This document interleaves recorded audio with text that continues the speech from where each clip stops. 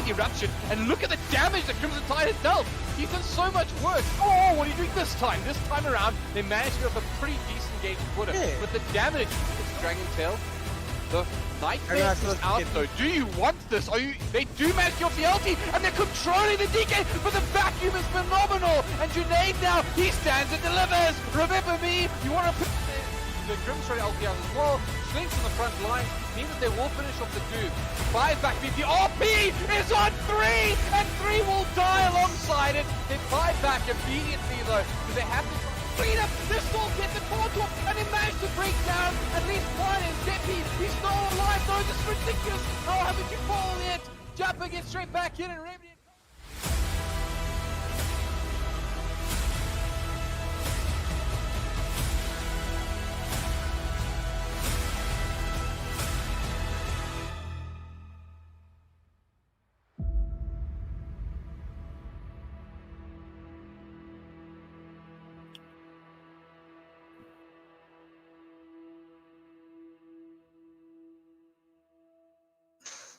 I cannot tell you how much I've been looking forward to today. It is the most bittersweet of moments for Dota fans. It's the day that you both get to enjoy the culmination of all the efforts of all the players and all the casters and all the production people, and of course all the fans who supported it to make it happen. Today is that day. Today is the grand finals. Ladies and gentlemen, privilege to welcome you to EGL One. My name's HellbirD. I'm joined by notAhero. I'm going to spend a little moment with you talking about how we got here, and I guess just reminiscing. I'm going to reminisce alongside you because it's an honest it's an honest opportunity just to enjoy what has happened. So notAhero, let's start things off with a bang. What's your favorite moment of this tournament? Oof. So when we enter top 4, like, we've seen some incredible plays by like all the squads. We've seen Frank on Evesports just take over a complete game, being the biggest nuisance on the map. We've seen Techie's picks. But favorite moment I think was that lower bracket death matches where we saw sides like Hayes Gaming beat Pingu and Aura Gaming beat WRG. I think that's something I'll remember for quite a long time, because Pingu was stacked. Like, that was an immortal squad of very experienced players. WRG had RDK, Petunia, Barry the Hams, and they got beaten out by wildcard teams that didn't even make it here 100% officially through qualifiers, and they came in through the wildcard and they took out big names, and that's something I'll remember for years to come. I really agree with that as well. I honestly, I look back at this tournament and I think about all those magical moments with things that happened that weren't supposed to happen. I got to enjoy at least part of that matchup. I was actually watching from home as I was on a vacation at the time, and I remember watching that WG matchup and being like, wow, like it's crazy that this is happening. And then obviously I was part of some of the other upsets casting with you.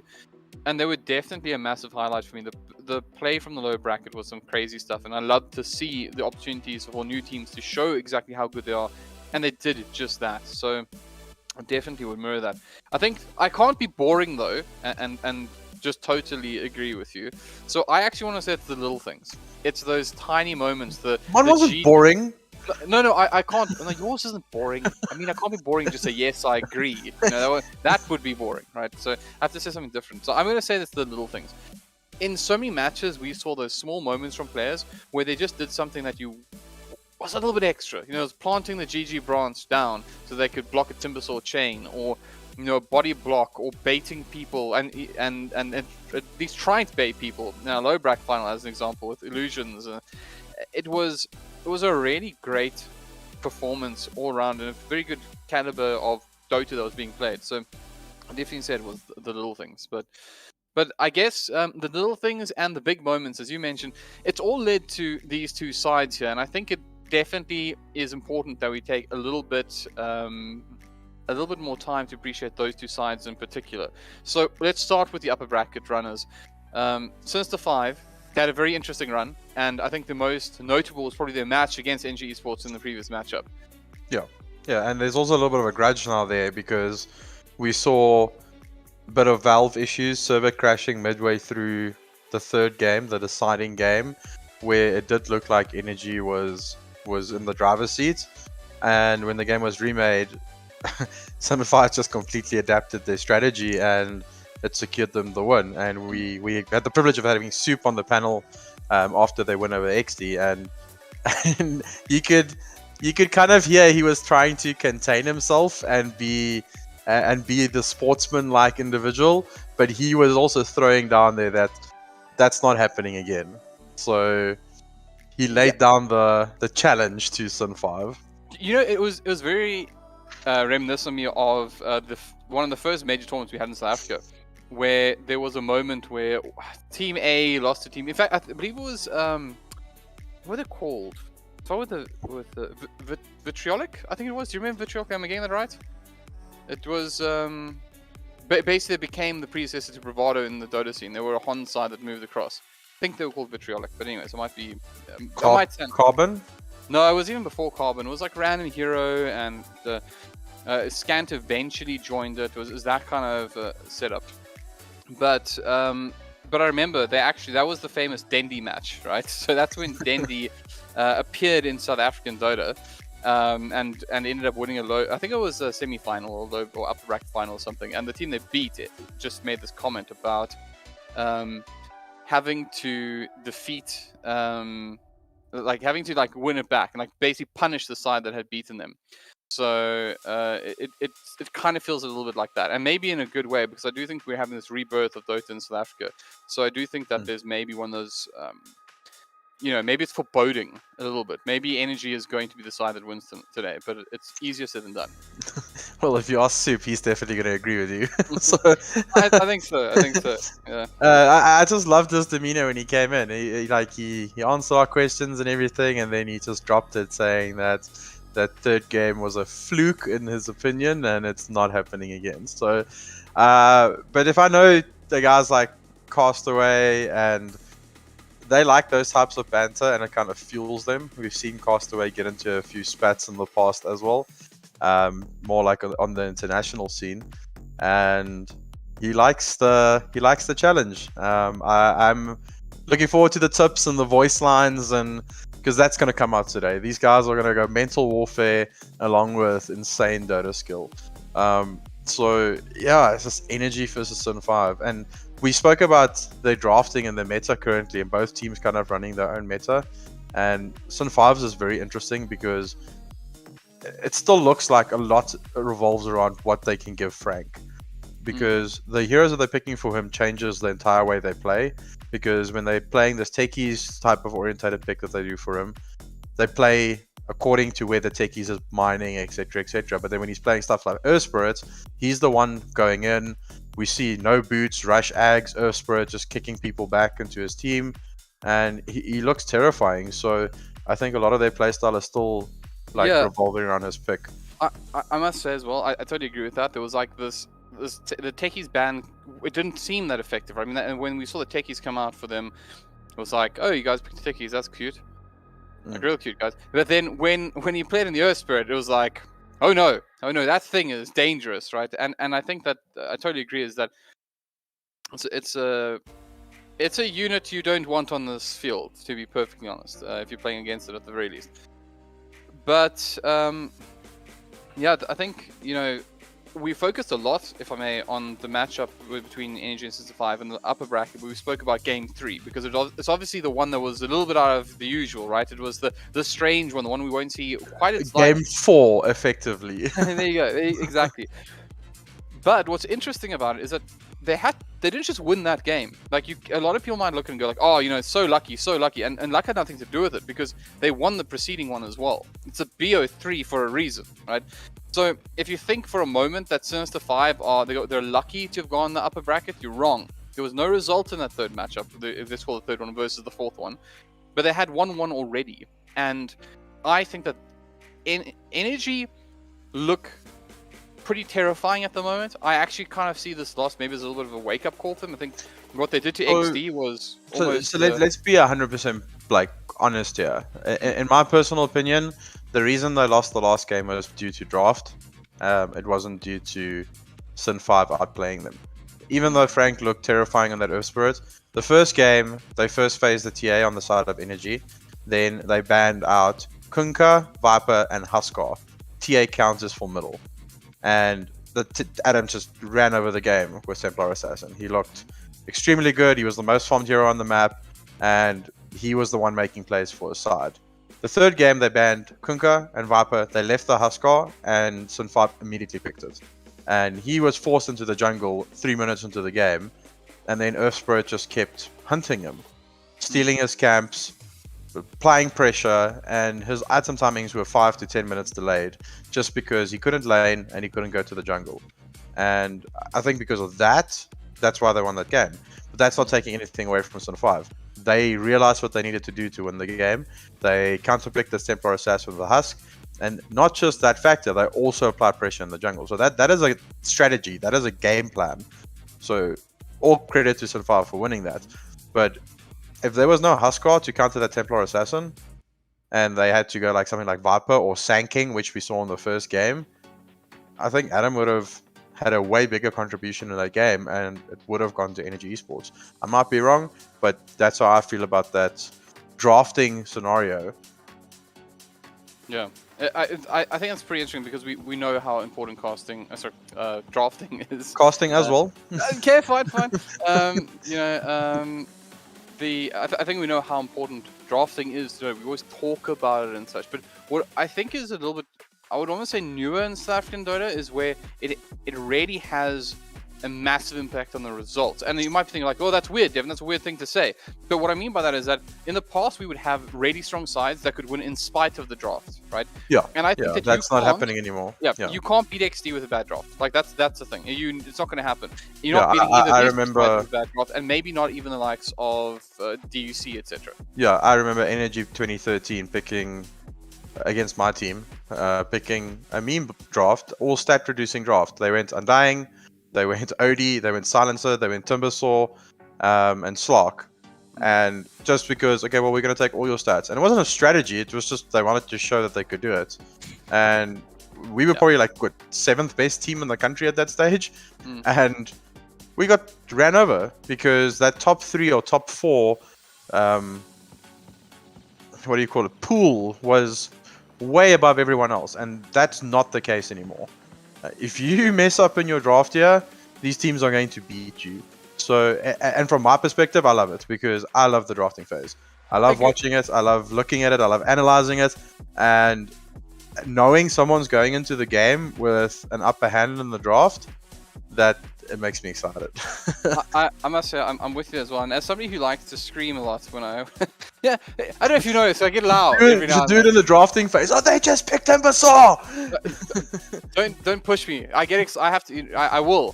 That's the thing. It doesn't take much to push me over the edge, especially in a grand final. And this is the other thing I want to point out. Sorry, we're in a best of 5, right? So the drafts become more important, actually, because of things like fatigue that the players are going through. It's got to do with the mental warfare that's going to happen between these sides. BO5s are like, it's almost like Dota 3, right? It's a different environment entirely. And know it's going to be a big deal. But know this, you're not going to have to wait any longer. Ladies and gentlemen, here we are. Sinister 5 versus Energy Esports, the grand final of EGL One, and it's live right now. I'm going to get all the admin out the way as quickly as possible in these matches because it does need to be done. But bear in mind, it's not going to be the long-winded stuff we've done in the past. We're going to give this event we're going to give this final everything it deserves, and that's real focus here on the gameplay. So with that said, if you're watching in game, please join us on the YouTube channel. As usual, we are going to be giving away some free stuff today. But unlike usual, we also want to start promoting an even bigger prize pool that's being given away by EveTech, and that is I think it's like 16,000 rand. It's like 16,000 rand laptop or something. 16,000 rand. You didn't hear me lisping there. That was legit. So you obviously HP i5 bundle worth 16k. Yeah, and of course we'll also be doing a double giveaway today. So if you want a piece of it, you're gonna have to get on to the YouTube channel. It's at Evesports, so you literally just go to YouTube, search for Esports, get in here. We'll do a draw later on today, and there's gonna be twice. Subscribers will get 2 opportunities to win, so make sure you hit the subscribe button. And last but not least, don't mess it up.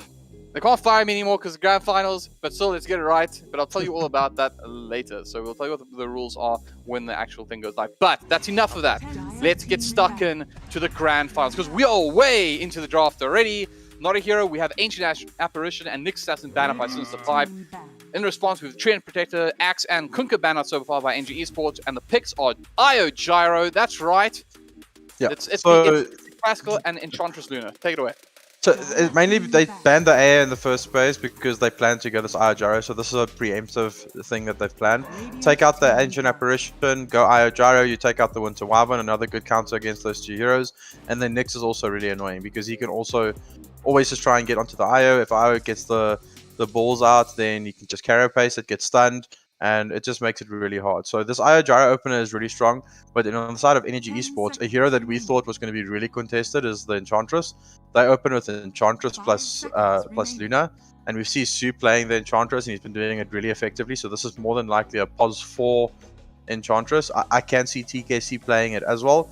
But then looky, Kunkka banned, Huskar banned, and I won't be surprised if they ban Viper next and then to pick TA, but there goes the Templar Assassin. So the 5 immediately realizing that they're trying to set up for that Templar Assassin pick and just take it out. And that makes... I can't imagine getting through at any point in this final. I mean, yeah, it's an Adastum TA, right? And that thing is pretty rough. I mean, obviously they beat it, but if they can avoid it, I'm sure they will, especially since Energy are looking so... They look so brutal against XD, you know? It was just... There was something else that was going on there. Yeah, and the thing is, you kind of try to line up this TA pick with the Huskar and Kunkka bans, and then they just take it out. So now you've used the ban on a Huskar. I guess Huskar IO is also terrifying, so it's not a complete wasted ban. But I do feel if you could have had the TA going into those two bans, it would have been better. And I like the Evesports ban as well, Energy Esports. We saw what Frank could do with it. It's just too high tempo, and yes, it applies so much pressure. Tyrant to taken out. They kind of like running the Tide with the TA because of the double minus armor, and then also it's a hero that can secure the TA in team fights with Ravage. So I'm not sure if they would have gone for Tide, but Tide plus Luna is still pretty good. We've seen in the Southeast Asia scene, Luna gets run with single target disables quite a bit. So Lina is a big one, but it mainly gets played from the middle. And then Death Prophet was also a big one because it's kind of a body they can get in front of the Luna. So DP is an option for Energy. Is that set up to? Is that challenging Energy to pick Puck? I think so. I do still think you can regardless, right? Clockwork. Really good pick. This Clockwork pick is really good. That moves this Enchantress to... but TKC's also played Clock, so it's still interchangeable. But Clockwork can also get between this Gyrocopter and IO and also cog them to break the tether. But Lion hates playing into Clockwork. You can just get Boots first item, run him down in the lane. So they're going to want to challenge this wherever Lion is going to be laning. They want to put the Clockwork there. Because Lion's entire lane presence, which is not huge, Mana Drain and Earth Spike is pretty annoying, but it's not kill threatening, but Clockwork nullifies all of that. He's just going to get on top of them. And that's a hero I've been begging to see the entire tournament. Lion plus Dragonite offlane combo, 72% win rate in the pro scene. It hasn't been picked, but they've gone back for it. I like this a lot. Also here, right? I love this because I promise you, if you were just tuning in now, every single time we had a draft, notAhero would point out, where's the DK? Lion DK. Lion DK. When the line was up. Lion But DK. now, Sinister 5, they finally pull it out. So we're going to get an opportunity to enjoy exactly what it can do. I've been looking forward to seeing a Saffron team rock this, so hey, why not? But so it's a total of... well now, being picked up by Energy.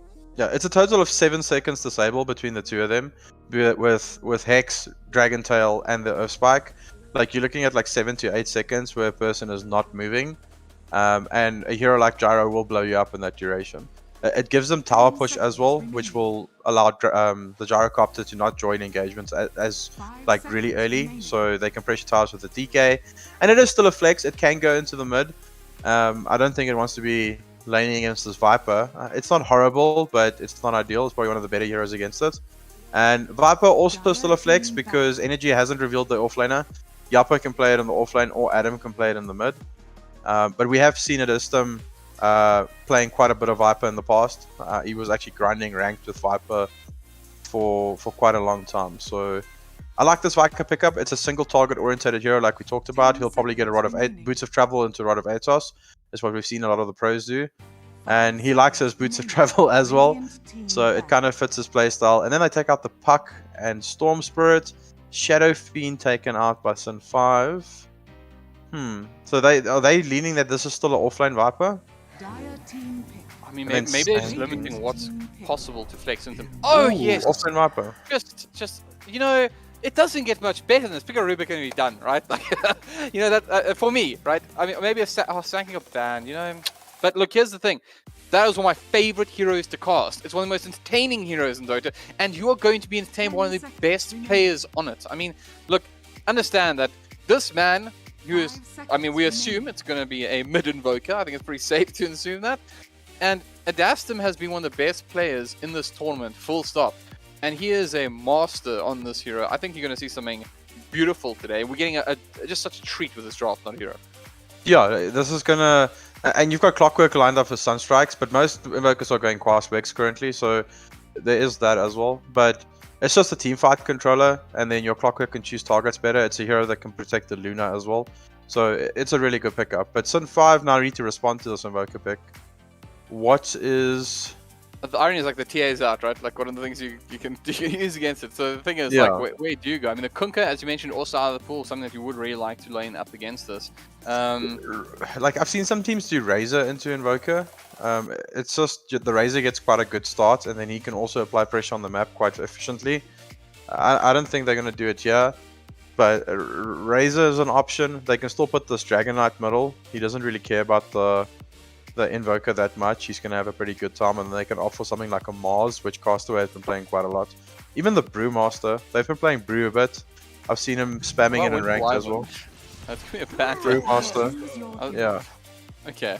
So cool. yeah, so Castaway's been playing a lot of Brew, and I like the Brewmaster. It's good against Luna.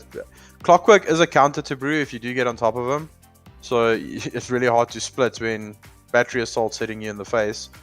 But other than that, I like the Brew pickup a lot, and then I just put the Dragon Knight middle into the Invoker. I'm 100% convinced this was an offlane DK until the Invoker came out, and then they just decided, well, let's just put MD on the DK middle, and he's going to have a pretty fast start.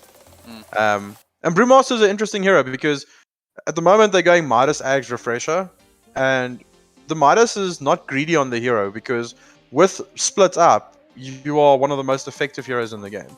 It's not like you need a Blink or a Vlad's or a Soul Ring or Yules like these other offlaners. He's kind of in a good space at the moment, and I like it a lot. Alright, well, let's see how it all plays out. Once again, if you're watching a game, come join us on the stream. We want to hear what you have to say. Support the channel, hit the subscribe button, but mostly and most importantly, just enjoy what is really going to be the absolute best possible Dota 2 action in South Africa that you're going to see for a very long time. Best of fives don't come around too often, so really enjoy it. And of course, let us know who you're supporting. Let put your plant your flag in the ground. Give us an Sinister 5 chance or an energy one. Spam this. I don't know, something to give. I don't know. What do we got for energy?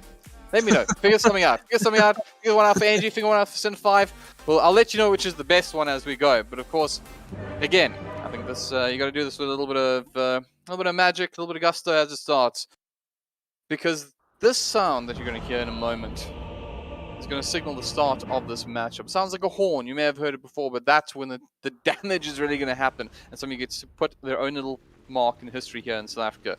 So let's do it right one last time. Ladies and gentlemen, boys and girls, welcome to the grand finals of EGL One, Sinister 5 versus Energy. Let's go! This is going to be grand final action, HellbirD. BO5, big stakes here. The championship on the line, the holy grail, the 50k prize pool, the big cut of the cheese goes to the winner here. And obviously, this is Dota history being made right now. The winner here will be the EGL One Grand Champions. The first ever, and that also is a big deal to me. I mean, Slinks? Same mistake, and it's going to start off right now. It's going to be the Lion in trouble here, and it will be your first blood. Starting off with a bang! Energy are wasting absolutely no time whatsoever. Slow start to the game we're having. 30 seconds away from the ruin spawning. Take that. Yeah, take that, Lion, my least favorite hero in Dota. Not sarcastic. But don't you love him now because he's supposed to prove you right now about how good DK and Lion are. But they're not laning together. You know, so what's going? Like, what are you trying to say here, HellbirD? Like it's not happening. Like DK plus Lion in the team fight Spectre, it's still really good, but the strength is the laning combo because with all the disable in the lane, it's just not like you can't kill this Dragon Knight at all because of Dragon Knight. How's that? No, they did, like 100%. Until that Invoker pick came out, I definitely think that was a offlane DK. But good, like adapting to the draft, knowing that DK will have a free lane against this Invoker, and then picking Castaway something like Brewmaster, which is I think is also a bit more of a Castaway type of hero. Let's be honest, Dragon Knight, yes, there was an anime made about him, but he's not the flashiest hero in Dota, and that's saying it nicely. Right. Well. I tend to agree with you. Actually, it's a fair point. So we'll see how this all goes. Anyways, lane stays at the moment. Let's chat about top. I mean, it feels like EGL One tops would keep the battle, and that's exactly what they're doing at the moment. They're taking a little bit of damage from Castaway as well as Schlinks, but they turn this one around. Actually, Sun 5 has also done their homework. Grove immediately got the D ward in the bottom lane. There was a ward, an observer right in front of the tower for Radiant, and just dropped the sentry there. You can see the little. What fish is that again? With the thing in front of his head? Look at the ward bottom. It's an Etienne fish. No man, the scary fish with the little light in front of his head. Oh, lanternfish? Yes, that one. I prefer Etienne fish. Not a fish, one might say. Not a fish? Not yes, fish. It's definitely not a fish because that thing is scary. I can get on board with that. Here you have it. Now, no, Etienne is whatever, you know. There's got to be some like cool name for it. I'm gonna Google it. Like, fish. Yeah, there's a specific name. The fear of fish. No. Fishophobia. Fishophobia. I'm definitely sure it's not called fishophobia. It's called. Drumroll, please. Okay. Itchy thigh-phobia. It's actually that's pretty much what it is. Itchy theophobia. And that is top lane's going down, and that is applicable to Dota as well because we got quite a few fish heroes. Top bottom. Again, good cog. A beautiful cog catches up both of them, and they're going to run down the Gyrocop, the chosen one, taking a lot of damage. Up, of course, can also lay him to him. Got the poison attack, and see that one really hurt. But, you know, this is the AGL combo. You don't just mess with an IO gyro. It doesn't work that way. I also like that they adapted this the Wisp pick to compensate for chosen one because. He looked very solid on his Gyrocopter performances against Energy in the previous series, where on the Terrorblade it looked a bit like wishy-washy. So his Gyro is really solid, and now they've kind of just made it that his hero is even stronger with this IO pickup. So just enabling him a lot to get into the game, and ensuring that he has he gets off to a good start. Oh, but just like poking and prodding in both lanes. But the significant one, HellbirD, look at the CS middle. Adastamus had to go Quaswex because that's kind of the build at the moment, but MD is doubled his CS. He's doubled it. And that's actually pretty impressive because, I mean, he isn't really rocking a huge... Oh no, he beats this lane. Well, no, he beats this lane. His damage, right? That's what I'm really pointing out. He's putting pressure on because he only hits maybe like marginally high top lane. They are going to pick up the Luna though. But I agree with you. I think that, you know, the difference is struggles a little bit. Schlinks run down by TKC. That Satire doing some work. It's also the Brief Fire mechanic. He can secure all the CS with Brief Fire, and Invoker's currently losing close to 20 damage when he hits him with Brief Fire, and that drops his CS, like damage to 50, which is really rough against a 75 damage DK. But it's Llama fans. Grove has lost his Llama.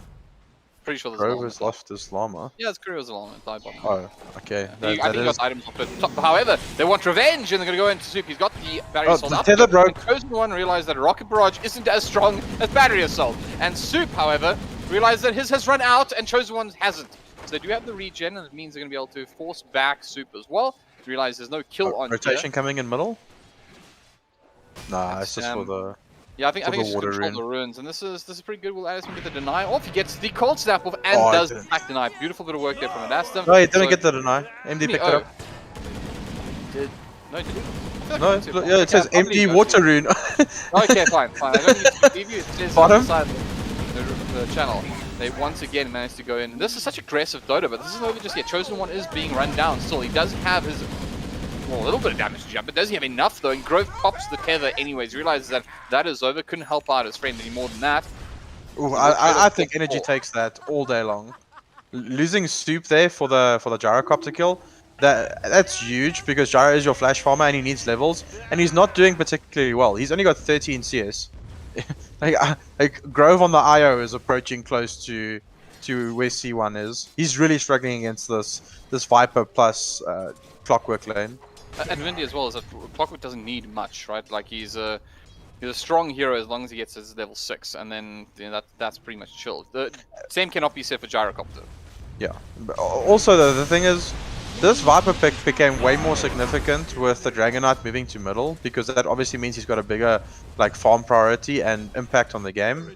And so now your offlane Viper is countering Top lane, a higher... run down here by Castaway and Schlinks. I don't quite know if they have the damage to finish the job. They're not going to.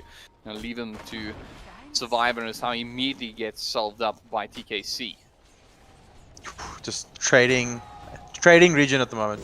They're going on Soup bottom again, but yeah, he's been such a nuisance. C1 can't farm. He's got 15 CSL or 16 CSL, but then probably I think 5 of those are Clockwork cogs. So he's probably effectively hit like 10 creeps or 11 creeps this game so far. And Slinks is wrapping middle, stealing the runes from Adestam.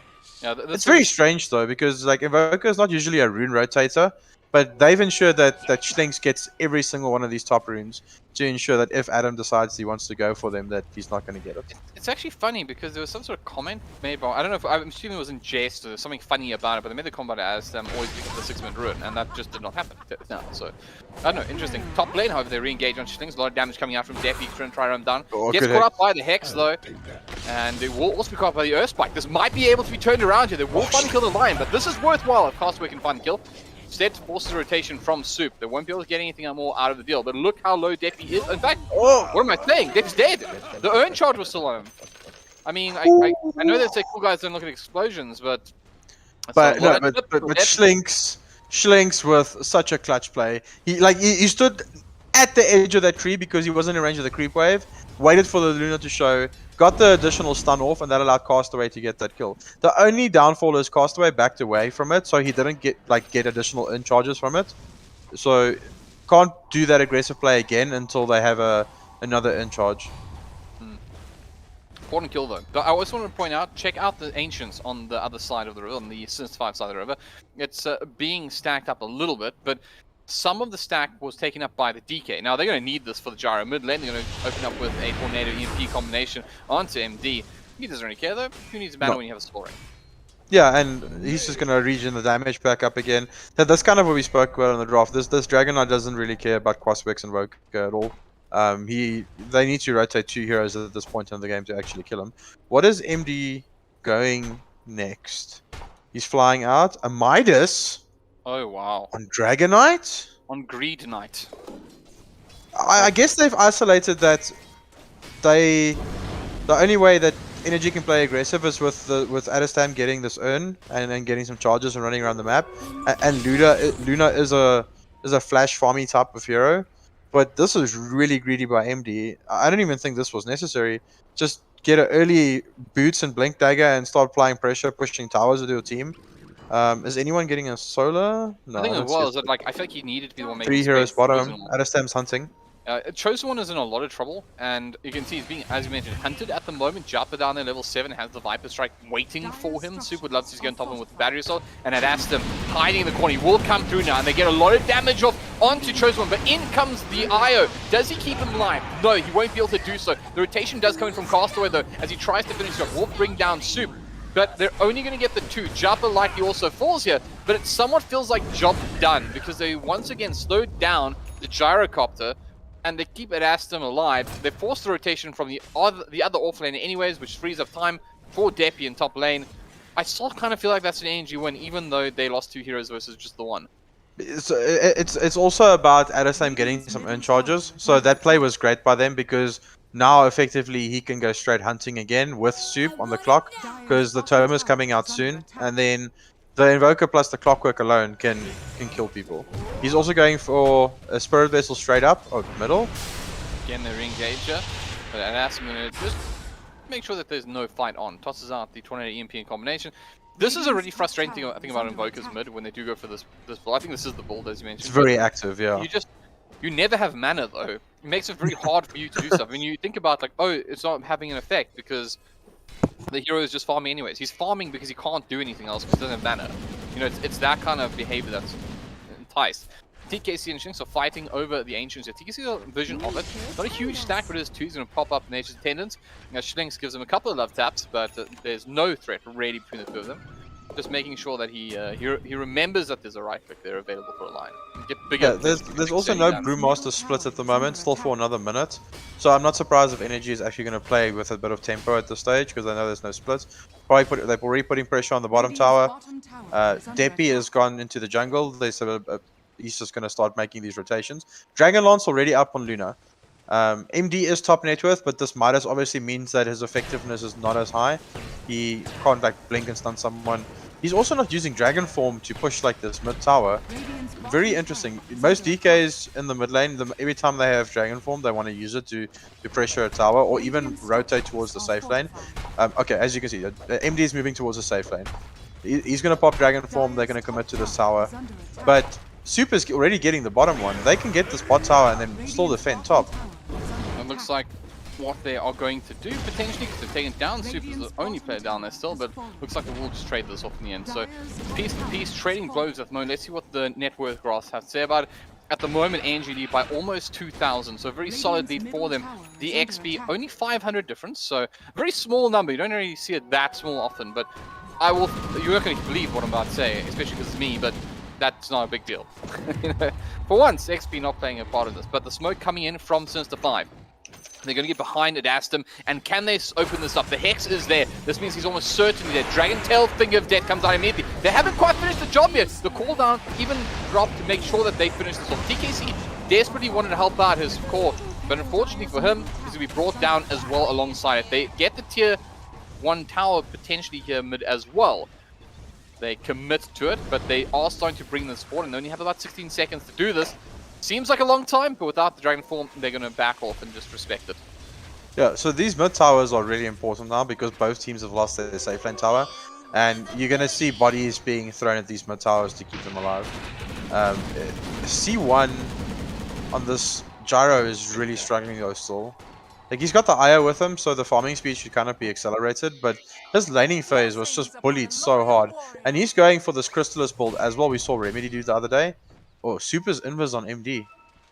Yeah, I think this obviously isn't a fight that he can take alone, and he doesn't have any friends around, so it's very hard for Japo and anybody else to get past this wall at the moment that's made up of Castaway and Schlinks. So Castaway actually sacrificed the Midas on the Brewmaster because MD went Midas.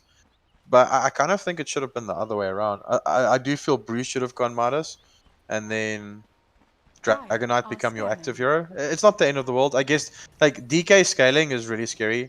Like, Blink, BKB, like Black Dragon, that's kind of been the build. And your towers just get melted with the build.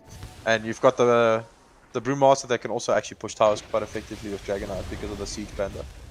So, a lot of tools to push.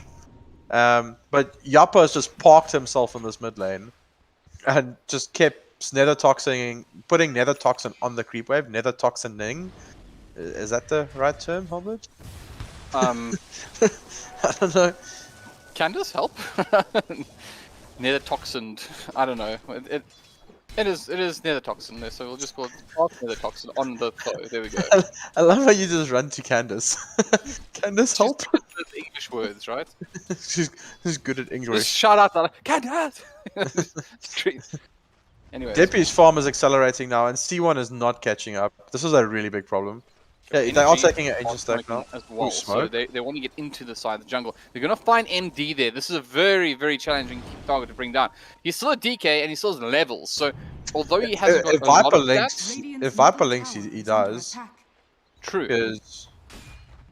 But MD is close to his Blink dagger as well. He's about 70 gold away from Blink. So after the creep wave, you should get it. Yeah, he just got it. This is also now a smoke timing for Sin 5. So we should see a fight break out in probably the next 30 seconds or so. They want to be smoking. He needs to get some mana. I guess he does have the Soul Ring, but there's the Blink. Schlinks already has a smoke on him. He's winding up. pointing at the target he wants, but it looks like he's in the back. He also spotted that blink dagger.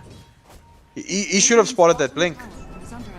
So this is not going to be a surprise reveal, but yeah, there we go. Sin 5 immediately smoking up with this blink dagger on MD. They looks like they're going to try and kill Yappa. Now this would be a handy kill. It's a course, so definitely worthwhile, and will create a little bit of extra space. Bear in mind, NG nowhere near this at the moment, but they do have options to TP into 2 of them to be precise, and they'll go for both. But they get cancelled. They realize that this fight's over already before it even started. Successful reveal in the end. But pings are coming up towards the mid tower. Are they going to try to trade that off? Because it looks like they want to bring down the tier 2 in the top lane. MD popping Dragon Form, but they do send one lone soul back. Shooting some moments going to be drawn across the way, however. He pops the ulti. Soup with good cogs to make sure it's very hard to re-engage, and a nice hook shot. And they do, however, catch out at Aston. This could be so worth it. The cooldown comes down, and a beautiful tornado buys him some time, but he is surrounded, swarmed, and brought to his knees. And now they toss up the Chantress as well. Again, just soaring and flying in the air, but they will eventually bring her down slowly but surely. Never mind. I think it will make that fast. Oh, but MD's here. They managed to get the ulti with the Eclipse off onto MD. That's significant though. Bear in mind that DK with the Midas and Blink, his stats aren't very high. So he's only got 2,000 HP. So something like a Luna that can just drop down a level 2 Eclipse on you, that's going to break you very, very quickly. And they're managed to scout out Casper as well. Lucent Beam on top of him. And the Viper's Drive also convert. He does not have an LT right now to get out of harm's way, but he does have support. Grove and Chosen One on the front lines. Jumper very low. They get off the Earthquake and they dodge the Tornado. However, Chosen One's caught inside there. He's taking a lot of damage. Definitely Blast will finish the job. And now the hookshot back in. Shrink's in trouble. They do manage to go for Thunderclap though, but Castaway, he can't help any more than he already has. And this should be the end of the tier 1 tower mid as well. Woo. Energy responding with fire. That was such a good phase of play by Energy Esports. Oh, they're not done. They're just checking if there's any ancient stacks. Okay, yeah. So that Brewmaster like tornadoing someone and then the reload comes in was a really nice play and allowed them to get the kill on Adastam and Schlinks. Or Adastam and TKC. Apologies. And it looked really good for them, but then Viper respawned, Depi comes in from the side, immediately kills MD, and then just a phase of play where C1 gets caught out. He is, I don't even know if he should be enjoying these fights, but you've got Gyro IO, you kind of want to be fighting, but 6,000 net worth HellbirD, and it's also a flash farming hero compared to Lunok being close to 10,000. Can we just give a little bit of credit for TKC for a second though? I was keeping an eye on him and the shenanigans. So literally what he does, right, is he's farming the creeps in the triangle, and he, with his own neutral, the Satire, and what he does is he stops midway, puts the Satire into the ancient camp to make sure they get the block. MD is going to give up on TKC. Yeah, they don't want that kill in the end. Dangerous stuff for just the support. And whilst we were complimenting him as well, so they had to go easy on him. But yeah, so he actually blocked the Ancients with his creeps. Now, they have a sentry down here, but they may not be aware of exactly how that came to pass. But the reality is, again, that there was an opportunity there for Gyro to get a little bit of extra farm, and he hasn't been... Yeah, he's a couple of 100 gold less rich for that, I guess. Yeah, really struggling at the moment. If you look at levels as well, 10, he's the same level as Soup on the Clockwork at the moment. Really struggling. Yeah. So, MD's farm is at least accelerated, but his next item is BKB, and that's still about 3k away. Yeah. Still quite a bit off. Use your Midas, MD. Dragonite, use your Midas. Stare at him. Judge him. Yeah, there we go. I love casting games with Midas in it because it's the most judgy thing you can do. Clicking on someone and being like, "This Midas is not." Players sitting here in the grand final, but they can't use their Midas. Ugh, scrubs. Yeah, like this Midas hasn't been used for 10 seconds. He's just lost. Shame. Don't ring the bell. Yeah, no. It's, and you know what makes it worse was they're thinking about so many different things. That, like, you know, the Midas timing is probably the least of their worries. So, you know. But we can judge them. We're not scared. We aren't scared of TKC and his blocking because we're not in the game with them. Spoke up by Energy. While these guys are looking for a kill quickly, I just want to make a note for newer players that are watching or teams looking to improve. Look at the emphasis that Energy has put on keeping their tier 1 alive. This tower is so vital to playing the game with an advantage. It allows you access to many areas of the map because it's a quick TP spot. this is probably your most important tower, and it's also a tower. While it's up, the enemy team can't rosh because you can always just like TP in and then contest the rosh. So they have chucked bodies at this tower to keep it alive. So just do take note of that if you guys are looking to get better at defending towers in Dota. Well, right now this top is not being defended at all because no one likes the top tower. No one likes you. What are you? Access to the secret shop? No one cares. Go away. Have it, Energy. Anyways, they'll pick up a tower, which is some useful gold for them at the very least. But it does feel like Energy are starting to just use the map that much more efficiently. They are looking really good at this point. I mean, we spoke earlier on how the advantage was so subtle. Now it's seeing almost 6k net worth. The experience, again, now it does matter. I made the joke about 500 not being relevant, and it really isn't. But now 4k, it is a big difference. And as you mentioned, a lot of that 4k is the Chosen One gyrocopter. He needs some space here. He needs an opportunity to get back in this game. Because right now, he is not threatening. And he's almost like a... I would almost say he dies in every team fight as well. So it's not like he's getting, you know, some sort of value out of being involved in these team fights. He almost wants to ignore them, just find space on the map. But I don't know, man. Like Luna, like I don't know if I want to do it. Goes in on two Schlinks, but bring him down pretty easily. Gets with a decent spike, but at the end, just an easy free kill for them. Yeah, are we still in the stage where you don't ward alone? Because I'm kind of curious why he was there by himself. Like, is that no longer the done thing? I think he's just trying to kind of make space at the same time. Like his team is feeling really pressured. Look at Sunfire's posture as well with heroes. There's always 4 heroes kind of in the same area. And it's costing them a lot of XP. We spoke about levels, what, probably 3-4 minutes ago, when Chosen One was level 10. Well, HellbirD is level 11 now. It's gained 1 level in like almost 4 minutes. And the problem as well is that MD with the Midas, it's not working out because the reality is he's not the most farm person on the map. No, right? Like, this Midas really cost them. The Brewmaster could have gone Midas. He would have probably then had Ags by now as well. And your Dragon Knight should have been the tempo setter for the side of Sin 5. And this delayed Blink Dagger, when your level 1 Dragon Form's effectiveness ran out, he kind of picked up the Blink. It is level 2 now, so they just can't contest. And we spoke about him not using Dragon Form the moment it gets off CD. Mid tower is still up, but against the Dragon Knight. This was a DK middle against Invoker, and this mid tower is still alive. There was just not enough pressure being applied from MD on the mid tower, and it's allowed so much space for energy. So much space. The thing I want to say as well is that this DK, you know, you might say that as well. The reason he went for the Midas is because you want to get the experience, right? Like maybe that's why, you know. But here's the thing: he's not even the most highly leveled player in the game. He's not even out leveling Adastum at this point. So, you know, it really didn't really work out. And okay, sure, there's a Midas on the Invoker as well, but that's a more that makes more sense, right? Like Invoker does that. It's an normal thing. But he picked it up. He picked up his Midas after a full Spirit Vessel and a full Boots of Travel. He didn't go it early. Well, I mean, there you go, right? So definitely something that they may have to look back at and say, probably not the play. I think that same money is effectively a Blink Dagger. And imagine MD just jumping around the map. Well, he's going to get jumped on instead. In fact, I lie, he goes in a jumper. Deppy, though, in the back lines. He's got an LT waiting for you if he needs it. But the BKB is proper DK. He's still fighting the Viper, but he is so low. They're just going to beat him up at the moment. MD, he's trying to get a harm's way. We'll get the Dragon Tail and he gets a little bit of support from Grove on the IO. Good tornado by Castaway. That was a beautiful little engagement. And they're going to catch a Yappa as well. Sinister 5 get a very big engagement here, but Deppy is still in it. You'll turn things around, manage to get the kill, but the double ult comes off the Castaway. They're not done with this just yet. Castaway wants this fight, and I promise you they will follow him in if he commits to this. Deppy running back, the TPs are starting to come in. The relocate comes as well with Chosen One, but they haven't quite been able to catch him. Without Soup on the back line, he's been caught out himself. He brings his good cogs the IO. Grove in trouble here. He does get support from Chosen One, maybe enough to get cross kill onto Soup, but it's not working out for Sinister 5 at the moment. Soup will fall down.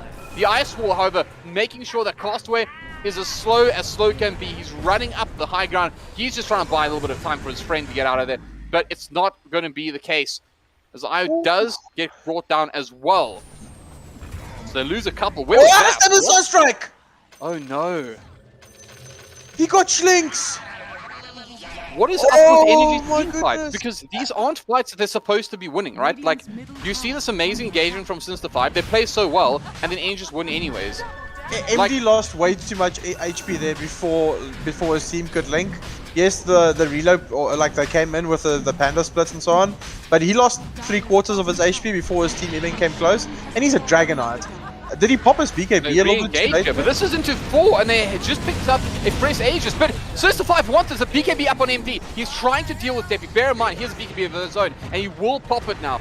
Does not have the ultimate. Look at the damage he can put out onto Chosen. He wants out. He needs help. He's gonna fall. They do manage to get off the Earth Spike, but even if they kill him once, he's coming straight back with the Aegis. They do drop down the figure. This team is linking. Get the Aegis to pop.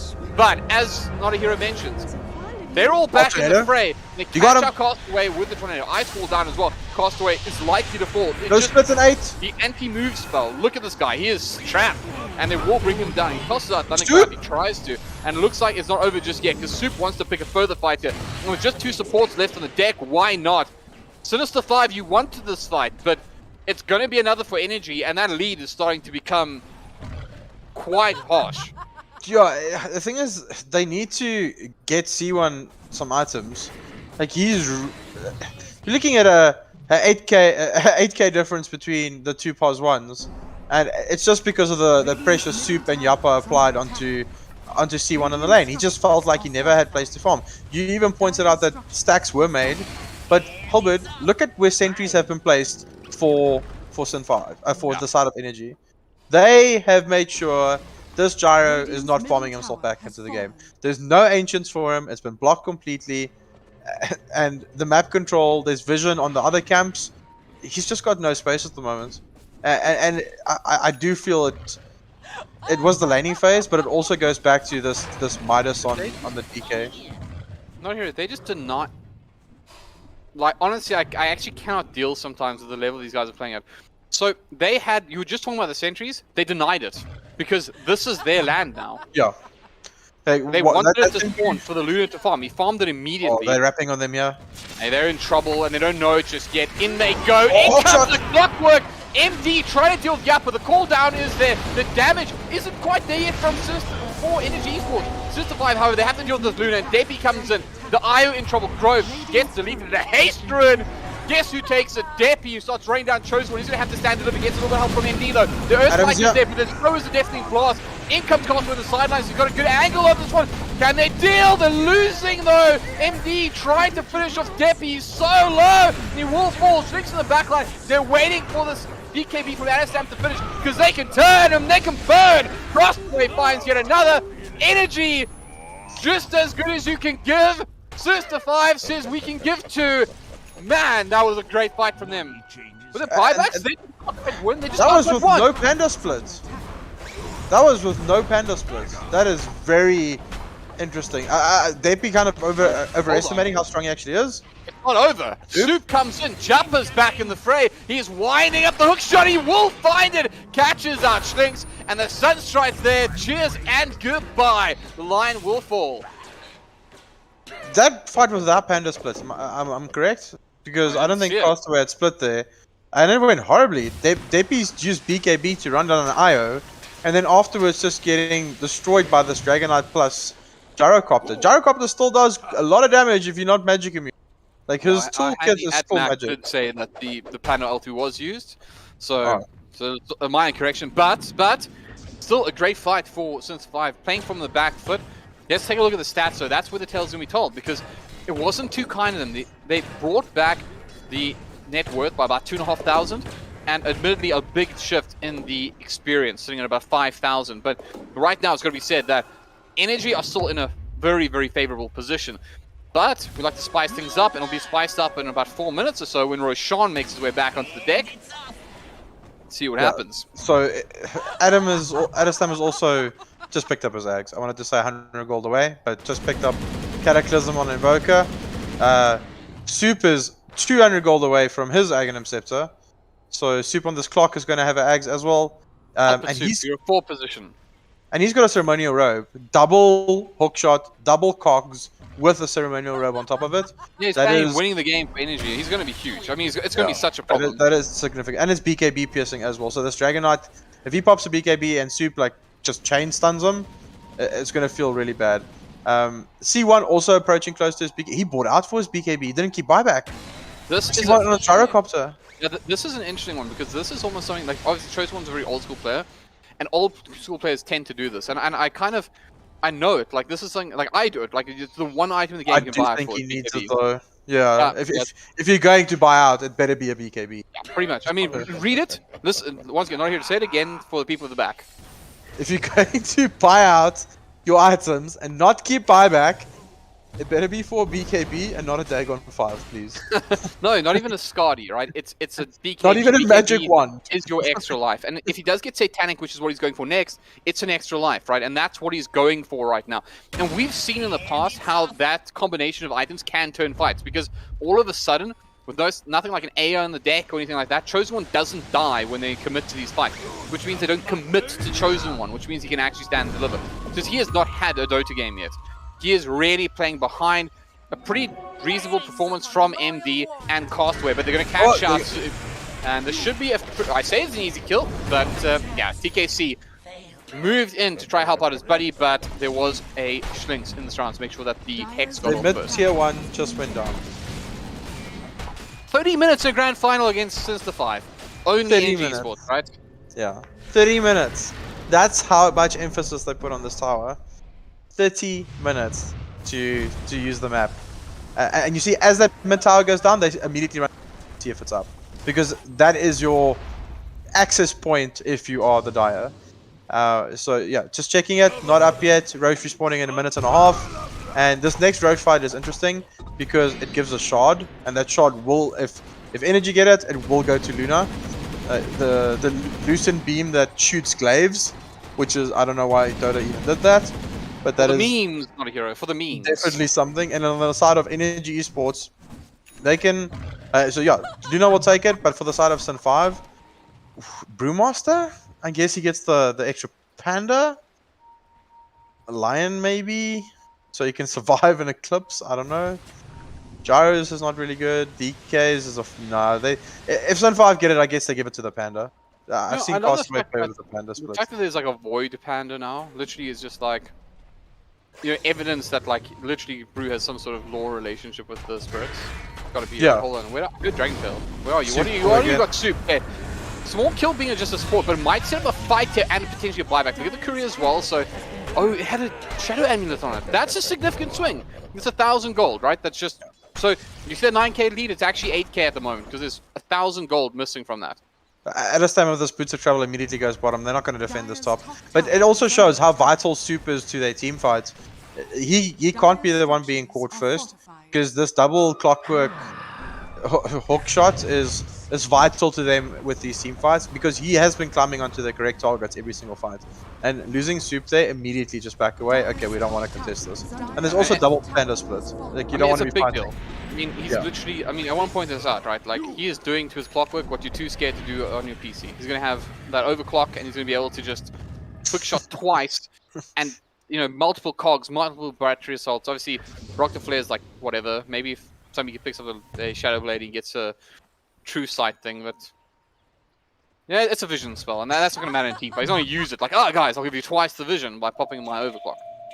Yeah, well, it is pretty good still. I do like it.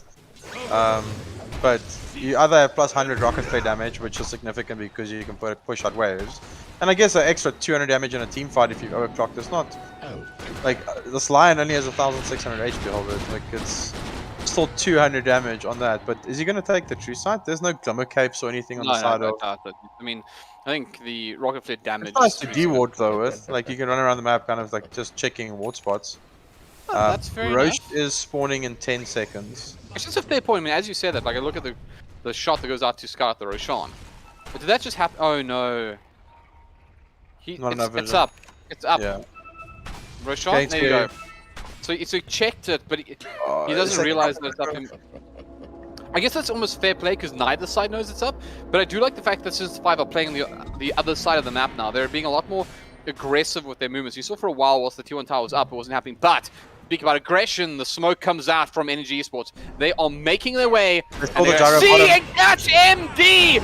Soup just won't stop. The BKB comes up, but guess what? Characters don't care about your BKB. And guess what else? The overclock was used. So he's done himself up, but MD falls. They're going to give that one up. They don't want any more of that fight. But of course, no, not straight to the pit. Go via DD. No, Castaway. No, no Takes it. DD for you. No, you're gonna take a shot, fine, but you're not doing it with DD. That's really good play by. That's really good play by Energy Esports though. They saw the gyrocopter TPing bottom. Yes, the IO was with them, so there was an option for a reload play. But that means they're reloading into the fight. If that reload comes in, you back away. The IO actually gets reload back to the base, and then you just take the fight. So they didn't even opt to do the reload, just giving MD or giving that kill. But now it gets scary. Deppy just takes the shard. Yeah, there we go. And now if Luna wasn't farming fast enough, now it's going to be farming even faster. Look, Luna's having a crazy good game at the moment. I mean, Deppy, how ridiculous is what I'm about to say, but Deppy's even out farming at Aston. Like, that's how good a game he's having. Luna, man. That doesn't happen all the time. I don't care. This man is out. And it was a plus Wex and Boca. Yeah, he outfarmed a Medusa with a puck, right? That's all I have to say about the matter. Deppy on the front lines now. He wants to try bring down this tier 3 tower, and he wants those waves to start bouncing. Do they defend this? They're not going to go in. They're not going to buy back on the DK. Split? He does not even have it anyways. Look but he's obviously way out. In comes the LT from Deppy. Chosen One, what are you doing? He's on the front lines alone. He's on an island. He does get some support coming in from Grove, and it might just be enough to keep him alive. But bear in mind, there are like few buybacks on the match right now, and one of them is not the gyrocopter. Deppy takes a lot of damage. He does have the Aegis, but he's popped the Satanic and the BKB. Oh no! Where's the team? MD surround! Sinister 5! They claim gold, and they're not done just yet. Get over here, TKC! I want to have a chat with you about my line. Why did Deppy use his BKB on his first life? Otherwise, he could have just BKB TP'd. That is possibly the moment that this game just swung. Energy by no means no longer in the lead. But hold on, because it's my favorite line in Dota. There's a sting in this tail. There's no buybacks available just yet for some of these heroes. Luna will have it in a moment, but they're getting tier 3s right now. And they can put some pressure on this tower of their own. So that entire fight... Stands. That entire fight was won by Castaway because he used Panda Split and killed Soup off in the backline. He literally used an entire Brewmaster Split just to kill Clockwork. They cannot have Clockwork in these fights. And when Soup was gone, Deppy made a crucial mistake using his BKB on his first life. If he kept it for... as soon as Aegis times out, you respawn, pop BKB and you TP out. But using it in his first life, big mistake by Deppy there. And it's allowing... Satanic as well. He had no options when he came back to life. And granted, Satanic he was almost alone by that point, though. so maybe that's the decision he made. He was like, I'm already going to be alone when I pop back up. So he was dead either way. But Angie did not execute. And since the fight punished. Yeah. So not having that BKB... The Satanic is a 25-second CD, so that's not too bad. But the BKB there was crucial. I guess he thought that if he pops the BKB there, they win the fight. But this is still a Dragon Knight. He is very tanky. He's got a full AC. You're not going to just chunk through him like you're chunking through these supports. So you need to respect it.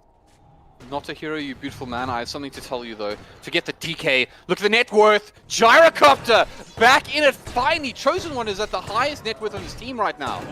Yeah, like it's taken a while, but these last few kills have really helped him out. He's sitting at 330 CS. 4k difference between him and the Luna still, but Gyro has got the steroid. He's got the IO behind him. And the IO definitely compensates for that 4 to 5k difference between the two heroes. Let's hear it in the chat, guys. I want to see it. If you're a Sinister 5 fan, go wild right now, because this game is back on. They were looking so far behind. It looked over, decided Energy were going to roll them over. But the game is back on, and Chosen One, he's going to finish off his Daedalus soon. He's going to be able to really contribute in a way he hasn't been able to before in this matchup. I guarantee you that after that fight, there was that Discord sound, that sweet sound of Chosen One saying, guys, I'm back in it. And it would have sounded as sweet as anything can sound. I really like that he didn't go Satanic on the Gyro game because he's got the IO behind him. So there is a source of heal. They don't have a Vlad's on their team. Does Brewmaster have one? No. Brewmaster's got a Refresher as well. So effectively 4 Panda splits. Really, really strong. Castaway can control these team fights. They need BKBs. Deppy has his. Yappa, okay, he's got his as well, and Adestam has his as well. So need to get Clockwork level 25, HellbirD. Spell immunity inside Cogs. That's what Energy needs to do. I mean, But- Soup's been my pick of the players for NG so far. I mean, he's been so good. Like, I mean, as much as Deppy's farmed, Soup's created so much. He feels like a +3 clockwork if we don't. Yeah, and Castaway has isolated that. He's been now using one of his splits because he's got 4 of them. He can do it just to kill off Soup. If there's no clockwork in these team fights, this Dragonite and Gyrocopter can actually play Dota because he's always chosen the correct targets. But Castaway is now evaluated that he needs to take Soup out. Smoke comes on, Deppy there on we the front go. lines, in goes Soup. Casso wanted to do the pushback for the cog. The Cataclysm goes wild, and they're going to bring down Castaway before he can split. TKC and Co, though, they're going to have to deal with the Chosen One because he's beating down a Deppy. He's going to kill Deppy for sure. Hold on, there he is. There it goes to TKC. You're next. Sinister 5. They're going to claim the gem, and they might just claim game 1 here. A fluke, you say, Soup? A fluke, you say? Guess Gyro, what? You're barreling IO. down top lane for your racks. Gyro IO looks terrifying. Like, this Luna even has a Scotty, and this Satanic is not helping Deppy at all because Gyro is locking onto him with his own IO Scotty, and it's just reducing all lifesteal by 40%. And it's really making that Luna does not heal up the way that this IO is healing up the Gyrocopter. It's the difference in these fights because Gyro is staying alive and Luna is. It also helps, I guess, that Dragonite can jump in. Now this Midas is paying off, HellbirD. This Midas on the DK is definitely paying off because it's. Oh, shoot! Oh, the hook shot onto the cogs are there. They catch a both. Radial deafening blast and Chosen One wants out. Listen, guys, I was lying about before. Reload. I want to get out of here, and he's going to possibly be saved by Grove, who wants to take his buddy to home. I need to chase this. What happens? He comes in alone for sure, right? This is just. Yeah, he's going to give the. Play the violin because I don't think Grove's going to make it, guys. What? What? What are they doing? Grove! What? Oh! Supposed to die, thank goodness. You know, as far as I'm concerned as a caster, I'm glad you died because I called it and you almost got out. It was that close, but in the there end, was you an exact finally moment like that at TI8 finals where, where Jarek saves Anna, reloads him out, and then he goes, "Oh no, so you want to come back with me?" And there's like 5 heroes standing around the IO reload spot, and Anna's just like, no, I don't trust it anymore. That's especially with Gyrocopter, right? Because you're just like, everything's gonna be fine. I'm gonna kill that support IO, and then all of a sudden there's like a rapier burning through your HP. This Okay, Gyro is approaching rapier territory though. Like he's gonna get a butterfly, and then he can start going rapiers afterwards if this game is still as tight. Okay, And so here's, Luna doesn't feel as safe. agreed. And here's the thing as well, Luna doesn't have an IO behind it, and there's no AA or anything like that to deal. So here's the thing, right? I want to make this point. We are obviously getting behind since 5 of them because the momentum is most definitely in their favor right now. If you take a look at the graphs, it's all going back to even. But from where it was, you know that since 5 are the feeling thing is, alive right now. They have tools to deal with it as well. Adestam needs to get on top of this IO with the vessel. Because that will stop this. Do they have anything that purges it? Any Lotus orbs? I don't see. No, nothing. Well, this is the thing. Don't underestimate how good Energy are. Do you think Energy think they've lost this game? Do you think Soup thinks they've lost this game? No. I don't think they think they've lost this game, notAhero. I think that they're trying to play aggressive Dota again. And they're such a good team, they will always back themselves. I kind of feel the Satanic is kind of a waste at the moment. What is it really providing Luna apart from additional strength? I guess the 55 damage is pretty nice as well. But this is... I guess Butterfly can go into the boot slot. But then after that, I think Luna needs to get a Rapier. And unfortunately, Satanic is the spot that Rapier needs to replace. Because without raw damage, they're not getting through this IO's heal. How long until Roche? 2 minutes. Okay, they're checking it regardless. It'll probably be the next point of contention right now. I say this, but guess what? Sinister 5 have smoked themselves up and they've drawn a line. They want to go into their opposing jungle from the mid lane. But TKC is there. He's guarding it. He is the wall between the smoke and the rest of the team. And they step up, so they realize that vision not on their side. However, only Schlinks showed himself, and they do re-engage it. But Schlinks, he'll get off a beautiful Earthspike. Do they take this fight? The Cataclysm comes down. MD in the front lines will catch out Soup as well. He's trying to do what he can, but Jumper gets destroyed. Soup gets destroyed, and TKC is going to be reinforced. Is he being back in? Coming in. It asked him. BKB's up, but they want to finish him off. They get the smoke off. Damage coming from Deppy in the back line, though. They want to finish off Adam before he can contribute again, and they do. And Deppy all alone. Oh no! He's going to be brought down again. He stands and falls. And alongside his four brethren, because they lost everything. And ladies and gentlemen, if you didn't read it in the text, I'll spell it out for you. That was a Luna dieback. So like we spoke about in the draft about Luna needing like single target oriented heroes, and Soup has been that hero, but he's been focused every single fight. He has been the hero. That one that just died. Adestam brought back as well. They're trying to keep the hopes alive here, but guess what? They're just going to stun up Adestam. Do they have reveal? He has to do a sentry, dust, smoke, whatever you need. Adestam trying to run away, wants to try and get away from India. The radio blast comes up, he's gone, and that's GG. They call it energy. It looks so good. But it's Sinister 5 tonight. Today, this afternoon, it's bright and early in fact. And Sinister 5 looked magical towards the second half of that game. The timings came online. The C1 finally got to play Dota because he started getting some farm, and the smartest on the Dragon Knight actually paid off. It wasn't, I can't say it wasn't punished enough because it was. Energy controlled the map extremely well, and this Brewmaster with Ag's Refresher seems really strong. Like we commented on it a few weeks ago. It just looks so broken. Like 4 splits, can constantly fight. So good by playing themselves back in the game. And this game was turned when like Soup was taken out of the game. Like Soup controlled the early game for Energy Esports, and then after that cast away every single fight. Would just find Soup and he would kill him over and over again. And then Luna doesn't have that single target disable that we spoke about. She needs those single target heroes to do what she wants to do. She could never latch onto a target and effectively blow them up, because then there's a Dragon Knight on top of her, then there's a Lion on top of her. Io is healing the Gyrocopter. So Since 5's draft came together very nicely at the end of the game, but Energy did look dominant in the first 20 minutes. Man, what a great game of Dota, and it's just game 1. We possibly get 4 more. It's going to be beautiful. Don't go anywhere. And remember, we also do have our free stuff here. I think it's a good time to do that because, well, it's in between games, and I want to give as much attention to Dota itself as possible.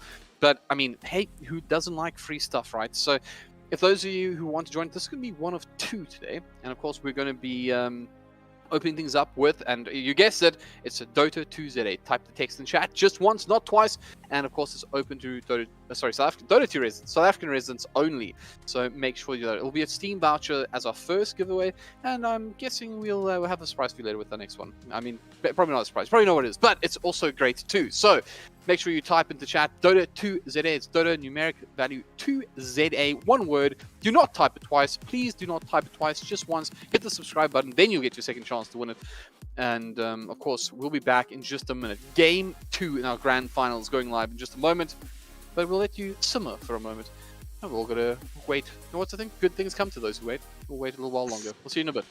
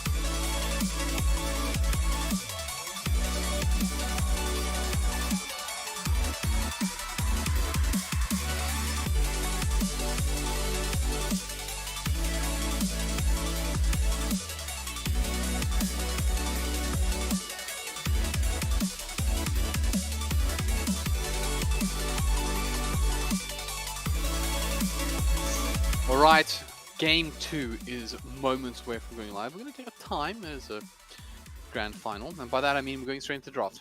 We are ready with a game. You know, no, I give myself away, right? Like I give myself away. Like I was expecting it to take a lot longer to see the game pop. But then you cover it and then you laugh, Devin. That's your major fault. Anyways. Welcome back, ladies and gentlemen. Game 2. We're not wasting any time, it seems. We're going straight into game 2 here of the EGL One Grand Final. Of course, Sinister 5 take game 1. They looked so good in the second half of that matchup, but it's got to be said, Energy weren't off the pace for the majority of the game. They looked like they totally had it in the bag at one stage, but at some point, Sinister 5 magic just kicked in and we're given a green victory. But anyways, yeah, there was just two things I want to note on that last game, and we saw kind of the differences. Soup was completely taken out of those fights by Castaway, and then you look at the opposing supports by Sinister 5. Schlinks, Hexes, stuns on point. Grove, Frank on this IO kept this gyrocopter alive permanently. So, and I really think that was the difference between the team fights. Like the supports on the side of Sin 5 could actually play Dota and their positioning was perfect, where on the side of Energy, Castaway decided, okay, Soup, your game is done. Well, hey, let's see if Sinister 5 can do it again. I mean, a 2-0 lead is just crazy, right? Like if you can open up a BO5 with that, it feels like the hardest job to be done for your opponents. But obviously that's a long way away, and if you can win one back, it seems that much easier. Just casual best of 3. So Energy are really already kind of adjusting their draft, going from a Viper offlane to a Tidehunter. I know Tidehunter is a semi-flex. It's not a huge flex spec, but we have seen some mid Tidehunters or position 4 Tidehunters. But more than likely a pos 3 Tide, and going from a Viper offlane to Tide is just kind of we want team fight now. They kind of felt in that last game they didn't have enough team fight. They did have the Invoker, but a lot of the times the Tornado would interrupt spells and so on. It's obviously panic and it's chaotic with Cataclysm and Tornadoes coming out. But there were quite a few times where Depi would latch onto a target and it looks like he was going to kill them, and then they get Invoker Tornado. So just ensuring that they've got more team fight, locking people down. Viper had the Rod of Atos, but that's only one mini disable. And this provides them they've got their body now, HellbirD. They've got the big boy that wants to be in front, because the last game the big boy that wanted to be in front was Luna, and that's not ideal. Right. Well, I mean, it's a very fair point you make, and of course, the giant watermelon it certainly does provide you with negotiation tactics that one might say are unsavory, because if you just walk up the lane, people don't really want a piece of you, because that Ravage and the inability to just disable a Tide, right? Like those are the problems. But anyways, let's see what they go with. Okay, let's actually backtrack slightly. Run through the bans. Right? Treant, Axe, Gyro, Panda ban up Energy. So the Panda ban important here as well as the Gyro, because Chosen One, he's looked best on that Gyrocopter, right? Yeah, it looks like it's his hero. Convincing. Ancient Apparition, Templar Assassin, Lifestealer, and Wraith King. Are we seeing a Void? Why did Sin 5 not just open with IO Gyro again? I'm not sure, actually. I mean, I guess that's one of the weird things about best. I mean, you and I have both played a fair amount of Dota in our history, but BO5s are kind of rare, I think. I mean, genuinely, like how many over the course of a year? How many best of 5s did you think as a player you played? Over the course of like 1 year. 1 year, yeah. My team only made it to the finals like a handful of times. Thank you, HellbirD, for pointing that out to the audience. I mean, the point is, like, so few teams make it to best of 5 territory. I mean, I'll say It's a different beast. yeah, I'll say from my perspective. I mean, when I played Dota 1, there were a ton of best of 5s, but in Dota 2, like a handful in my career. What is? Apologies, what's going on here? Why did Sun 5 just banned Wraith King and Faceless Void? Yeah, because I thought they were setting up for a Void, and then it was like, nah, actually, you don't want the Void either. So what is that? Like, what? But also, like, Void with Tidehunter doesn't feel good.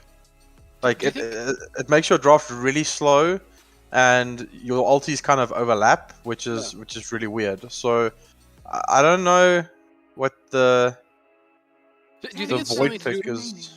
All these things are damage mitigation, right? Like magic damage mitigation, life distance response. The Gyrocopter is out, so they're probably looking for a chosen one carry, which is countered by Faceless Void. Like Terrorblade, that's not the great thing. Okay, well, there's a Phoenix. Like Tidehunter, Phoenix. Energy going big team fight this one. I'm wondering if we're not seeing like a magic carry, right? Like a magic based carry, like a Leshrak or something like that. Because nah.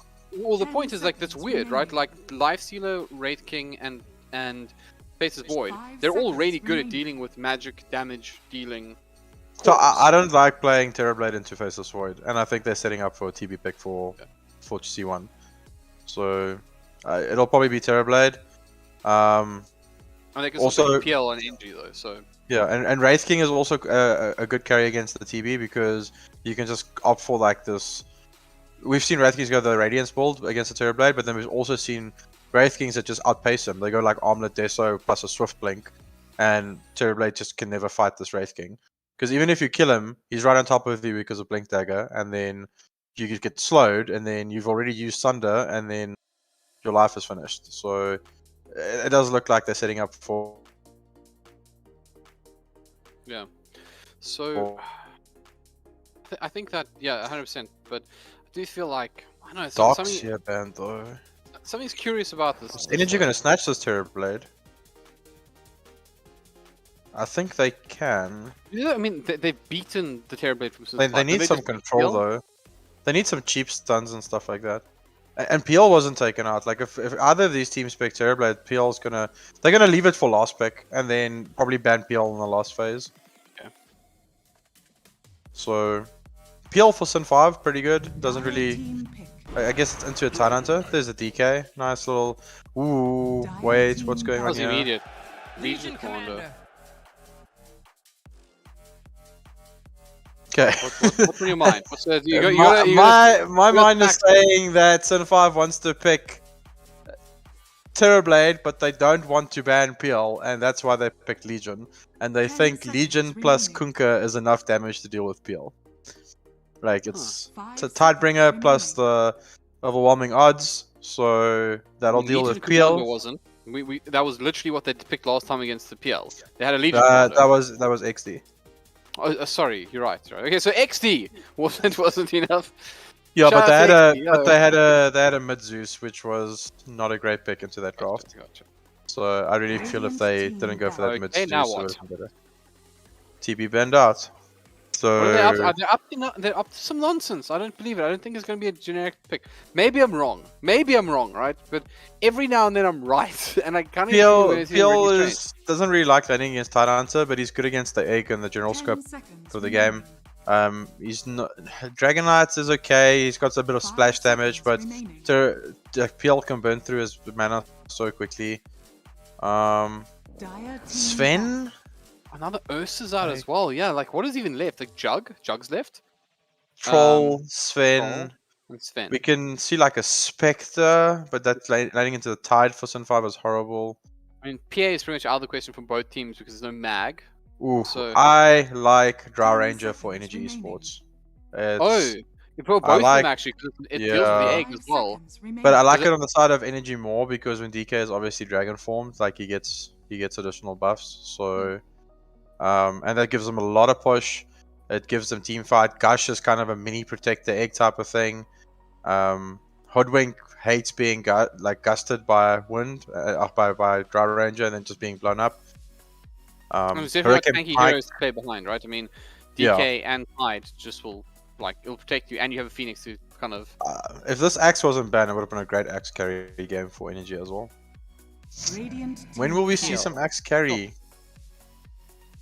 Like, I want to see it. Look at the bans from Sis5. So, like every Razor. single ban that they've done from ban 3, even potentially TA, right? That Razor ban indicates kind of something like melee, Sven or Troll. I think Troll is probably the better one. It's also really hard for Legion to play into Troll Warlord because you can never really duel him, because the moment you get on top of him, if he presses that R button a little bit faster than you, then your duel's kind of wasted. They do have control for Troll Warlord though. Next plus Hoodwink feels really bad, but Sim5 is picking first. Honestly, this is one of those moments where I feel like if you're newer to Dota, you just what are these cards going? But this has been a fascinating draft. This has been one of the most fascinating drafts I've seen in a very long time. What's it going to be? So Luna. Okay, well that against Tidehunter, that was pretty obvious for us. Why did we miss that? I don't know why like Luna versus Tide, like Luna is the carry against all these strength carries. Like just constantly we got baited in by how big the TV has been. That's what happened there. Okay. And there's lots of single target disable here for this Luna, so like her protection is going to be more solid. Like next Carapace against the Phoenix, stuns, Hoodwink and stun, Legion Commander deal. Your Luna can kind of pick fights a bit better. That's really good. And I actually do like Drow against Luna though. She's basically very similar as in like damage output, but then she's got the extra range. Like she ranges Luna, which I think is a big deal. No? You don't agree? My Dota just froze there for a second, and I was like on the edge of my seat to watch the last pick. It's not out yet. It's coming. And I'm like, stop freezing. It didn't freeze now. Like, it's good. Well, like, I'm So we weren't entirely wrong. We knew that something was going to be a little bit odd about these drafts. Because the Razor ban came out, that kind of indicated that they wanted to pick Troll. Like when they banned Razor, I was like, well, I guess they try and line for like a Troll. And that was preempted because you don't just ban Razor if you don't want to pick Troll. So, and Troll doesn't really care about Eclipse. That's actually significant. But they've got so much kite though. X marks the spot, Nyx Assassin, this Hoodwink can control him. And if Hoodwink hits him with the ulti, Feather is broken. So, do you think if Sinister 5 had picked Troll themselves, do you think Energy would have picked the Luna, or do you think they would have gone elsewhere? Luna lane's pretty fine. Luna lane's fine against Legion Commander, but and they have this DK for Idestam in the mid lane. So no, I don't think they would have gone for the. I think they would have still gone for the Troll because they banned the Razor. Like that was kind of the key factor to them. If Sinister 5 picked the Troll instead of the. So in other words, they didn't have the option of Troll Warlord. No, because of the support duo. The support duo on the side of Energy can't like keep people away from Luna. Like I guess Egg is a zoning tactic, and the Enchantress can get like a Satyr creep to stun people with, but that's about it. And on the side of Sin 5, you've got Nyx Assassin plus the Hoodwink to kind of provide protection for this Luna. So Luna's a weird hero, like, and they like I watched BSJ analyze this on panel, and he literally said he showed Luna's win rate with single target stun heroes and Luna without single target stun heroes, and there was like a 30% difference. It was like 40% to 70%. And it's definitely got one under the Legion command. I mean, we've seen how this is being played in Castaway. He's quite a flashy player, I think, in his own right. So it'll be interesting to see if he takes a more aggressive stance where he actually wants to be the player. But I think he's become very selfless. I think it's one of the things you see as Dota players become more mature, is they go from I'm going to win the game. Are you saying Castaway wasn't mature? Yes. What do you want from me? Okay. By the way, I have to give a shout out to Winrock. That's what we've decided to call him, and by virtue, I've decided to call him Winrock. I really love the stats this man's bringing to the table and the good work he's doing with the likes of Wikipedia, etc. From Dota. So shout out to Winrock. Yeah, I think that's very interesting. So of the 6 best of 5s this year, so I wasn't lying saying they're rare, right? Energy versus 5 is 4 of the matches. So there's only been 2 best of 5s that they haven't participated in, and that was because neither teams were in those best of 5s. So these sides are in a very interesting space where they're probably the most. Oh, look at the smoke! Look at the smokes, though. This is such an interesting wrap because they've managed to get behind. Oh no! They're doing the exact same thing. Energy have managed to get behind Sinister 5, but they're literally following each other's footsteps. Adestam Oh, they're gonna catch is actually Adestam. going to be the one he gets caught. He gets caught on the high ground, so he sees it, it pops, he pings out immediately. But listen, that was close. If Sinister 5 were like, wait, I'm so confused. Yeah, if Sinister 5 were Oh, they got the water as well. just a Nice play moment by Grove. faster, they would have caught out Adestam there, 5-on-1. But they actually catch out MD. They do get a nice bushwhack that's closing down, and a decent enough impale also coming through. But the damage there, beautiful body block coming from Adestam. MD going to turn the other way. Doesn't look like it will finish the job. In fact, the first blood goes onto the Enchantress. Oh, they got Adestam as well. Gosh, onto Adestam. This fight rages on as Deppy will be your next blood, and looks There's like another Phoenix one. is down to your. What on earth is going on? 4 kills at 4 seconds. Let's go. Slow Dotorinos here today at the grand finals of EGL One. That's pretty crazy. And of course, a little reminder if you're watching, if you didn't catch the first one, the moment Sinister 5 lead 1-0, and we're giving away some free stuff on the stream. So make sure you make your way over to YouTube. Go. Not just free stuff, Devin. There's some big things going out today. Two times giveaway, and there's also a competition for the 16k Intel i5 bundle. 16,000 rand. Yeah, so make sure you come and get all that information and be part of it.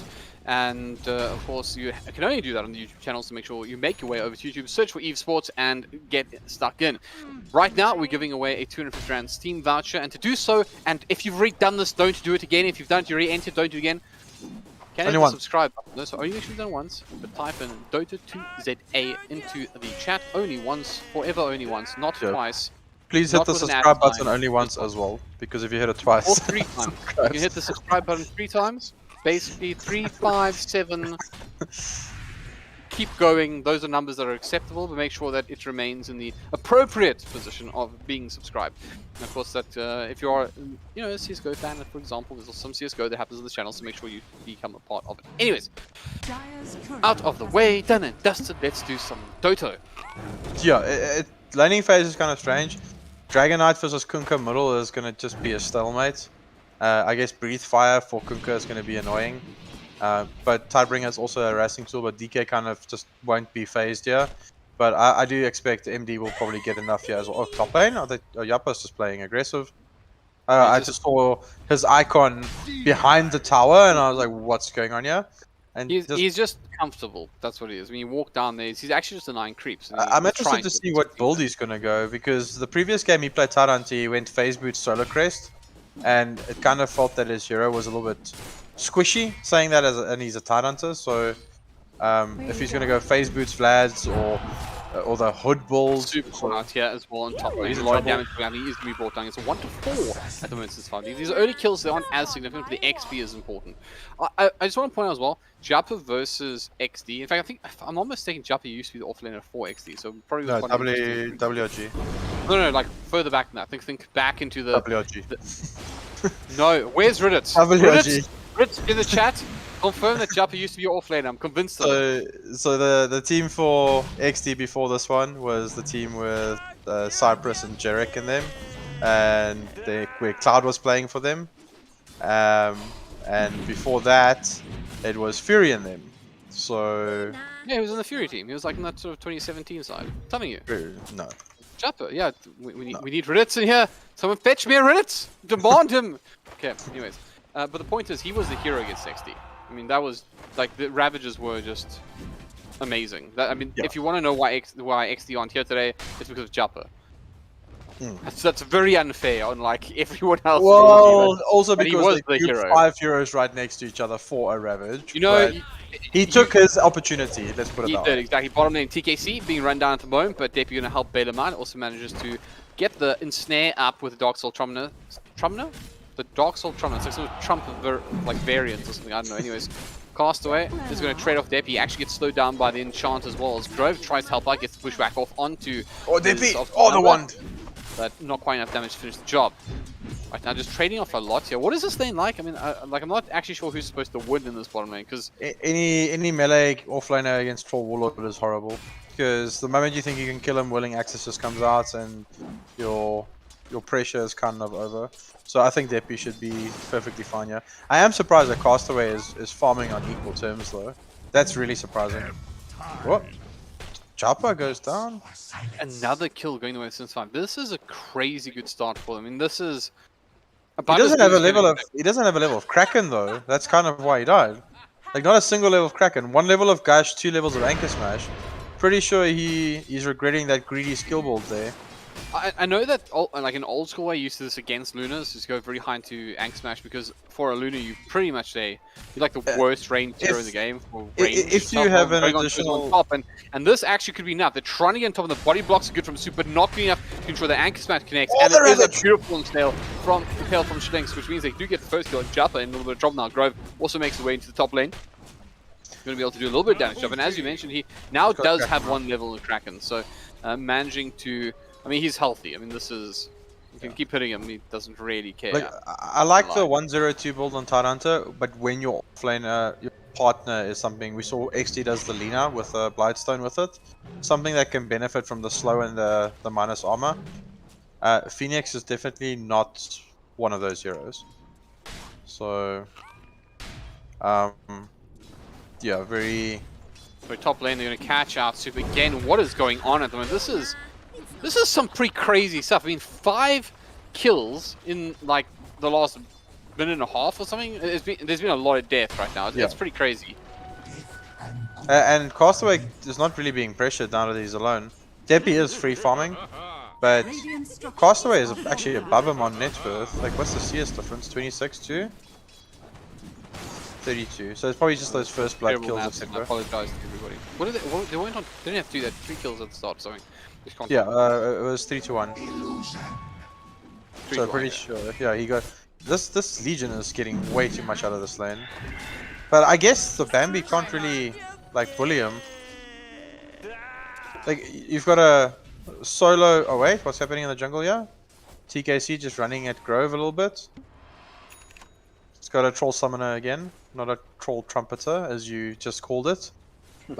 I actually like trumpeter. I like this idea. Like he's got like a little trumpet. No. It's kind of okay, like so look at middle. Adestam gets dragon form, immediately uses it, applies pressure onto this tower.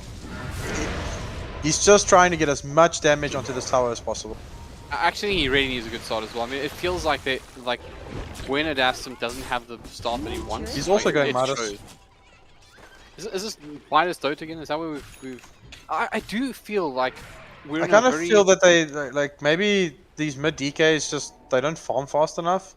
And as long as you apply pressure onto towers with Dragon's Form, you kind of still bring your comes on top lane, Luna caught out here, doesn't have the Eclipse yet, so you're going to have to rely on yet another, and he does get yet another beautiful impale that comes out from Schlinks. Like, you know, that's considered to be the hardest score in Dota, not because it's the hardest, because you're expected to get it off, but it's not a targeted ability. And... Which one? Impale. Oh, I don't know, Fast Spirit's pretty hard. It's about the fact that you're supposed to hit impales, like you expect them to. You mean like something that should be like point and look at this guy, he just keeps getting them like on multiple heroes. That's kind of the point. I mean, that was easy. That was just like Phoenix good. Supers, I don't know what they decided to do top here. I guess he didn't skill Sunray because he's playing into the Next Assassin, because he's just going to press Spike Carapace and then stop the Sunray. But you're not going to get that Ravage kill without Sunray. So them blowing Ravage top with only level 2 Fire Spirits is I think a bit over eagerness. This Luna does have 1000 HP and close to 16 armor when she's under tower. So they needed another rotation in there. But Bambi is also not a high damage dealing hero unless she's got like a, I guess get the Alpha Wolf creep for Tyranta to Anchor Smash with or something. But that Ravage blow in top lane really slows down their draft a bit, because they could have moved Japa to middle when Adestam has Dragon Form again, and then they could have pressured the tower. Because I don't think Sin 5 defends it if like Tyrant is standing there with a Ravage and Dragonite's Dragon Form is out, so... Not heroes? By the way, do me a favor, say hello Trevor. Hello Trevor. Good, yes. Shout out to Trevor. That's one of our top CSGO players who are joining us here, and it's great to have like interconnectivity. I think between the two scenes is always great to see. I think like there's always a love. Why did you set me up so badly though? Then like this Trevor guy sounds important. Hi Trevor, welcome to the stream. I hope you enjoy it. Sorry that HellbirD is so rude. Give him a shout out. How rude could I possibly be? You just said say hello to Trevor, and I was trying to figure out what Trevor. Yes, You set me up to trust me. fail, HellbirD. You set me up to fail. Never. I wouldn't do that. They're wrapping on top here. MD, Say- they're taking the stacks. I'll say the following: HellbirD is the best Dota player. No. No? It's worth a try. So again, you can see here Japanko trying to defend that stack. They managed to at least keep the Ancients alive, but I don't think we're ever going to go to that. Aston, he's going to stun himself, but he's also going to stun Schlinks. Nice turn comes through, buys all the time. The Ghost Ship also there. But they're going to move forward for the most part, and Schlinks, Roshan, help me out here, brother! Help me out here, brother! Not gonna happen. The Fire Spirit's attack speed slow. He was like, Rosh! Help! That was really unfortunate. Okay, Dragon Form is up in 30 seconds for Energy Esports on Adestam. They really need to move tight onto middle with Ravage once this DK Form is up, and they need to secure this tower. Or Adestam needs to go top. They need to not use Ravage, but use it as a threat to secure tier 1 tower. This is the old school saying, right? Like sometimes the threat of Ravage is worse than Ravage itself. Yeah. Yeah. Ooh, Deppy's opting for a Battle Fury this game. I guess he wants to compete with the Luna's farm and be able to keep up. I don't dislike it.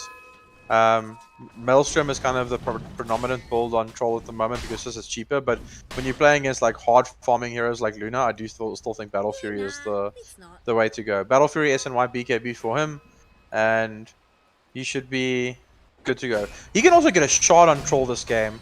Dragonite later in the game with an Ags, having like the Troll's rampage going off, that's gonna hurt. So towers would melt. But let's see what the side of Sun5. Oh, drop away. Yeah, they want him, but they have the support they need. And he comes in with the Ravage. There's the usage of it. And Chosen One in a logical going to pop the ulti from the Phoenix as well. They don't quite finish the job though. It comes Grove! Beautiful disable. And although they do manage to get off the egg, it wasn't really in a great position. And they get the duel onto Juppa. Will they get the victory? No, but they will get the watermelon. Soup also in control, still has the Icarus dive available, so he wants to use it aggressively. Doesn't quite tag Chosen One there, but Schlink's very, very low. Will he run this one on? Yes, he does. Has the Vendetta up, and he's still looking kind of interested at the moment.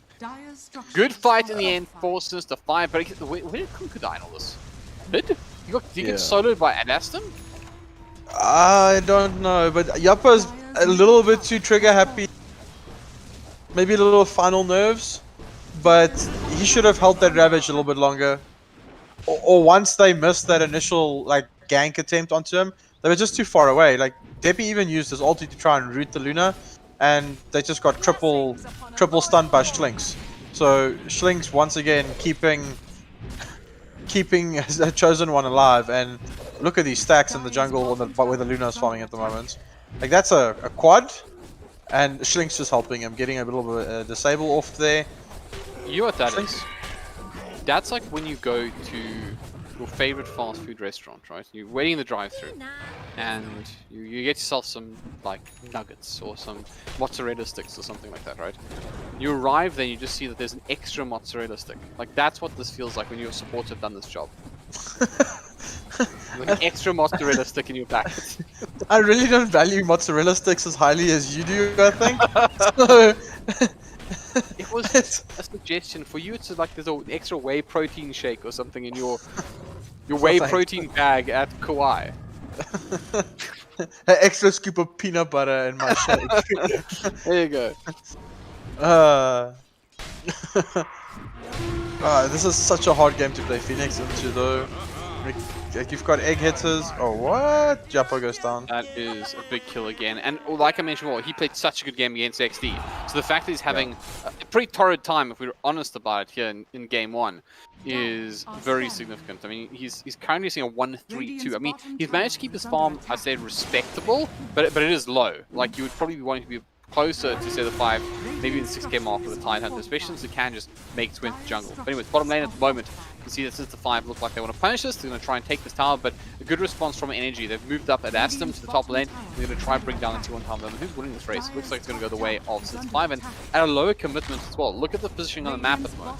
There's still people farming on Sinister 5 at the moment. MD hasn't moved from mid, as you can see. Contrary to that, Energy have committed 4 players to it. The only one not involved now was Juppa, but of course he was dead. Yeah, but HellbirD, we're looking at a 40-minute game, less than 1k gold difference.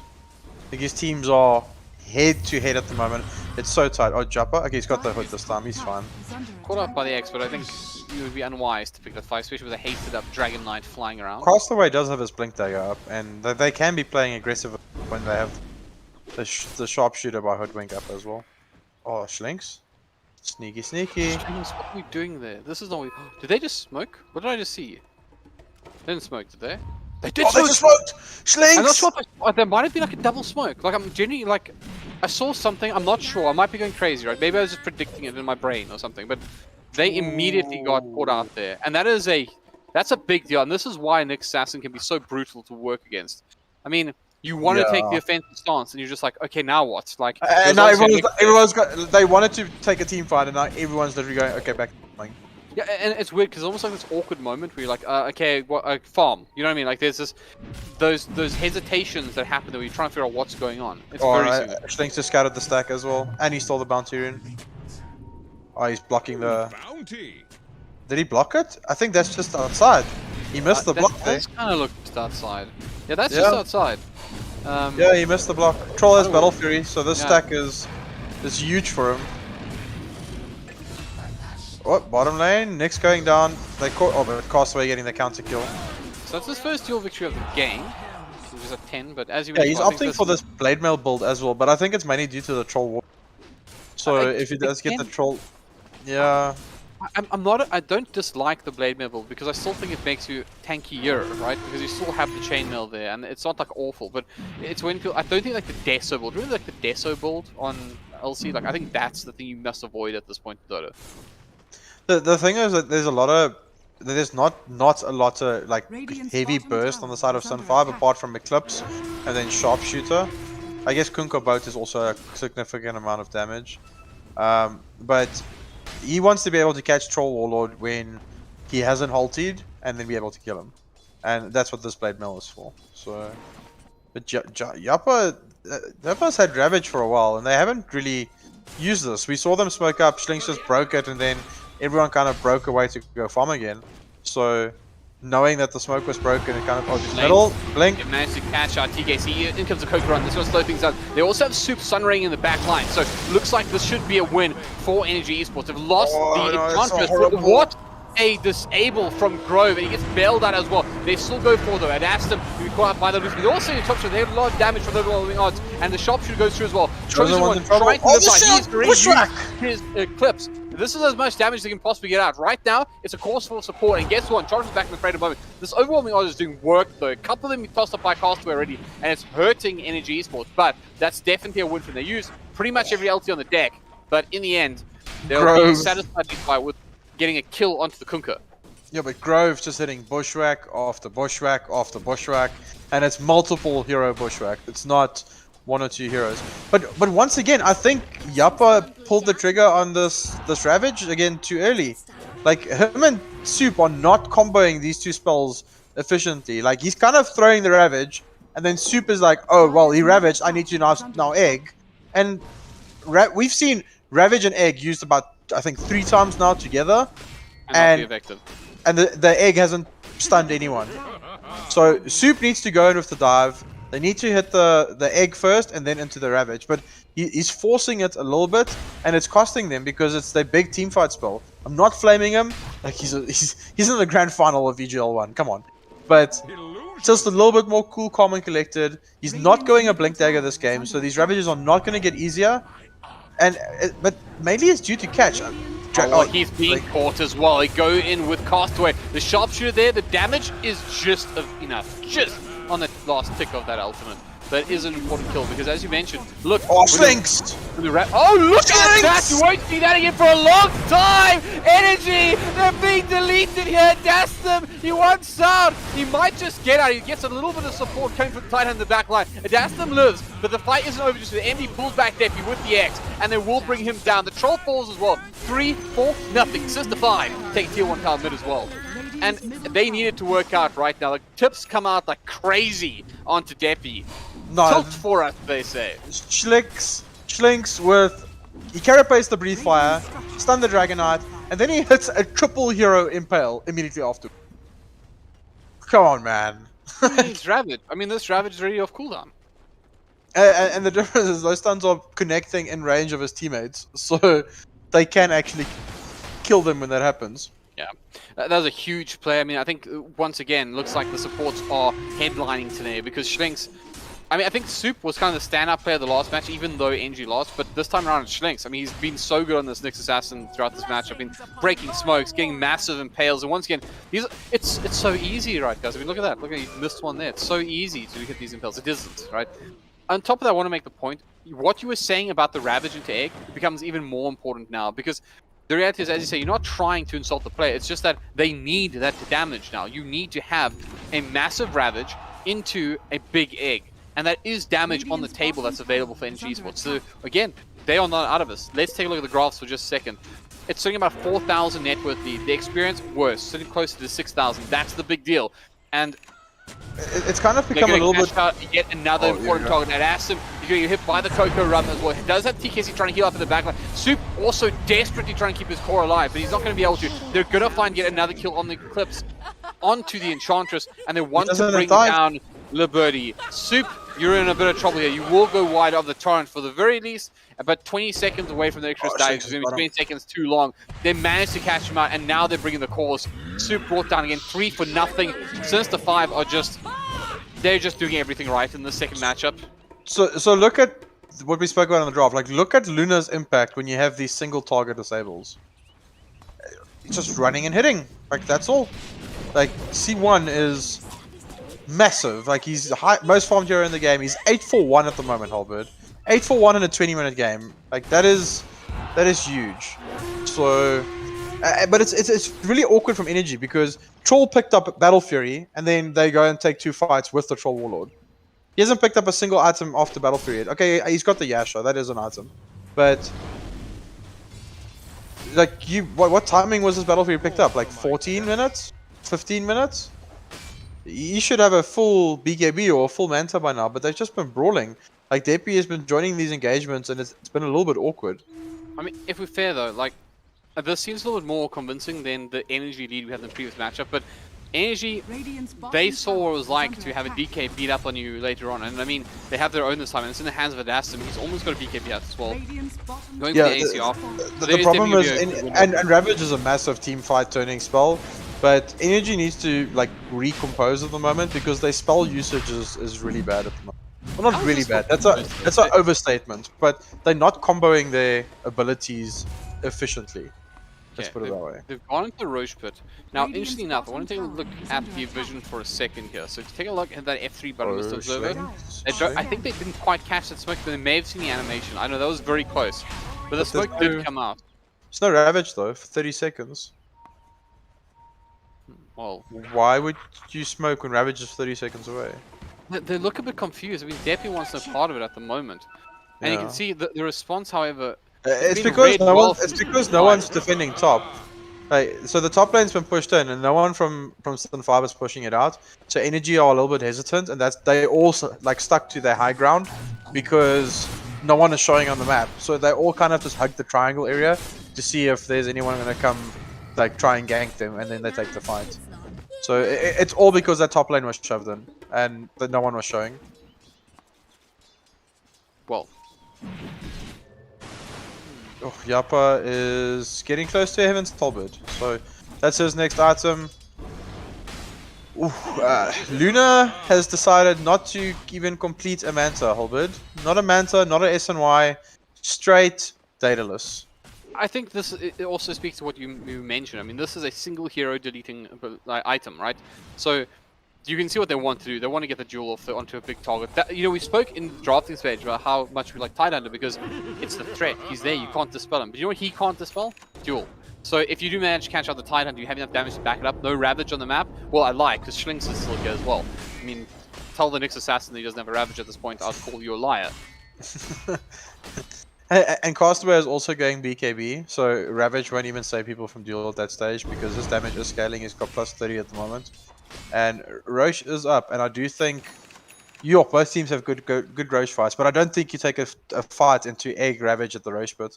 I think Energy's way back into this game is to force a fight at the Roche Pit. Even if you just bait it, just like pretend to run in there, run out again, ensure that Sun 5 like tries to cluster around that area, and you get a proper Egg into Ravage.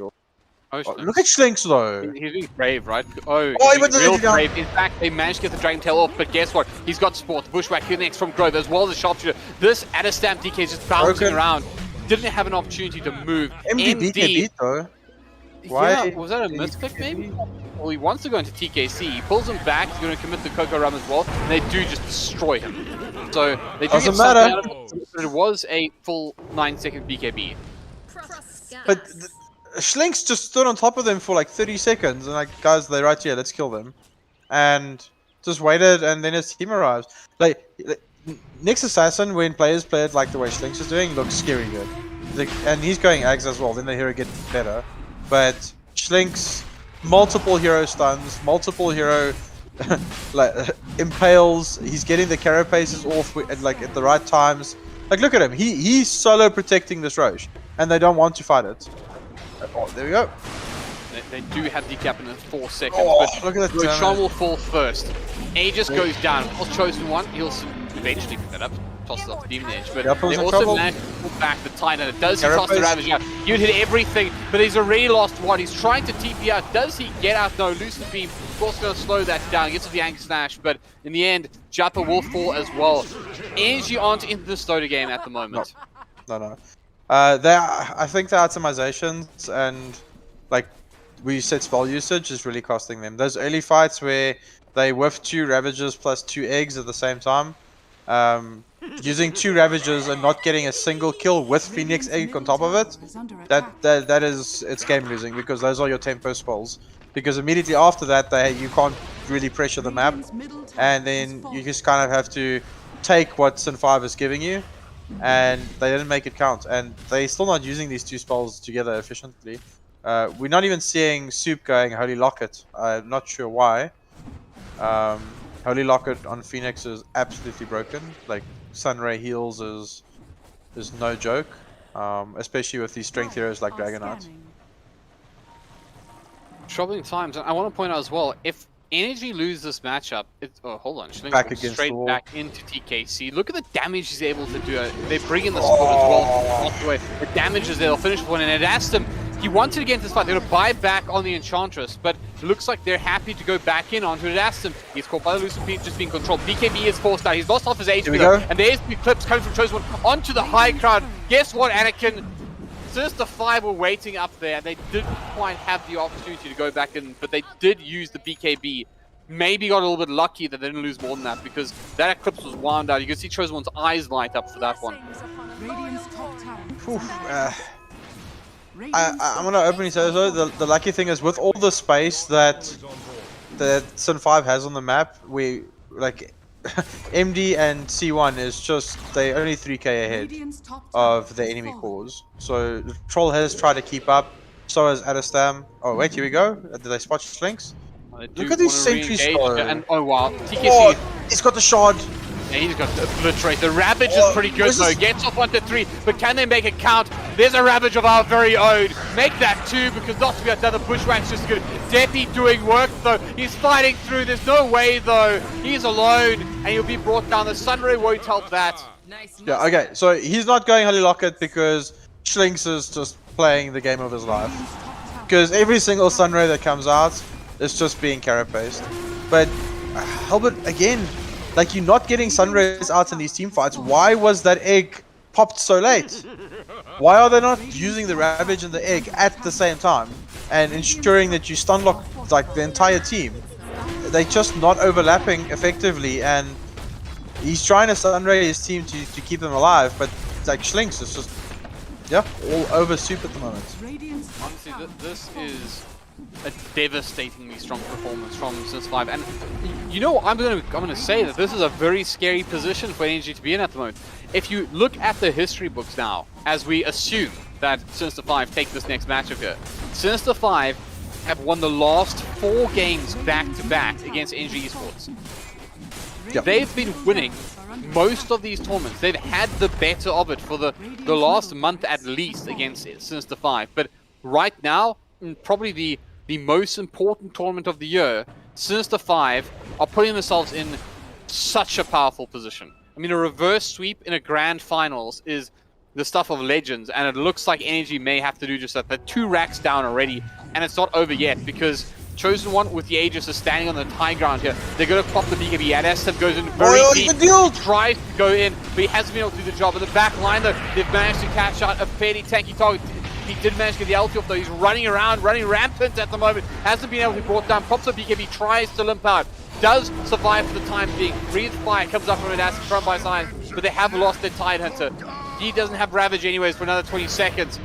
But they're going to re-engage onto Adestam. They have the X out. They set for the bushwhack. Damage is there, but they don't want to follow up just yet. Castaway on the front lines. You realize you can still play behind the Aegis that's sitting up on the Luna, but the racks do stay alive a little while longer. When Yappa respawns, they do have Ravage. They kind of just need to try and keep this last Rax alive, and they need to go for one last big play. Soup needs to keep his egg here with the Tidehunter ulti, and they need to overlap these two spells efficiently. Otherwise, I don't know how Deppy stayed alive there, by the way. Like, he was dueled. The Sunray kept him alive for a little bit. Then he was pulled out of the base because of the ulti, and yeah, Sun 5 in the driver's seat. And Legion Commander being able to solo the troll. Oh, here we go, top lane. They're on the troll again. He didn't do great though. Deadly down.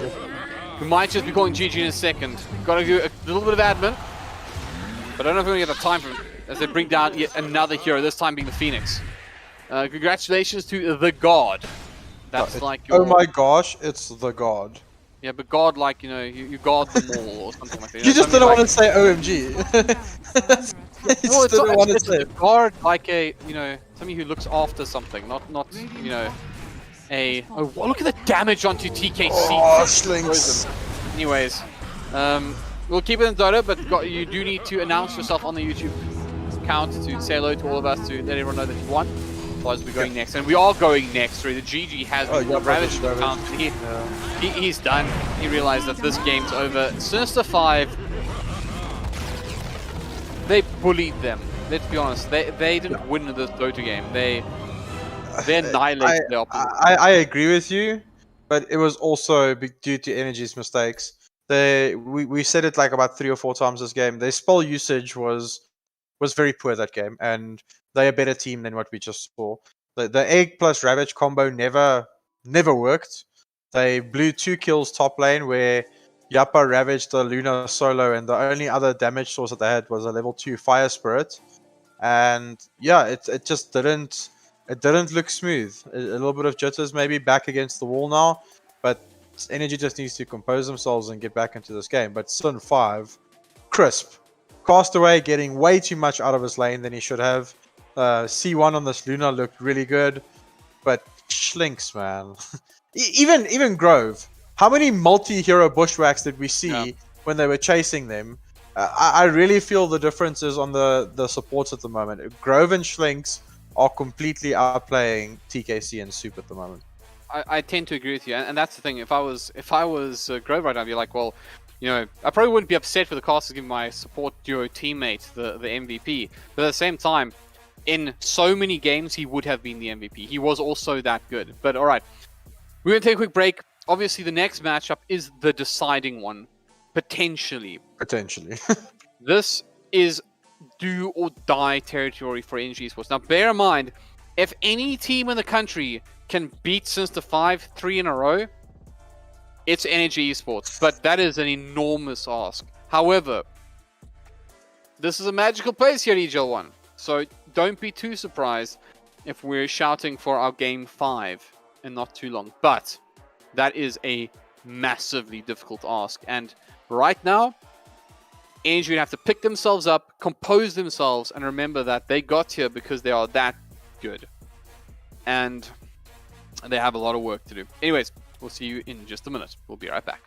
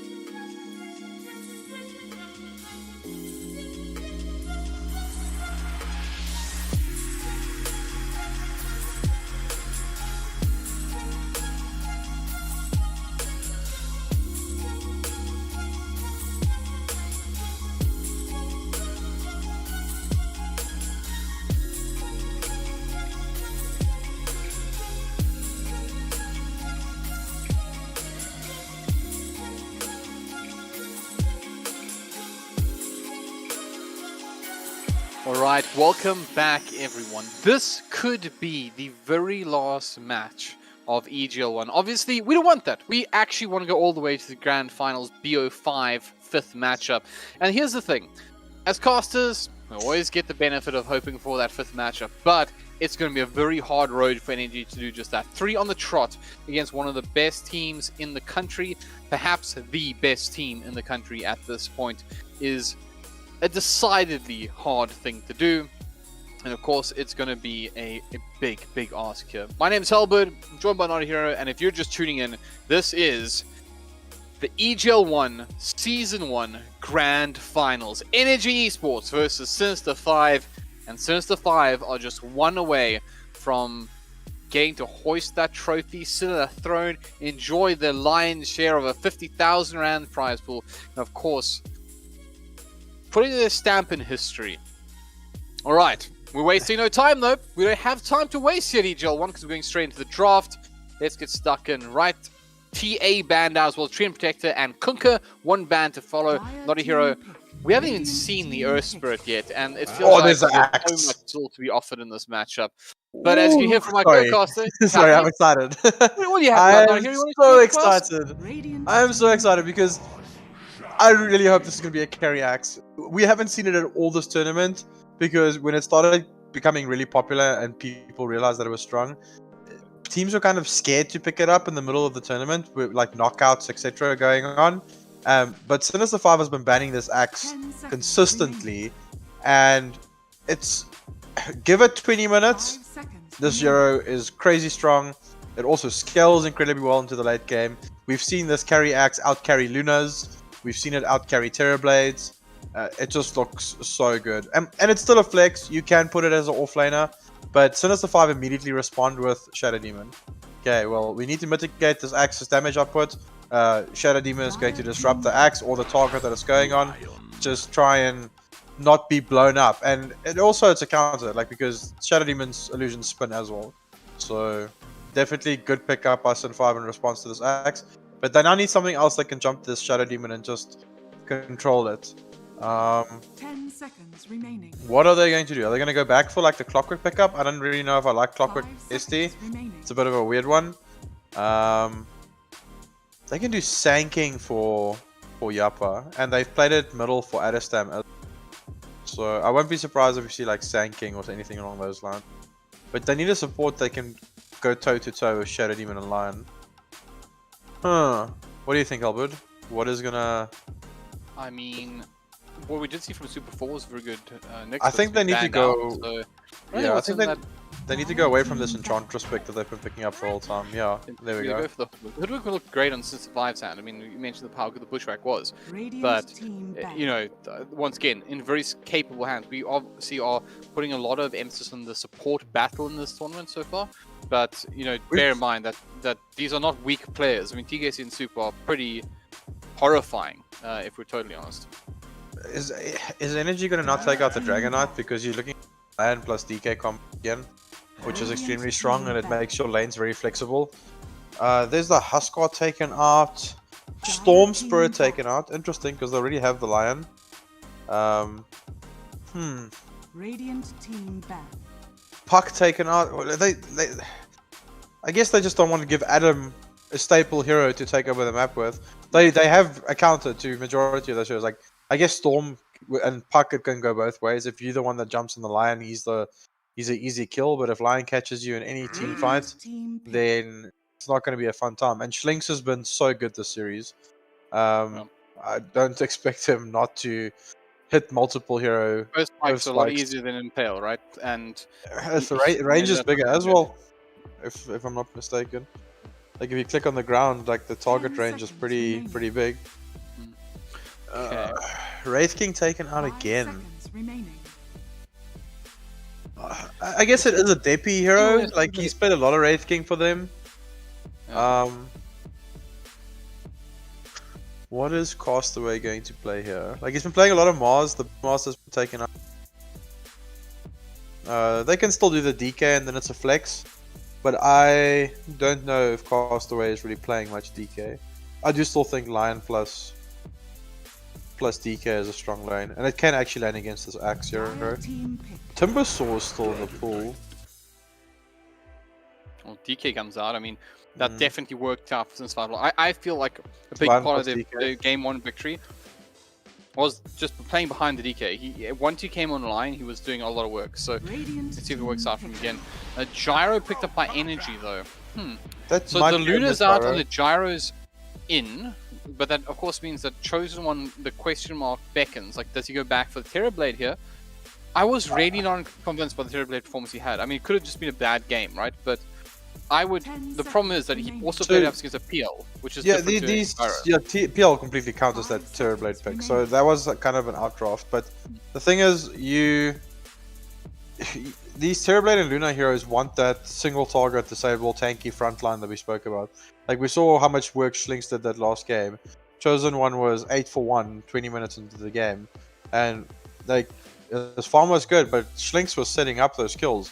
He was always in the right place, right time, getting a carapace, getting a multi-hero stun, and then Kunko would follow up, and it was easy to execute for that carry, and that's kind of what you want with these TBs and Luna type of heroes. It's really easy for Terrorblade to blow someone up if they're not moving because they're stunned, and those heroes deal a lot of damage really quickly, so you just need that 2, 3, 4, 5, 6 second disables, and your Luna and Terrorblade just looks unstoppable. Well, Leshrac. Yeah, the Disco Pony makes his return. Actually, a very good combination with the Shadow Demon, by the way, but it's something you haven't seen for a while, right? I mean, what's Leshrac looking like these days? Yeah, but this is a setup. This is a setup for a PL pick. They pick Leshrac, so Energy can't get it, and then you pick PL last. Okay, so I just want to make a point though, is that Leshrac in the last kind of month in the professional scene only has a 43% win rate. That is crazy low, and it is over a significant amount of matches. So it's mainly been picked into Terrorblade and into Phantom Lancer to try and burst these types of heroes. The only problem with that is Terrorblade has a 70% win rate in the pro scene. So Leshrac was obviously on the losing end of that statistic. So that statistic might be because I think that you can this is I'm looking at Sense 5. You know what I'm not seeing here is something that actually wants to pick a fight. I mean, obviously the DK is a single target version of, but that would play behind something like a Luna, right? So I'm not seeing like the Tide or something that stands in front lines. Because when DK has his dragon form, he doesn't do that really. I don't know if you disagree. You mean like 4 Sinister 5 looking to pick a fight? Yeah. So like for example, if the way this is playing on my mind is like an axe jumps forward on you, right, and you have the gyro and the IO swing behind, the hoodwink kind of supporting, right. So you have this front line that's kind of menacing with the IO and gyro being, a little duo. For Sinister 5 of them, they have the DK that's going to pop onto somebody, but that doesn't stop the axe from jumping beyond that hero. I'm sorry, does it make sense what I'm trying to point out? Like, yeah, but at all times you've got Shadow Demon Disruption, so it's not really like a concern. And any target that gets DK stunned will just, like Soul Catcher is going to reduce the HP pool, and you're just going to mult that person. So, like Soul Catcher with Leshrac, like Disruption, Leshrac stun with Soul Catcher on top of it. Leshrac will in 2 seconds take someone from 100 to 0. Even a tanky hero like Axe. So does Energy need a save or something to like kind of counter that? Because that's one thing that don't really. I mean, I guess they have the save in the IO, but maybe like an LC off lane or something. Is LC's on the pool? It is on the pool. I don't know if they're going to be putting this Axe as a carry anymore. I think this is going to be safe lane Gyro IO because the. Oh, sorry. And they're going to go with Axe plus Hoodwink in the off lane. Yeah. But they're going to probably pick up a mid lane for Ada Stamina. You see, like, as soon as the 5 kind of thinks the same thing, they're going with the Invoker ban. And then I wouldn't be surprised if we see Shadow Fiend taken out next. They're lacking, like, control, though. Puck is taken out. What lanes into this Lesh that doesn't get destroyed, that has tempo? I don't think Ember Spirit versus Leshrac is great. They took out the Storm Spirit. That was probably the main one. I remove the Sand King, so they want to deal with the. Yeah, because Adam has been Sand King middle as well. Yeah, and you've pretty much been banned out exclusively in this tournament or this match. Winter Wyvern middle! You know, sometimes you can see like it brightens up my wall. I mean, look. And Sin 5 banned it the second game. It went through one and they just pick a Winter Wyvern mid. This actually answers a lot for me as well because, okay, it's not a great save in this game, right? Because the extreme amount of damage that Sinister 5 does, right? But it's a nuisance when combined with the IO, because the IO tethers, gets the Cold Embrace, and then you have a hero that is like unkillable on the front lines. It's pretty gross actually. It works very well behind the axe because you can obviously get a call from the axe, and the Cold Embrace will still activate the spins, for example. This is like a pretty good thing, and that's without even thinking about what it becomes when this thing gets ahead. if they don't deal, if this is indeed an Adastum mid Wyvern, if this is a hero that he's good at, 25 can do Drow, yeah. Like Drow messes with Wyvern a lot, and it's Sven. You may now select interesting. your I didn't expect that. I mean, No, that's not I- that. I would have preferred like a Drow Ranger. Yeah. Also, I mean, like Wyvern's is going to blow up your friends, right? Because Sven, obviously, is a massive damage dealer who's going to, at some point, be standing next to the. Like, They do still have Shadow Demon Disrupt, but I guess you can't disrupt Axe Core and Winter Wyvern ulti at the same time. So they do have the save in the form of, and Grove is playing it. So and like we've mentioned, these two supports on the side of Sin 5 have been so good. Like their positioning in these fights have been on point. They've always been in the right places and the right times. So definitely not going to be surprised if we see a lot of saves from the Shadow Demon. But Energy has good win conditions here. You've got massive team fight. But I will say this: if I was Sin 5, you just make sure this Axe doesn't have a lane.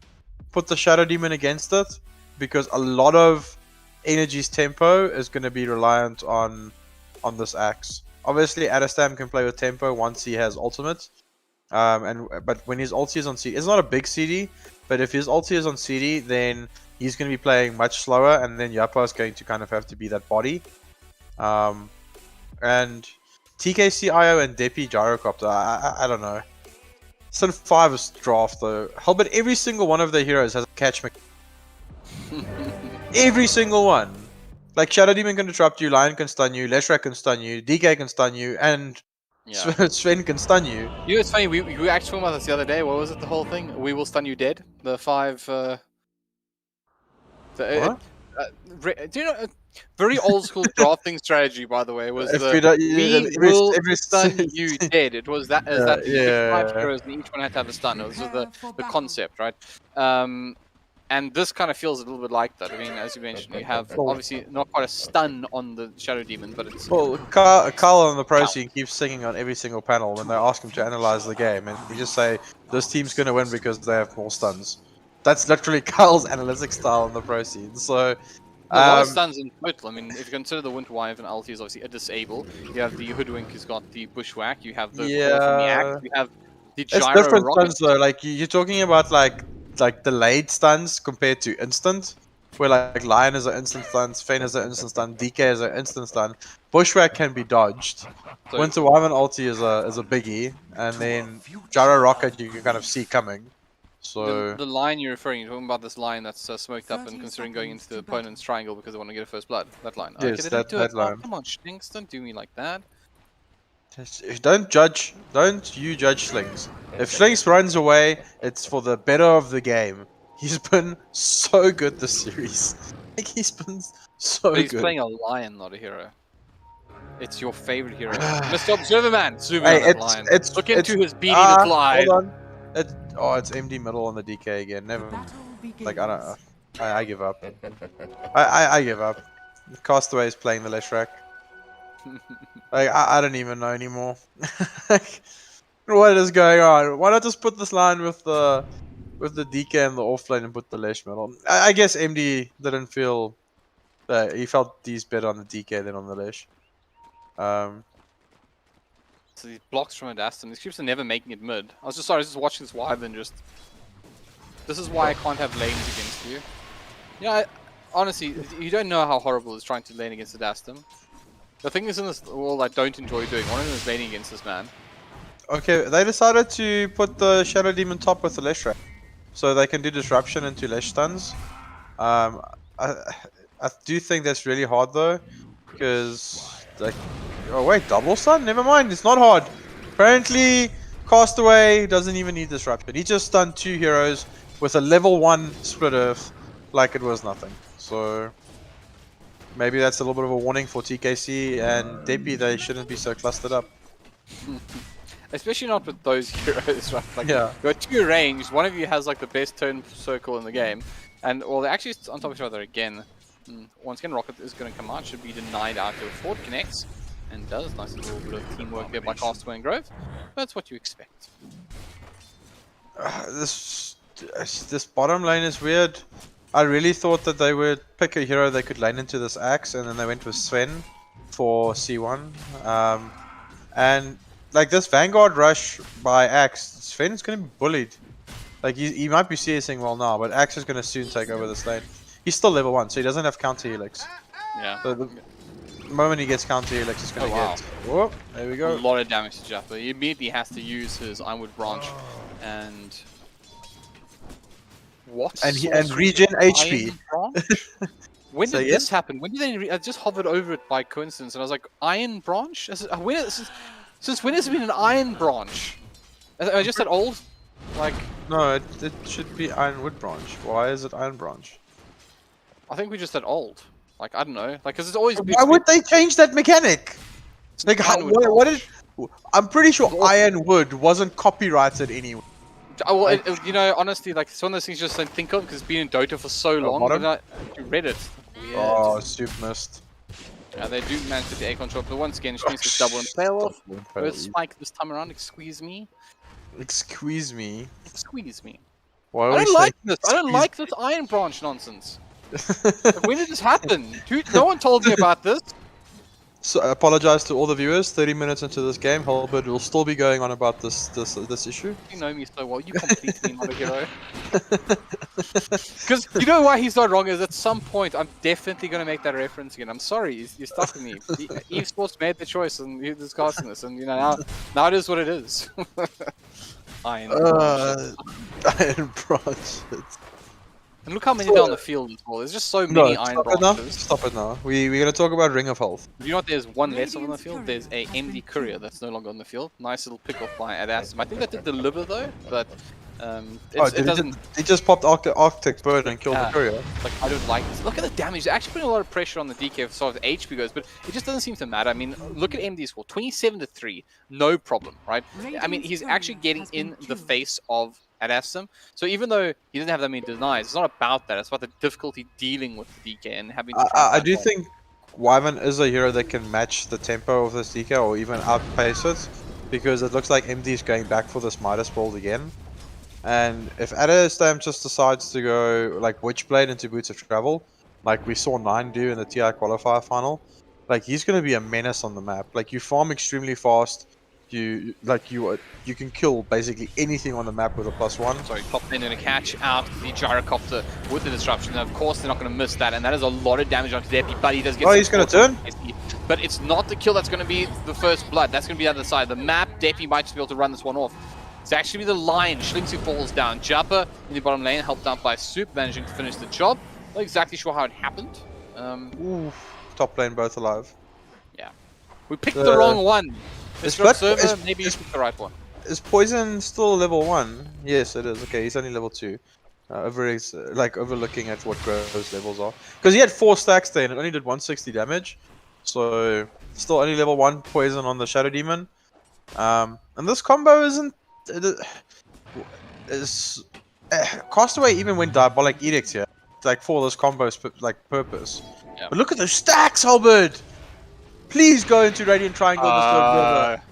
Observer. What is that? Is going on? This is not social distancing. There are way too many units in this small little area. Oh, of course, because Shadow Demon. Yeah, Grove, man. Like, obviously, this is one of the best stackers in the game. He doesn't even have to commit it. Look, watch him go. Watch him go. Watch him go. He's gonna have to wait actually. This For another, like, 20 is seconds. ridiculous. That is huge. Who's gonna farm that thing? MD? I mean, Sven? how? How does it? You got strength and Mask of Madness, which he's got queued up. I mean, maybe. And he's got a level of Warcry as well, so he gets bonus armor. They need a lot. And you know what the scary thing is? Look at middle, look at middle. Soup, middle. Now they're going to try wrap around onto MD. They catch him out, of course, the bushwhacks there. Kill will go the way of Sinister, the Energy Esports eventually. These Staccarinos, look at him go, look at him go. Okay. Look at this. What other hero? Is it going to happen? Is he going to get both again? Oh, I don't believe it. Move out of there. He didn't get the one. He didn't get the ancient because of this naughty misbehaving. What are you, Thunderhide, sis? But I think he did get the other one. There's a lot of stack. Yeah. Like, please keep an eye on who goes to farm that, because I want to check their net worth. Go in there. This is actually. I don't think I've ever been so excited about a stack because it's not over yet. Look at him go. He's not done. I can do better, he says. Grove. How big can you go? But you know how much gold this is going to give him as well? Like the Of influx course, it's yeah. going to actually give back to the support is massive. Can you imagine I want to gyro comment build? on this mid kill though. What other hero would be able to kill a Dragon Knight with? Okay, he only has 2 levels of Dragon Blood. Okay, Okay, hold never on, look mind. at growth. It's time. It's time. It's happening. The dream is real. Ladies and gentlemen, boys and girls, he's getting illusions of himself. He's restacking at the same time. I don't think that's actually a stack. There's no chance of it. Oh no, they're just farming it. Can he farm it? How? How do you He farm doesn't have this Mask game? of Madness yet, does he? He's doing it. The man is sitting at 3.2k at the moment. Okay, so just watch him. I'm genuinely excited. This is not fake Did he hype. break Grove's stack there? Did C1 stop the additional I stack? don't think it was actually happened. So he didn't get, oh no! This is cheating! Look at Costa, he's cheating! That's illegal. Somebody get loader! Somebody get loader in here! Huh? You want? This is not okay. Look at him go! Let me just smoke and kill this. Yeah, this is. I want loader on the line. I want loader on the line. This is not okay. Look at his net worth just rise. I mean, the net worth lead that HG had is just disappearing as Castaway just slowly kills the stack. Now he's in Diabolic Edict. And the neutral items just kept flying like out of them. Like, you get a neutral, you get a neutral, you get a neutral. They have the top highest stream. Look at. No, ridiculous. Shadow Demon things, man. That is. I don't even know what to say. Shadow Demon things. But on the side of Energy's. Winter Wyvern top net worth and Axe following. The top. They actually have the top 3 net worth heroes in the game at the moment. Even after those stacks. So imagine Sin5 didn't have those. Yeah, exactly. Top lane, they're going to catch out somebody as Deppy. We'll get off a home missile of the zone onto Grove. Catch out Look at the somebody. levels though, also. Like, you know, man, ridiculous. Absurd. Yeah, that This was is worse than the Fountain Hook. I don't know, that still takes a lot of time and effort to do. Like Grove was I'm level so tilted. 3. I'm so Grove tilted. was Please level 3 when he was doing those. read that item to me. What does that say? Read the item that they just got on the gyrocopter. Look at his new. Look, what does that say? Huh? Yeah, like Exactly. top lane at a stamp. Yeah, they catch out the The save. Stam. Yeah, he's not going to get rewarded with this just yet. But Deppy is coming in as well. They might have to sell for Grove here. They're going to commit to this kill. Oh, hold on. Power Rangers. Big bull. Look at him go. All TP in mass TPs. Interesting decision. Are they're not trying to protect it. There is I love that you went with Power Rangers Assemble because they TP'd like kind of in formation there as well. No one TP'd on the same spot. Everything was like next to each other. But Yappa is not been slowed down. He's 500 gold away from a Blink Dagger. Vanguard, Boots, Blink Dagger. Gonna have it around, I would say, 11-12 minutes. Then you can just go for this Manta build, and they're basically gonna have 3 effective carries. Right, so I need to take a moment to say our second giveaway is going to be opened up now. Same rules. Okay, hold on. I'm not allowed. I'm not allowed because Grove says no. Grove, what are you up to? You're going to find out at Aston. Try and get some vision onto the high ground. Does have a sentry. You can see the warders up there, but mid lane, they do have Castaway also pushing it forward. Just a little as bit well. of poke. They want to finish the job here. This Arctic will come in from strings, and they do finally get the rune down. They'll be rewarded with an arcane rune as well. Who wants it? Grove, is it yours? Okay, so it becomes a machine gun. Alright, so we're doing another giveaway. This time around, it's a EGL shirt. Now, this is really cool in my mind because a bit of paraphernalia that you'll be able to keep for forever. You can wear it, you can hang it in. I have a couple of, like, you know, gaming related shirts I just hang and keep, and it gives you good memories of times past. And you too could have your very own one. It's the same rules though. Type your Dota ZA comment into the YouTube chat just once, only once, not twice, not 3 times, not 7 times, just once. Dota numeric number 2 ZA into the chat, and you can win your very own EGL One shirt. Top lane. Soup. Oh, He's he's in going to trouble. beast around in here. Nice little catch here. As MD takes quite a bit of damage. Can they finish the job? And he's trying to limp away, and eventually does Radiant's get bottom tower is under attack. removed. Oh, was he TPing? I think the break covered the TPs. I didn't quite see it. So yeah, he was TPing away and managed to get out of there. The fight's not over just yet. Castaway will get the split earth onto Soup, and he'll be able to finish the job now. So they managed to find a kill here, but it might be the end of it. They do have a little bit of slow coming out from the Lightning Storm, but Energy able to get out of harm's way for the time being. I do think Energy is playing too slowly at the moment. I know they have this axe and he can just go for the carry build. He really has this. Oh wait, they told him to go carry build. He didn't buy the blink. He's got the Yasha. because he's having a good lane. He's going to become the secondary carry. But I do think they're playing a little bit too slow because DK went for the Midas and it's not being punished at all. He popped Dragon from the top tower there and just TP'd out, didn't even die. And Gyro goes down. And they do have the ulti coming out from that Aston as well, so going to secure yet another kill. And Schlinks, poor Schlinks.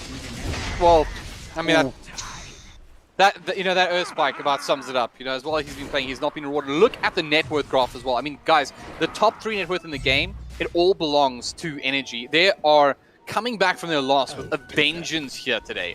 They're looking very, very slick in the first part of this. And I mean, bear in mind that stack did one. Oh, it's a back up again. These stacks are like keeping Sinister 5 in the game. There's so much money here. I mean, by the way, this is the 3rd time that this giant stack thing is happening. I mean, it's not as big this time. It's only 3. Only 3. Poverty stacks. Yepa is... He's 700 gold away from full Manta as well. Yeah, he's having a that great is game. scary farm. Okay, so they kind of slowed things down because they decided not to have this tempo axe, and after 20 minutes his timing is just going to skyrocket. They're just going to keep shoving out the lanes with this Winter Wyvern Gyro IO. They've got very good like D push, and just try and get this axe to be basically a pos 1 axe but from the off lane. And it looks like he's well and truly on the way to do it, like stacking for himself consistently. Super's in top again. I like how only top exists, by the way, so I'll make that point. I think he leaves this.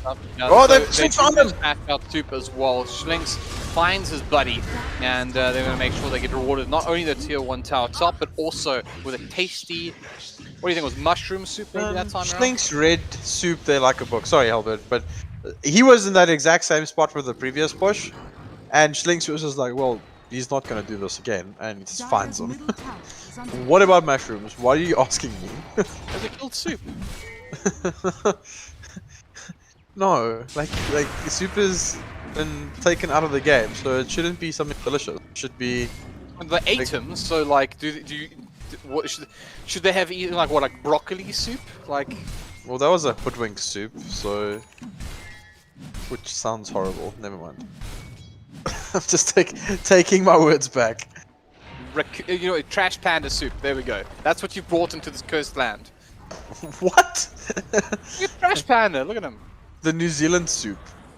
No, the hoodwink. Okay, I think we're getting stuck in this when we should really be considering what's on the hoodwink, which is the ironwood tree. Ironwood. Yeah, that is a really good item for hoodwink.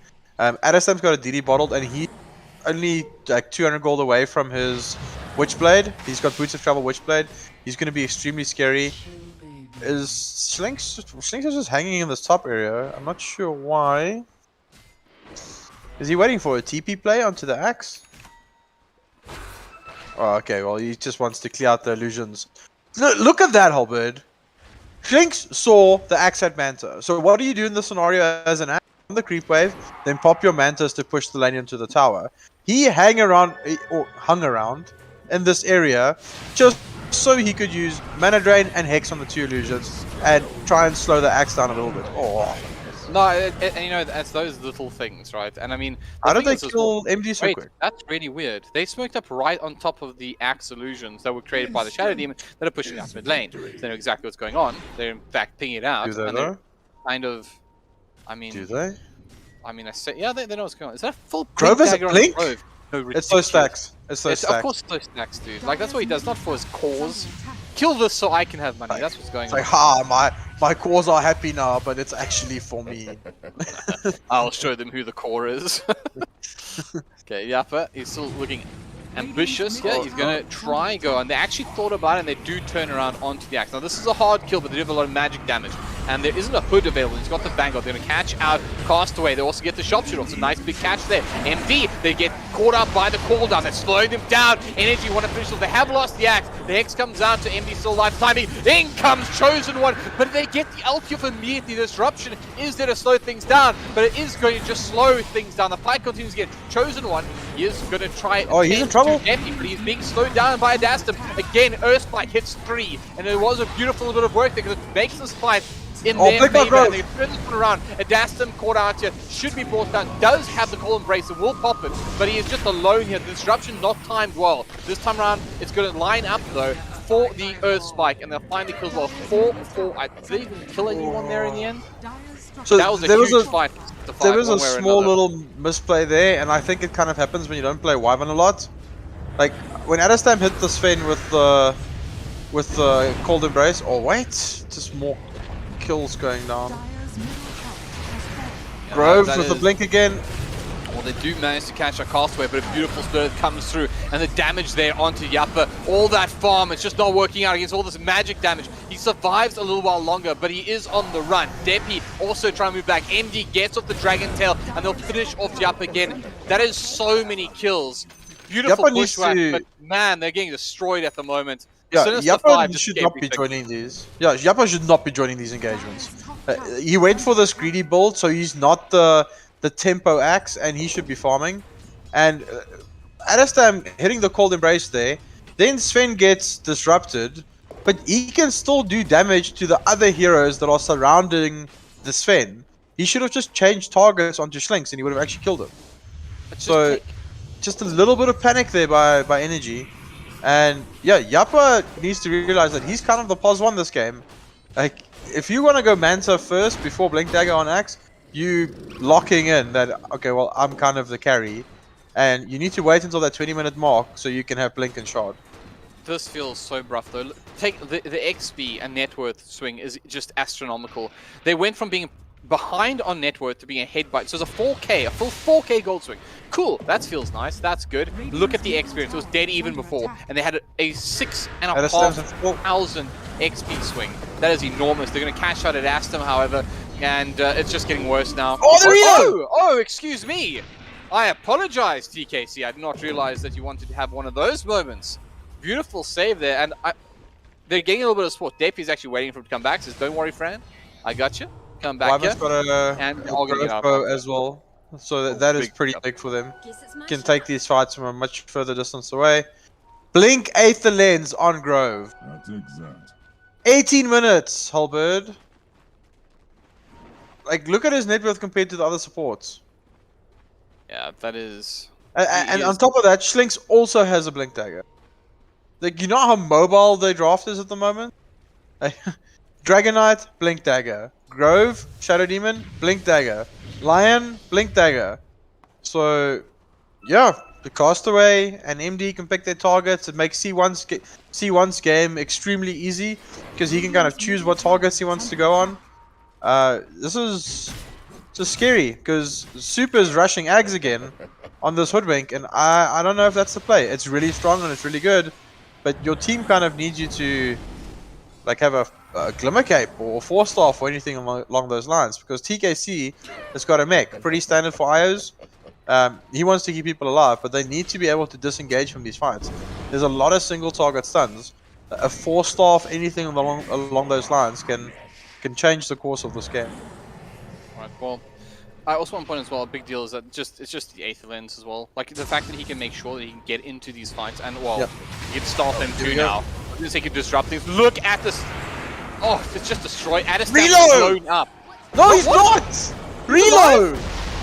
No, TKC, you're too good at this game, man. That's the second time. Can they turn this What one was the around? Sinister? Chosen one. He's going to take his attention to Jumper, though. He's taking a lot of damage. They're going to bring him down. Energy! They're doing it empty, trying to limp away. Hey, I'm a Dragon 2, says Adistam, and I also have slows. They'll catch him out, and they will bring him down eventually. I think they're going to make sure that they do catch him, and they do. That was a misplay not. by Yappa. He's out, and he might stay out as well.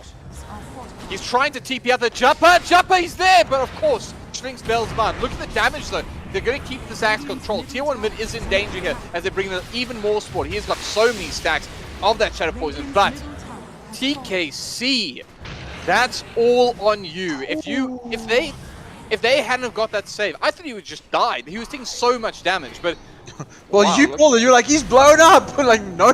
He's he was low. He was really low, actually. yeah. Like that was clutch by TKC. But they're not punishing Grove for doing these jumps. Like Soup needs to be set up. Like even an Aether lens on himself would make a world's difference. Like I don't think just Ags Rush on the Hoodwink is the right thing to do. They need to be able to react to the Shadow Demon just jumping into your face, and they can't do anything about it.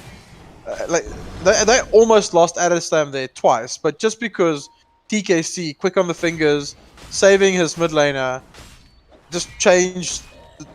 It could have saved this game for them, HellbirD. Honestly, I think it really did. I think, you know, they're not out of it yet, right? They're still in a bit of a precarious position. But with that said, I think they would be out of it if it wasn't for a save. And, you know, it's, oh, well, you just tethered, right? But, like, actually try to do it. It's really tough to do that kind of stuff. TKC doing a beautiful bit of work. You might have to do it again. They once again re-engage onto him, but they do catch out. Oh, Grove. The frozen one. The ulti comes down from the gyrocopter. Sphinx is in a little bit of trouble here. Should be brought down and is eventually. They're on the front foot again. And guess who? TKC keeping his gyrocopter alive. Energy just kind of need to, I don't know, they need to just kind of compose themselves a little bit, because they are pulling it back, but it's looking really ragged. That mid disruption as well onto the Dragon Knight, they all knew he had a Blink Dagger, but everyone ends up grouping around the disruption instead of one person running back to try and stun the target that's blinking away. It's just very edgy at the moment. They do have the items and the net worth for it, and they are making the plays happen, but it just needs to be a little bit more composed, and I think they back in this 100%.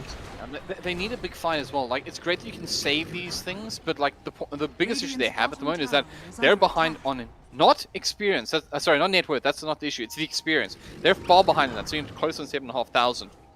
Yeah, and they need to get axe on this. They need to get shot on this axe as well. Like, this is a big power spike for them. And how? Like, when you think about where he was at, like, 14 minutes, the fact that he doesn't have it at 23, like... Yeah, it's very bad. And in a way, you just think, Energy could have just not picked those fights, right? They could have just given Japa the 20 minutes, and he would have had it all. Because that happened around the 17-minute mark. Just give him 3 more minutes, guys. Let's just deep push our lanes with because they were... The first 15 minutes of the game, Dragon Knight goes Midas, you don't punish it. We mentioned, okay, it looks like they want to play slow, and then 17 minutes in, 3 minutes from when your axe gets a spike, you decide, no, okay, well, all like the chaos is breaking out now, let's go. So it's just kind of strange. Like when you see the Midas on the DK, try and punish it, or then play for that 20-minute mark when your axe is going to be at its strongest. But net worth 1k difference, HellbirD. Like, I mean, Gyro is still the top net worth hero in the game. Axe is right behind them, and Winter Wyman's got boots of travel. Oh, here we go. Axe top. Get the relocate coming in as well, and this time around it's chicken mayo soup for Castaway as they catch him out with the sharpshooter as well. He's destroyed. That was with the shot, eh? So just a nice little reveal there. I've got my shot. I can blow anyone up. 100-0 now, especially when soup with the hoodwink is close by. And these are very important because it's also they're hunting bottom. MD's found. Oh, they found him. And Sam in trouble here. They get off the disruption. Now he does have the ulti, so he can buy himself some time. Look at the damage he's taking though. That's pretty much all Grove. They still potentially want this fight. MD caught out on the tail end by Soup. They want to run him down. TKC and Co trying to help him out. They're still trying to bring down the heavy DK. Still has the BKB though. Wall now Adestam staying at the back lines, waiting for an opportunity to jump back in. He's almost got his Agnums up as well, so he doesn't want to die 300 gold shy of that. That will be a massive spike for energy. Of course, the Shadow Demon is a... Shadow Demon causes trouble. Look at the damage this Gyro does. By the way, look at Adestam. That is all the just illusion of this Gyrocopter. Oh, Yappa's really hurting. Yappa's here. Lines, they're going to go in. Yappa, he says enough is enough. They're going to find the line. Grove also likely to fall down here, and does, right-clicking away. Energy Esports. They took a bit of a dip, but once again, they seem to have the tails up here in a big way. And now that hero level is starting to look a little bit healthier. The experience once again taking a bit of a tail dive towards energy. And they are finding where they feel they belong. On the high ground of their opposition, beating down a tier 3 tower, and they're likely going to get this. I don't think they try to defend this without 2 supports. And they might even give up their melee racks here. Is this going to be the case? Jump and Coach is going to stick to the target. It's going to be the melee racks. It can't be baited away by Castaway, and they won't be. Too experienced, too good. But now that job has been done, and this time, Castaway, this time we will be baited by you, and we will bring you down. As again, Soup finds another kill with the sharpshooter. And they get so much value out of that. Sinister 5. They made the right drop in the racks, I think, without the supports, but losing Castaway there is a big deal. But once again, like look at the power of this axe. Like this is what they needed to wait for, and they delayed it by. But now that they have it, it's still extremely strong. Adam is doing extremely well to keep alive. He even went for the 275 health talent at 15 over the night vision. Usually with this mid-winter Wyvern, you take the night vision because at nighttime, especially with Ags, flying vision, additional night vision, you can just scout heroes from anywhere on the map. But he's felt pressured by Grove and them, and he's taken the 275 HP, and he's soaked up so many engagements. TKC bailing him out twice, and that last one he kind of scurried away himself. But he's tanky enough now to survive this initial explosion of damage from Sin 5. But Sven, C1 isn't scaling exceptionally well though. Like he's still 14,000 net worth, but they've just been farming. Oh wait, what's going to happen top here? They want this tower. In fact, I lied. They don't want the tower. They want blood. They're smoked up here, and of course, they C1, do find Chosen One, but he's got the quick fingers, and he'll get out of there. The disruption comes off as well onto Jump. They're going to control him on the back lines. They're also able to destroy the arrow. That is a big pick. And Chosen One turns attention to Jumper. They do have the Call and Praise, but the IO gets destroyed by the Cleave. The Hoodwink, excuse me. They go back in. Chosen One looking for more victims. And they just murder energy. Depi and Co. 1000. A bit of a strange because, as you mentioned, no Winter's Curse revealed. Yeah, he's really holding it for quite a long time in these fights. Maybe now. Sinister 5 are in the Roche pit at the moment. There's no way he can get vision to go in there either. They are protected by the cavern of Roshan, and that is heartbreaking for Energy. They decide to be there. They wanted that fight. They went for that unloved tier 1 tower in top lane, and they were absolutely punished. And you know, it's one of those moments you just say wards win games, because the wards were up, but it wasn't their wards. It was dark out there. The thing is they have to find Grove on the Shadow Demon, because he's doing just way too much. Axe went in there, got the call on the Sven, instantly, or missed the call on the Sven because Sven blinked away, but then he instantly gets disrupted, and his own illusions actually fight him. So the target they need to get onto is Frank on the Shadow Demon. It's extremely, like, he's doing way too much, and he's got this Aether Lens as well, so it makes it even harder. He's going Ags, HellbirD. He's already got one component of it and another 1,000 gold. Yeah, he's just so huge as a support. I mean, honestly, look at Castaway, who by no means has had a terrible performance in this matchup, and you just look at him, he's like, well, I mean, they're not that far apart. Just go with me here. Like, it's pretty amazing. The supports in this tournament. It's great to see actually. How often have we been like, wow, what a performance from RDK or Castaway or Adaston? But so rarely do we just go say this is on the supports. And right now, this one belongs to Grove. Well, he's 4,000 net worth behind the litter. Like he's effectively another core. And the reason I'm kind of hating on this Hoodwink Ags that Super's gone for is 30 minutes into the game, you've got now one item to help your team. When Grove has Blink Dagger, Aether Lens, and he's almost got his Ags, or like a third way to his Ags. Yeah. And that last little bit isn't hard to get as well. It's just small components, so you pick them up as easily as possible. And yeah, then you have a real problem, because I mean, it's Radiant's top tower has been 3 demonic purges. And it's causing a lot of problems. And I don't see any. It's got a break as well, by the way. Oh, lion going down. Axe, no more. I'll take that. Oh, did Hoodwink solo kill the lion here?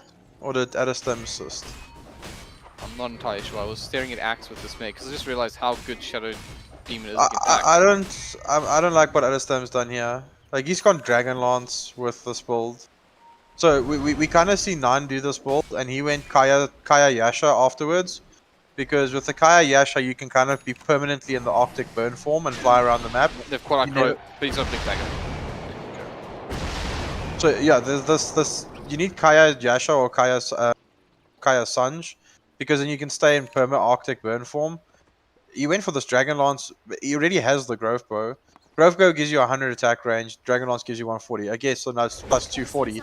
But you don't need that much because Arctic Burn gives you a lot of attack range. Like, what is the attack range on Arctic Burn?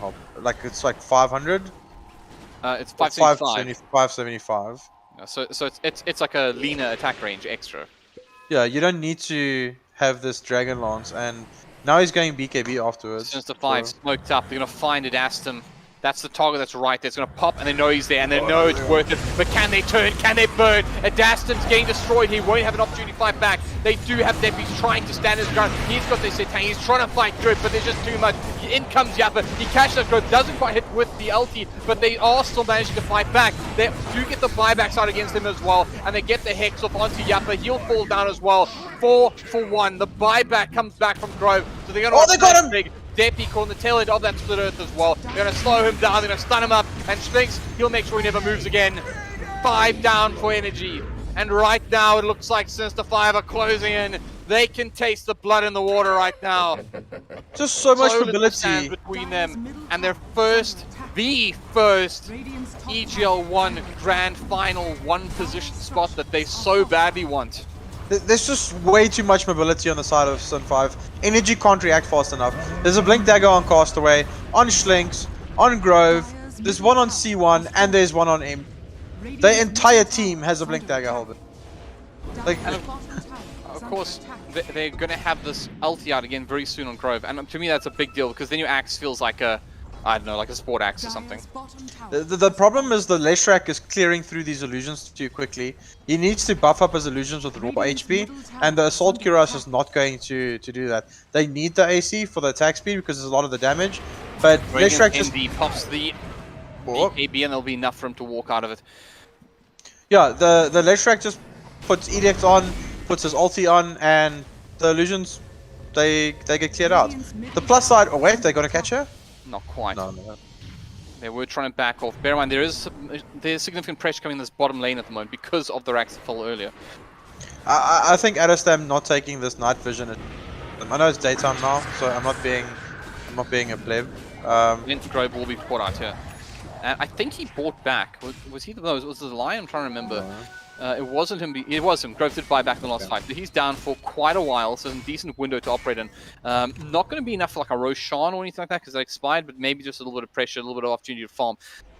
Congratulations, by the way, to Ty 93455. Hopefully not a throwaway account, Ty, because you've just won the EGL shirt. Congratulations. You do have to claim it, though. If you don't claim it, we're going to give it to somebody else. Yeah, it's congratulations, Ty. Please contact our admin so they can hook you up with your prize-a-rooney.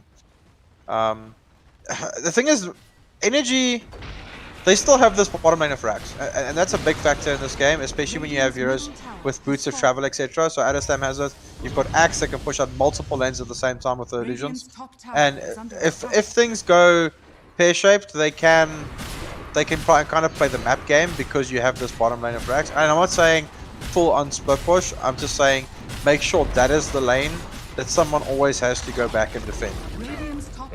How long till Roche? 1.5 minutes, still a bit away. So I think both teams will be aware that this is probably the next big ticket item. Obviously Roshan would be... It would be... Is this the third Roshan? I feel like it's the third Roshan. The second Roshan? Hero? I would really... It'll be the second one? Okay. So it's a shard Roshan. Yeah, I don't see anyone having taken a shard. I just feel energy supports are... Again, obviously not the IO. IO's got Holy Locket and Meg, that's kind of the job. But Super's being so greedy on this hoodwink. Like, he's got Ags and he's going Aether Lens now. Like, the team really needs like a Glimmer or a 4-staff or anything along those lines. I guess the IO can also pick up a Glimmer Cape, TKC can pick it up. But they really need like something to... Because they're just being blinked at, HellbirD. Like, cores are just being blink stunned and they're not moving. Does Adastam have his BKB yet? No, he's still quite a bit away, 1,400 gold away. Oh. Yeah, they're all going on mid though. It looks like this one's fine. I like the fact that NG aren't taking this line down because it feels like the momentum has shifted back to Sinister 5. But with that said, it's just one big team fight. Who knows? Maybe it's not over just yet. But I'm so scared of this demonic purge right now. Yeah. This is actually terrifying. 3 demonic purges. That's... Think of what a team fight looks like. I mean, you use one in the axe, one in the gyro, and one in the Wyvern. 2,100 damage instantly. Yeah, a really big deal. He And can of course, blow he up. has his own He axe can to blow lose. up the hoodwink Radiant's with middle tower like is 2 under demonic attack. purges and a soul catcher combo. So yeah, it's Radiant are nasty. scanning. Like he's so farmed. Oh my goodness, Shadow Demon things, eh? Okay, well, If- Shadow if Demon I- things are going to Oh, be Slinks needed is in right now trouble. because they're going to catch out the line. In they go. Depi pops the BKB, trying to bring down Castaway. They're trying to just finish the job here. Castaway finally wall fall. Buybacks immediately from both the line and the He still has the Castaway. Winter's Curse. Dayshrak, they're still fighting. This Chosen One actually hasn't been quite able to do damage. He gets off a crit though. They do pop the Wyvern ulti onto MD just to slow him down. Depi a little bit isolated here. His IO is gone, but they do bring down the Sven. Schlinks, he brought back. He's in the front lines. He wants to finish off Adestam, and they might be able to do it. He's flying over the high ground. Of course, with that flying ability is able to do just that, and Depi now rejoined by his eye. He bought back, but the damage, the splash damage bringing down Oh, the reload. but the relocation does come in. They survive, they keep themselves up. I don't even know who won that one in the end, but I think there was only the buyback from the IO from the side of the Energy squad, and of course Schlinks and Castaway both bought back. I'm trying to have a look here. TKC bought back, and no, the other heroes actually just. No, Just Schlinks and Castaway brought back 100%. And I guess that means it's an advantage to NG Esports, but let's take a look at the graph. What do they say? At the moment, net worth, once again, just making its way towards dead even. The experience is a big deal. It's still sitting at about 15,000 in favor of Sinister 5. But it doesn't feel over right now. I mean, Depi looked very dangerous in the fight. Satanic as well as BKB active on him. He's obviously got the Ags up. Now he's looking towards the Butterfly. Once he can get a little bit more damage, maybe finish with the Butterfly, go for something that hits a little bit harder, I guess. But he's going to start really dealing some damage now. But items starts becoming a problem. At this time, also that fight just like Winter's Curse, the MD and the Dragon Knight, and that kind of just allowed them to focus the Sven down. We see what this Arctic Burn is doing to the Sven when he has to the IO and the Winter Wyvern by himself. Like he's just not surviving. He's just not healing enough.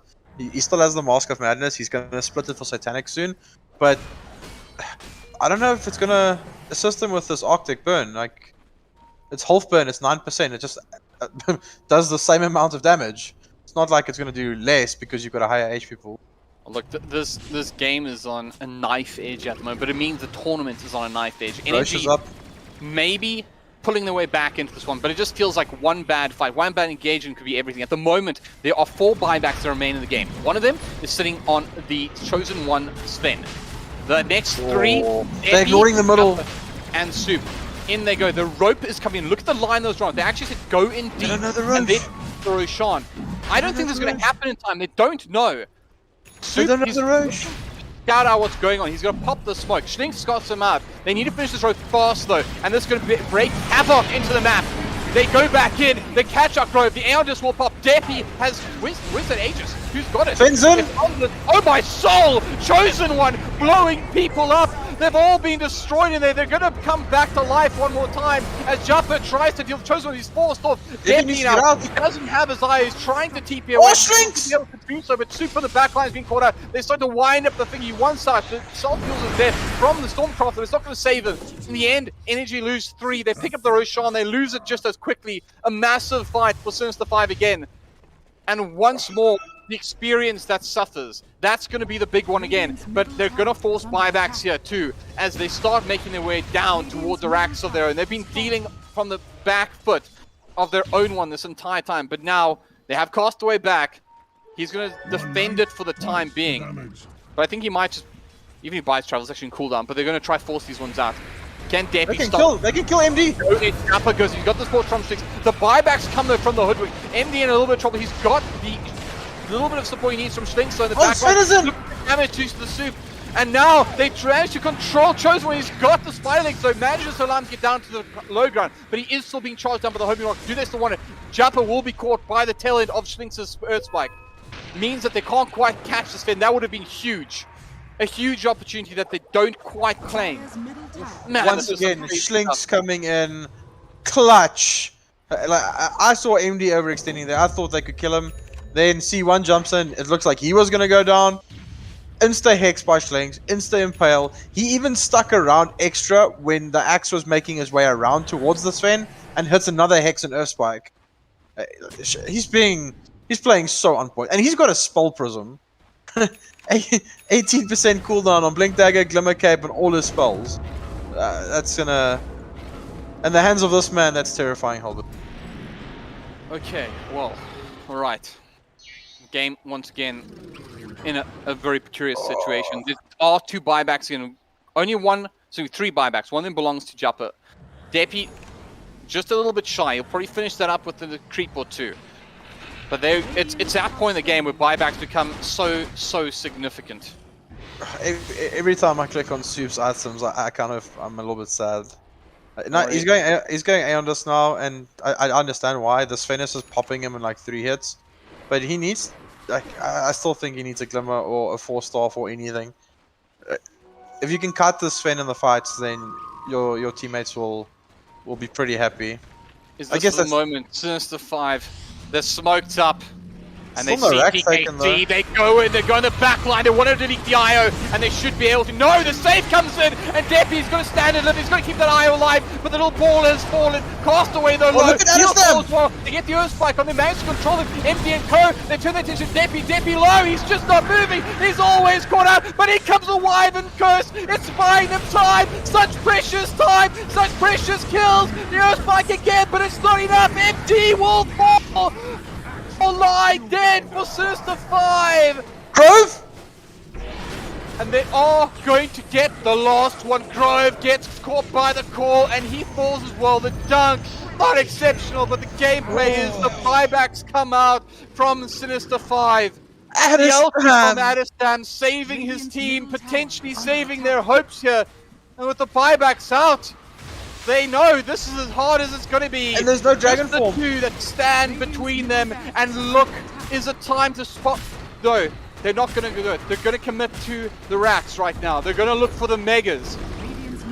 Not going to risk going in for the throne when they have this advantage. They'll play for the next Roshan potentially here, but they're going to make sure that Sinister 5 are in a deep, dark hole. HellbirD. But I don't know if you saw what happened in the top lane because it was so chaotic. But Grove went straight onto Adestam to try and get him out of the fight.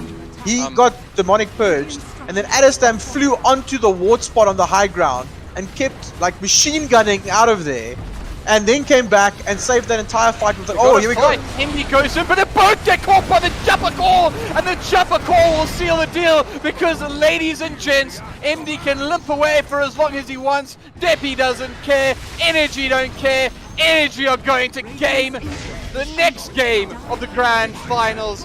It's gonna be a game 4 because it's not over just yet. And the streak. Okay, I take it all back. Is broken. I take it all back. The Dragon Lance on the Winter Wild.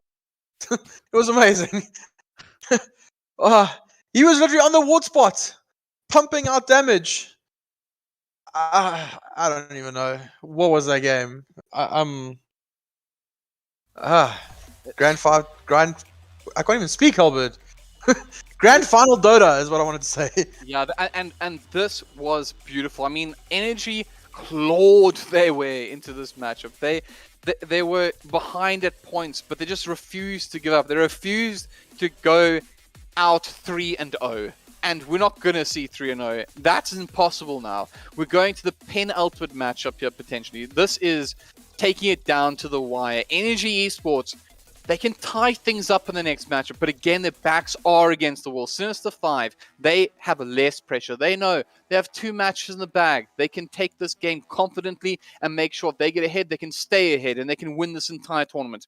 But what's really important here is I mentioned going into this that they had lost 4 on the trot to Sinister 5. 4 games in a row does something to a team. It hurts.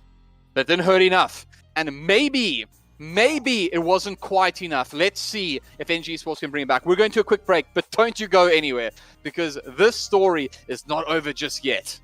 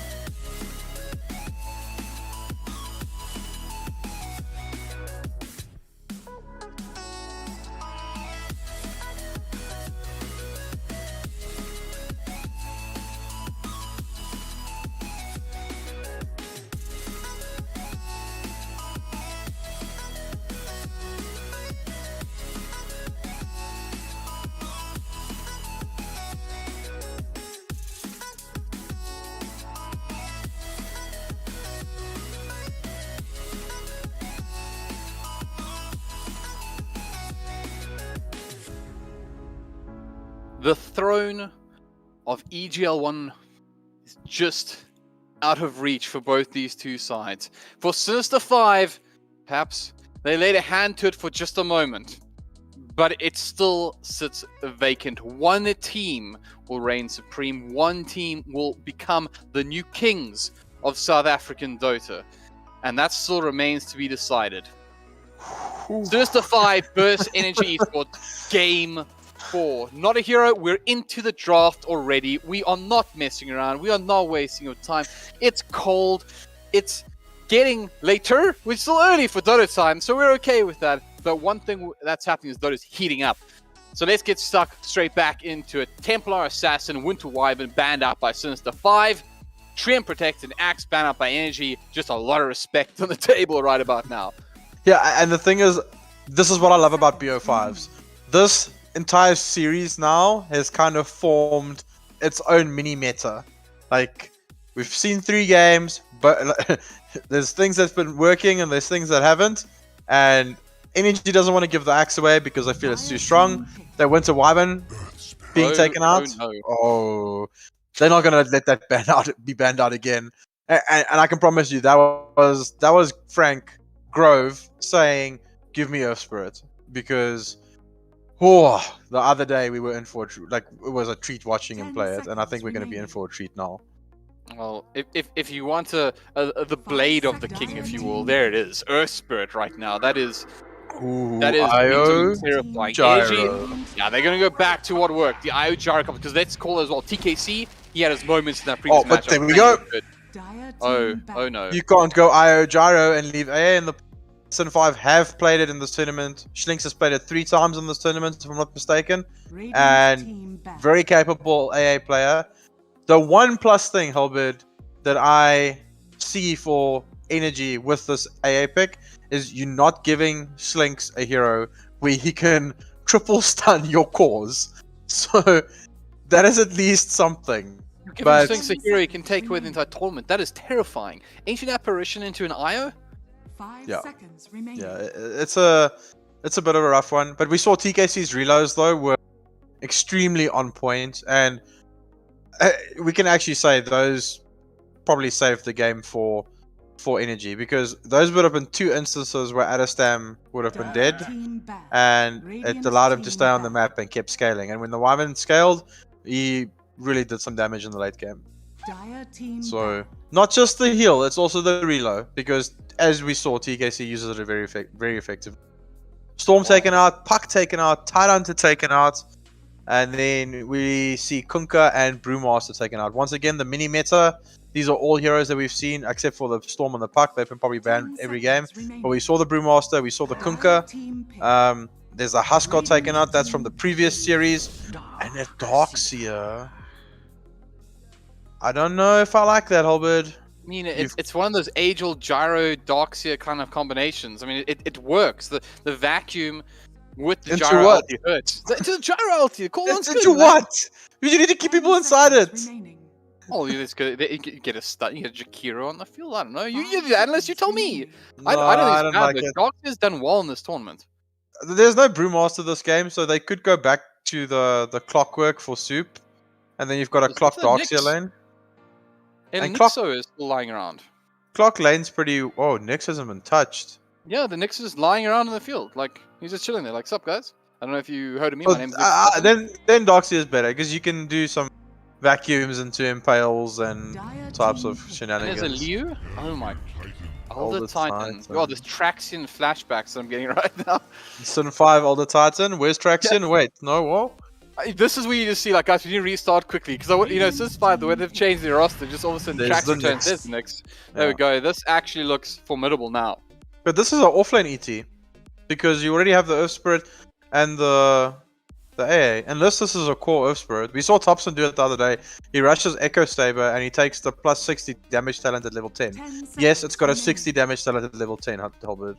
Listen, when that man starts hitting you with his briefcase, it really hurts. No, I'm talking about Earth Spirit. Yeah, Earth Spirit. Oh, sorry. Earth Spirit's got a 60 damage talent at level 10. Gotcha. Wait, so you think it's... Sorry, I've confused myself. So you're saying an Earth Spirit core or an Elder Titan core? I saying it's an Earth Spirit mid. Dire team back. Okay. Really? But are trolling you me? taking it out of Frank's hands though? I don't know. Like that's rough. I think it's going to be a core ET for that reason. I don't think you play. But then where do you put the Mars? You know this is No, why but they you're say saying things and then I'm asking you legitimate questions. I don't because like it doesn't them. make I don't like sense. the questions. This has to be a mid Earth Spirit, and then Mars is your offlaner. It's Elder Titan and AS. But then do you actually put Frank middle for that? Because I haven't seen MD's Earth Spirits, but Frank's is pretty on point. Yeah, agreed. I know there's an AA, but yours looks like a good Timbersaw game. Apart from there being an AA. Look, I gotta say though, 10 this is seconds remaining. this is really strange because you look at this matchup as well. Energy, this 5 kind of seconds looks like remain. Dire team back. an adjustment on their previous lineup, obviously because they're running two of the same heroes, right? We've seen Nyx Assassins a couple of times. This is a very different look since 5. Yes, that Earth Spirit.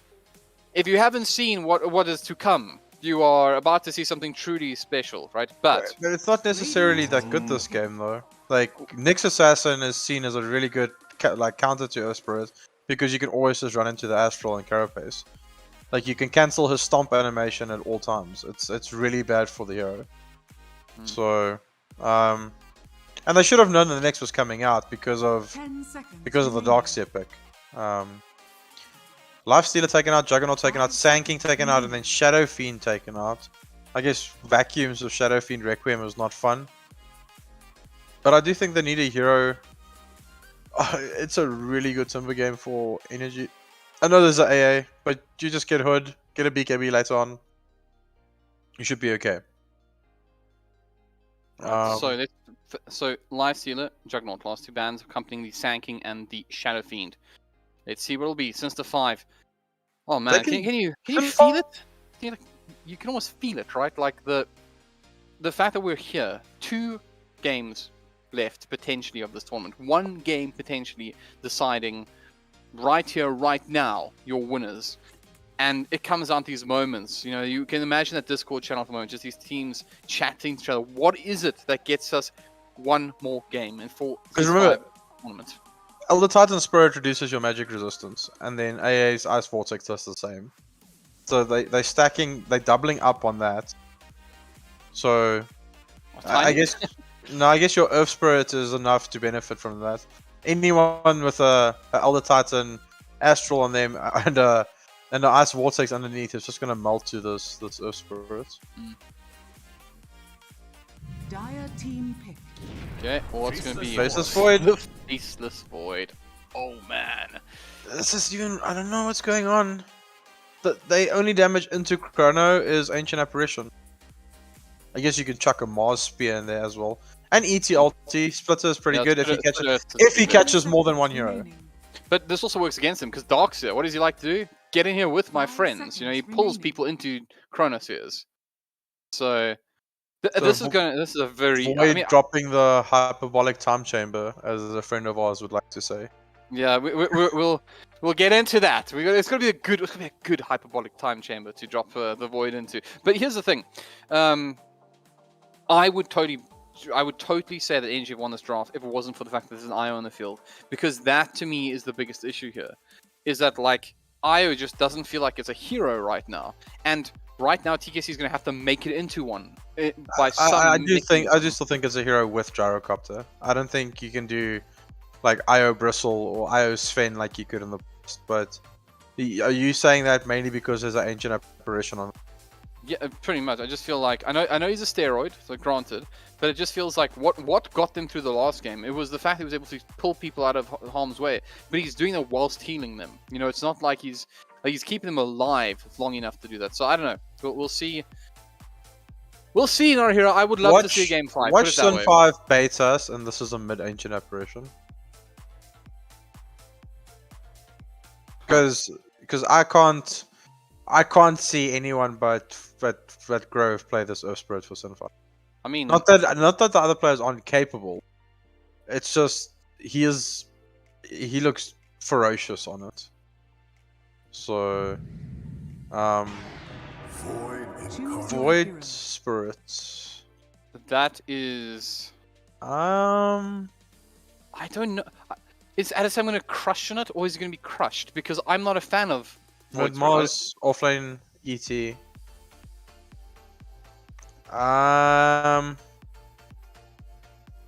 Yo, Addison wishes he really wishes he picked Timbersaw.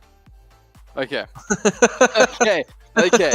So we got to do this right, because this might be the last time we get to do this for a while. So let's bring it in for a second, ladies and gentlemen.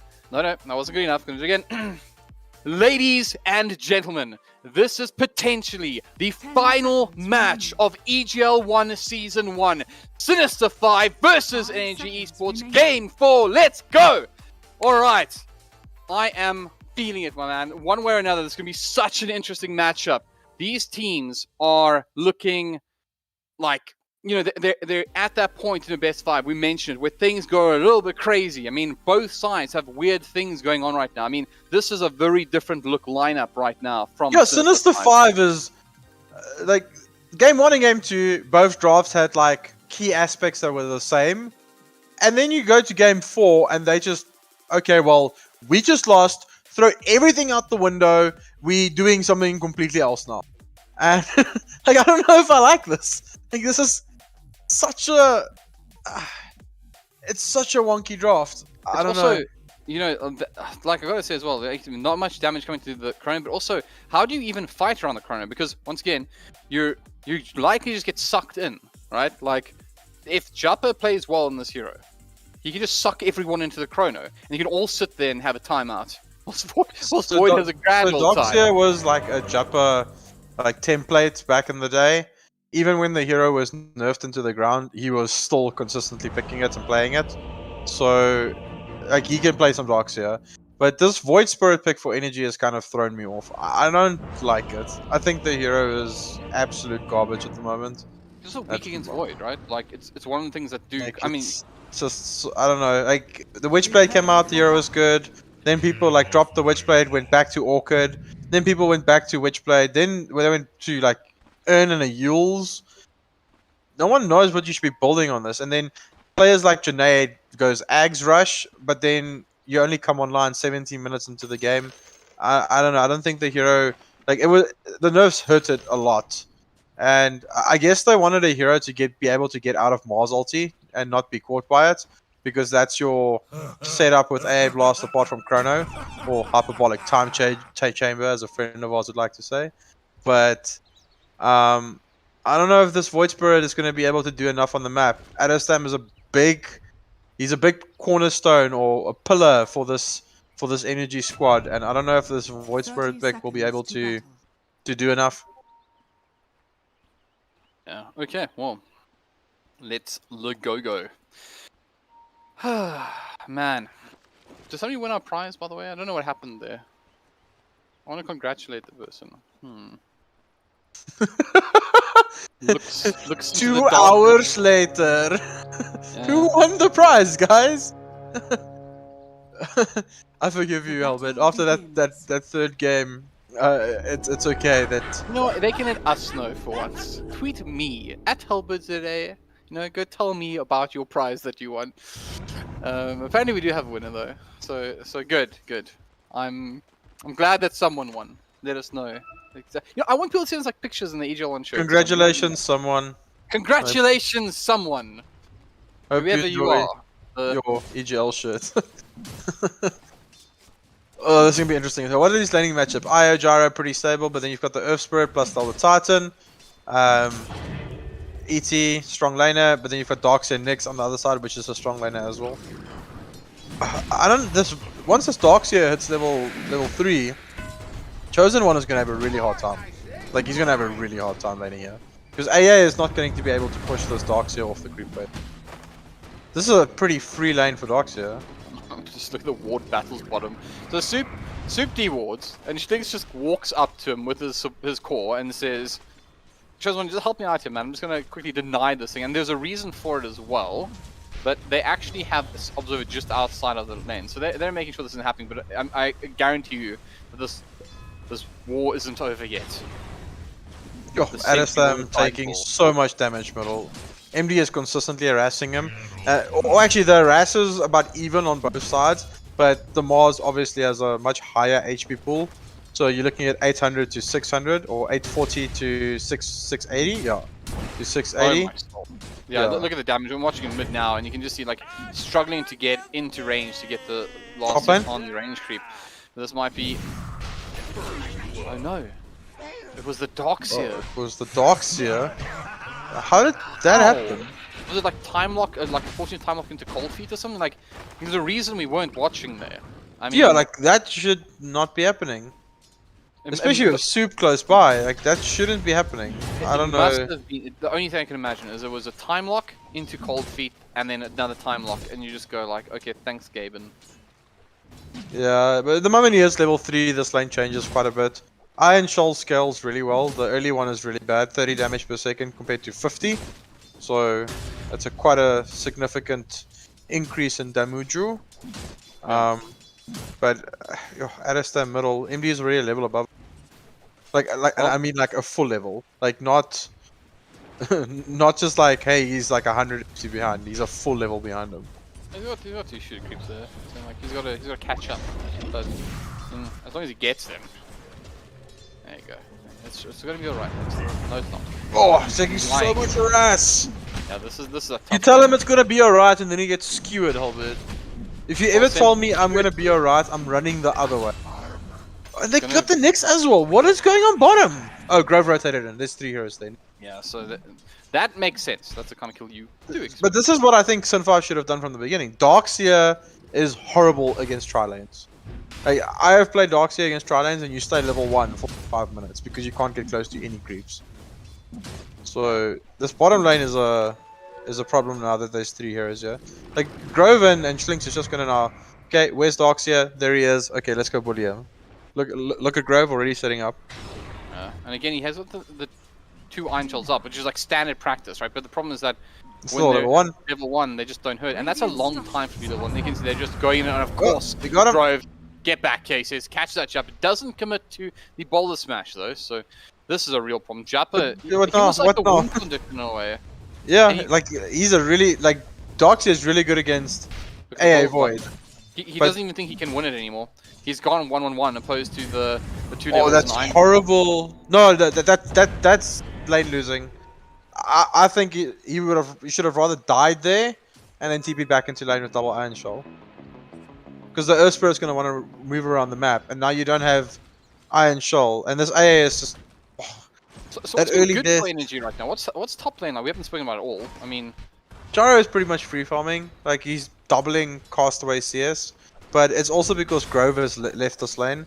He's middle. They're trying to gank Adestam currently. I also feel like, unfortunately, one of the problems with Gyro against something like a Void is that like he will just kill you. He will solo chrono you. They will commit everything to it, and then you will die.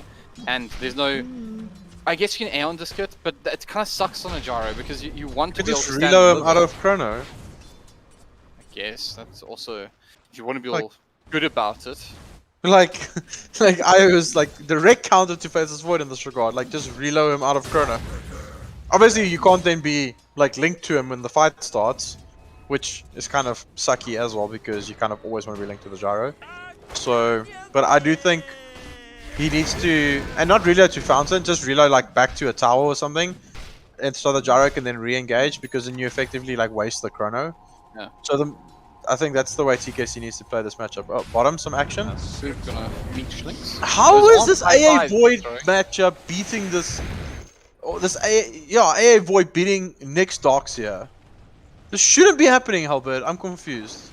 I honestly want to watch the replay because I don't understand what happened in the bot lane because it set the entire tempo. Because Yeah, if it the destroyed Darkseer doesn't die Darkseer. there, we're playing a different game of Dota entirely. Oh, Out there we comes go. the spike though, and they're going to re-engage into this. This is a lot of damage onto Schlinks, but do they have the damage finish job? Yes, they do. Chosen One that wants to See, trade one's a this. He's double now. actually gone into this. They could potentially turn and burn. There isn't mana available onto him. He's just running around, but they do get the Iron Shell off onto Jappa. But he's moving so slowly thanks to that 2 levels in time dilation. Time dilation. Yeah, time dilation does damage now, so you've seen quite a few Voids actually like put some additional levels into it. It's 8, 9, 10, 11 damage per second for 8, 9, 10, 11 seconds. That's kind of a weird mechanic how to scale a spell.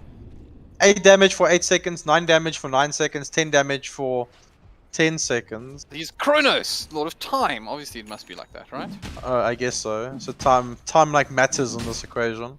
Obviously, like the reason that you can still like steal a Chronosphere and you can run around it is obviously for the memes. Like, there's no reason for this to exist, right? But it does, and that's because Ice Frog was sitting there having a latte one day and he was just like, Well, I like this. Radiant are It's lore. I don't know if it's still like that, but in the olden days when you would steal Broodmother's spider webs with Rubik, you also used to- you couldn't run through them. You couldn't run. I remember when Brood could run through Rubik's stolen webs in Dota 1. Yeah, you can't do that anymore. Yeah. Because it's from the person that cast it. So, Gotcha. Yeah. I don't know why Chrono doesn't function like that. Yeah, because but apparently okay. spiders, when they invade other webs, they just slow down. Like, ooh. Got to make sure to Cast break away, the furniture. cast away, Cast other away, side. caught up by the cooldown. And he's a tanky fella, and he's getting support as well. Oh, there's so many people here here! comes the arena, and they're going to savor this one. They bring down the IO first, and now it's time for Deppy. Take my suitcase, says Castaway. Try to steal it from me, mugger. I'm going to take you down instead. That is a glove, not a suitcase, just so That by is the a way. suitcase. It's a glove, it's got fingers! Yeah, but it's an I know you're going to the norms Dota thing. Well, I think it's called briefcase, not suitcase, but anyway. Close enough. Well, now it's. At this time, crazy. At this time, the same level as Castaway. yeah, That's yeah. This scary. MD is level close to level 8. Like I'm saying again, like I don't like this Void Spirit pick. It was a really wonky pick, and I don't see it as a hero that Alistam can take over the game with. Radiant's bottom tower. What's happening? Which you asked me 6 months Damage ago. coming out, Jumper caught out by the Chrono, and he is going to die as well. So this Jumper, Darkseer is having a torrid time. He's sitting at a mere 2,000 net worth, almost 10 minutes in. Yeah, they're not really playing with the next combo. We saw the one engagement where they went on there and they killed quite efficiently, but that was the only time they did it. Like we haven't seen any secondary Nyx running at AA, stunning him with an iron shell on top of him. It just hasn't happened. So really hard to play Darkseer at this moment, especially when this Void gets ahead. I guess the time dilation also plays a significant role, because it's for 9 seconds. Oh, I guess nah. I'm just trying to figure out what happened on the spot lane, and I'm rambling, and it doesn't really make sense. Darkseer should have won this lane. Okay, Like, DKC is gonna, again, MD and Cody, they're gonna drop down the cooldown, but they can't keep this Gyro alive. Surely he's still alive. Deppy, no ways! He's gonna walk it off, and MD gonna be punished for it. Alistam does finish the job, and now Grove limping away in the bottom lane. Of course, the man does not like boots on his power of the IO. But can I tell you something scary, HellbirD? A is not 6 yet. Yeah, if he was, that was a different story. Yeah. Like, because when the moment A hits 6, that doesn't happen. Because hitting the Ice Blast into the arena is pretty like straightforward. And Schlinks has been super on point. He's not gonna miss those. The supports are all struggling a bit. Like, Soup's still level 5. Yeah, the IO is level 6, but mainly because he's following the Gyro around the whole time. Grove is still level 4. And then... Okay, Schlinks is level 6 now. They realize they need that... Oh, Grove's rolling? Trying to find Yappa? They're trying to give a little bit of space to the Darkseer, but since the 5, they want to delete that space and make sure that Yappa has continually bad time. Look at the net worth as well. Such a weird position to be in. Yeah, you don't want to be like that at Darkseer. Top net worth in the game. But then it's followed by Faceless Void, MD Mars, and Castaway Elder Titan. Then only Alistam and Jumper, who are a little bit off the pace, if we're totally honest. And, I don't know, like, Void's in a weird space, because, like, when you have mana, you can flash farm. So you're like, oh, he's a flash farmer. But it's such a investment to do it. That's the problem. Yeah, so Alistam is opting for this Yule's build first. It's the catch mechanic, but I don't know. They're gonna lack damage. I guess he can get Iron Shelled before he does it. Oh, top lane Soup. Mid lane also a problem. He misses a stun! But they do miss a critical impale there. Soup gonna regret that one for a while. Radiant's top tower is under attack. Oh, This That's his ult from vendetta MD reveal. must be burning a hole in his pocket. He almost has. I don't think I lie. I thought he had 1.7. He has 1.3, so he's far away from his blink dagger. But Dire's who doesn't bottom like using the tower arena, is huh? under attack. I'm not sure if I like blink first on mid Mars. Like you do so much with like a Yules, or we've even seen like A guys blast like goes in bottom and it connects onto Defi. And they're even bringing the support that they're going to Reload. bring back the gyro, so he's going to be safe. But Chosen One gets away from the remnant from Adastam. They wants to go in after growth, but they're just fleeing and they're going to get out. I mean, nothing it happened. was a really strange series of events. Well, nothing happened. But yeah, I want to comment on MD going blink here. We kind of seen like the other mid Mars players kind of do like Deso first item into a blink dagger, or they do like Yules into Deso into blink dagger. But there's always like something before the blink. Look bot, look bot, look bot! Oh, MD! He gets two! He gets the two they need, and this time, Io, this time you're going down with Defi. Beautiful ALT on top of it, TKC. Nowhere to go. Jumper run, Jumper flee, Soup get out of there. It's not safe. Grove's after you, and he is after you. He goes in, he almost finds Jumper. he's got him! He does find Jumper, and Jumper will fall as well. And in comes MD. He started, he wants to finish it. Double God's Rebuke. Adastam's still alive, but now Soup wants to save his core. But What? he's going to watch him fall again. Energy are going to regret that. They're really, really going to regret that. And it's not over just yet. They're bringing in the gyrocopter. They want to try and make something happen here. MD, he gets caught up by the Vendetta and the Impale, but he's not alone. Chosen One is here. Depi wants to make something of this. He's commit to this fight in a big way as well. That TP into this section of the map, he's not alone. So he's not going to be able to farm efficiently because, well, that farm belongs to the Chosen One. Yeah, this Darkseid next combo is not really happening. They never together. Like Soup and Yappa are always kind of like arriving at the fights at different times. At Soup, he gets Yeah. up a decent Impale, but he Nice is not blast. alone once more. And he should be brought down, and there's God's View from MD. That'll be the end of that. Radiant's middle tower is under attack. And the thing is, Yappa is so far behind at the moment. He really try and catch up on the stocks here. Like he's still trying to get a hood 14 minutes into the game.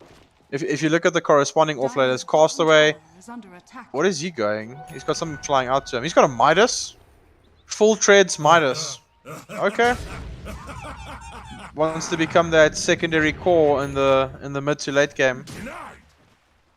And he's going for the Axe Ball as well. So like, you know, he's got How? Sorry, how is all the tier 1 still up? With I all the guess 'cause fighting we've been nothing seeing. likes to push. Yeah. Like, Yeah, like both Chris- teams Chris slowly, really like, lacking. like, "Ugh, I'm gonna get you, tier 1 tower. I'm gonna get you. Both teams really lacking like tower push, yeah. I guess that's kind of the like who does that favor though? I think that favors You always favor Faces Void late game, personally. And this game goes late because of it. yeah. Like this Darkseid is really far behind. I guess if Yappa gets strong as well, the stronger the Faceless Void gets. Like the moment he has level 3 Wall of Replica, like okay, get your items Void. If you don't go plus green at green damage, then if you go like base stat damage, what is he going? Okay, he's going the Maelstrom into a BKB. Dire's top tower is under attack. So still quite a while away, but this game is gonna go late. Like as you said, like there's no real tower push when the gyro. I guess gyro IO is like the main one. Oh, they're hunting here. They smoked up. They're gonna catch them again. Again, they go deep into the jungle, and they do find that IO. TKC just can't catch a break in this game. Can catch the Spear of Mars, though, again. And this is a massive problem. MD is playing so aggressively on this Mars. But this is also very uncharacteristic from Sun 5. No one is pushing out lanes effectively, and that allows that smoke play into the triangle. Because no one has to react anywhere. Oh, here comes a big ulti, but onto nothing. They're not finding their way in at the moment. However, they've caught out Soup again, and Chosen Looking One. He's for got a Chrono. Ooh. The thing that scares me is that It's uncharacteristic. goes on, but like it feels like it doesn't matter. Like with It's, nobody else to follow up, where's the damage coming from? How are you surviving the chrono?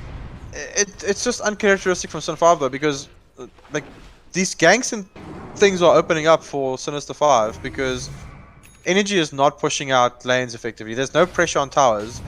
So top lane was pushed in a little bit now, but look at bottom, it's kind of Yeah, the stale. chrono just on Soup Oh, actually. Chrono. They're just gonna let this happen. See, Back to farming we go. to face. Well, But they want more. Yeah, we say this. MD with the blink dagger. He will see Adastum. He's backed up by Jup in the mid lane at the moment. Are scanning. As TKC also gets Radiant's involved. top Stay tower safe, is under TKC. attack. It's happening again. Oh, there And we here go. it goes. The catch out Adastam and the A blast is on top of it. In comes Chosen as well. They lose a couple. They get a beautiful ravage off from Soup. The Earth Splitter is also there. They're going to dust him up and they bring him down again. Deppy all alone with TKC. He's just got nothing to. He's got nothing to do. He's just got to run, and he's not even be able to do that. They're going to bring everybody down. Count it. 1, 2, 3, 4, 5. Energy. Lose everyone. And Yeah, Sinister are looking quite sinister, if you don't mind me using the pun, because this is rough. Dire's middle I take back completely what I said about picking up this blink dagger first on the Mars. MD has hit every single arena on 2 heroes and got in the double, God's Rebuke, and then speared the correct target.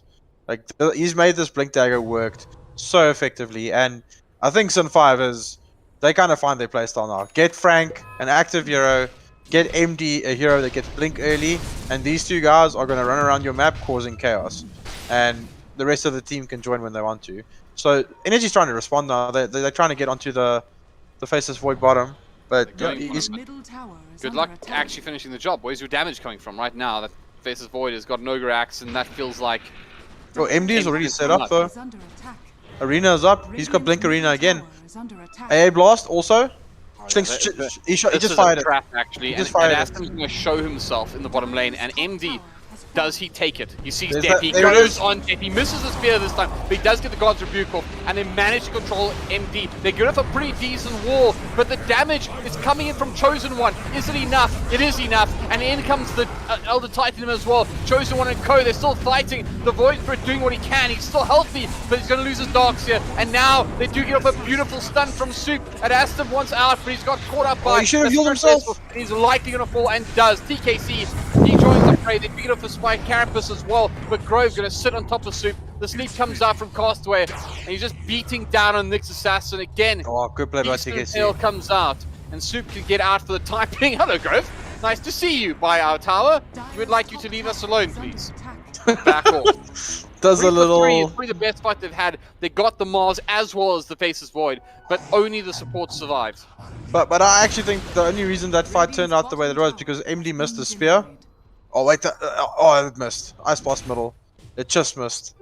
If MD hit the spear on the gyro and the IO there, or gyro, I don't think that fight would have lasted as long as it did. But Yappa with a beautiful vacuum. I think he had like there was 4 replica illusions there, and they were doing work because the void illusion works. It killed 2. I think it killed 2 of the teammates that was chronoed with the faceless void.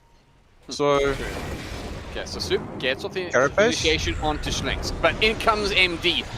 That was a self-Yules. He needs a beautiful bit of fancy footwork, keeps Adestam alive, goes towards the mid lane, and he's caught out, but able to just blink over with the Astral Steps. So, not the best arena from MD. Maybe hoping he would tag Adestam on the end of it, but he was able to just jump over regardless. whew, back and forth, poking and prodding. This gyro is still farming really effectively. Like, okay, he's got Ags, never mind. I was like, where is his net worth? Like, 10,000 net worth and I'm seeing a Dragon Lance, but there's an Ags as well. I'm being silly. So, I think he needs to go SNY here. He's going BKB, but he needs status resistance to try and get this AA blast off him. But going straight into a BKB. No Crystallis or no Maelstrom this game on the Gyrocopter. Deppy is not going to be doing damage at all. HellbirD. He's hitting for 130 damage a hit, 124 damage a hit. I guess the thing is we're hitting for 0 if he doesn't get tanky, right? So I guess that's the justification here, but I hear you. He needs so much more time. This will go late though, but even like, are we going to see like Rapier Gaming? Is that the future of this matchup? For energy, if they want to win this, I think so.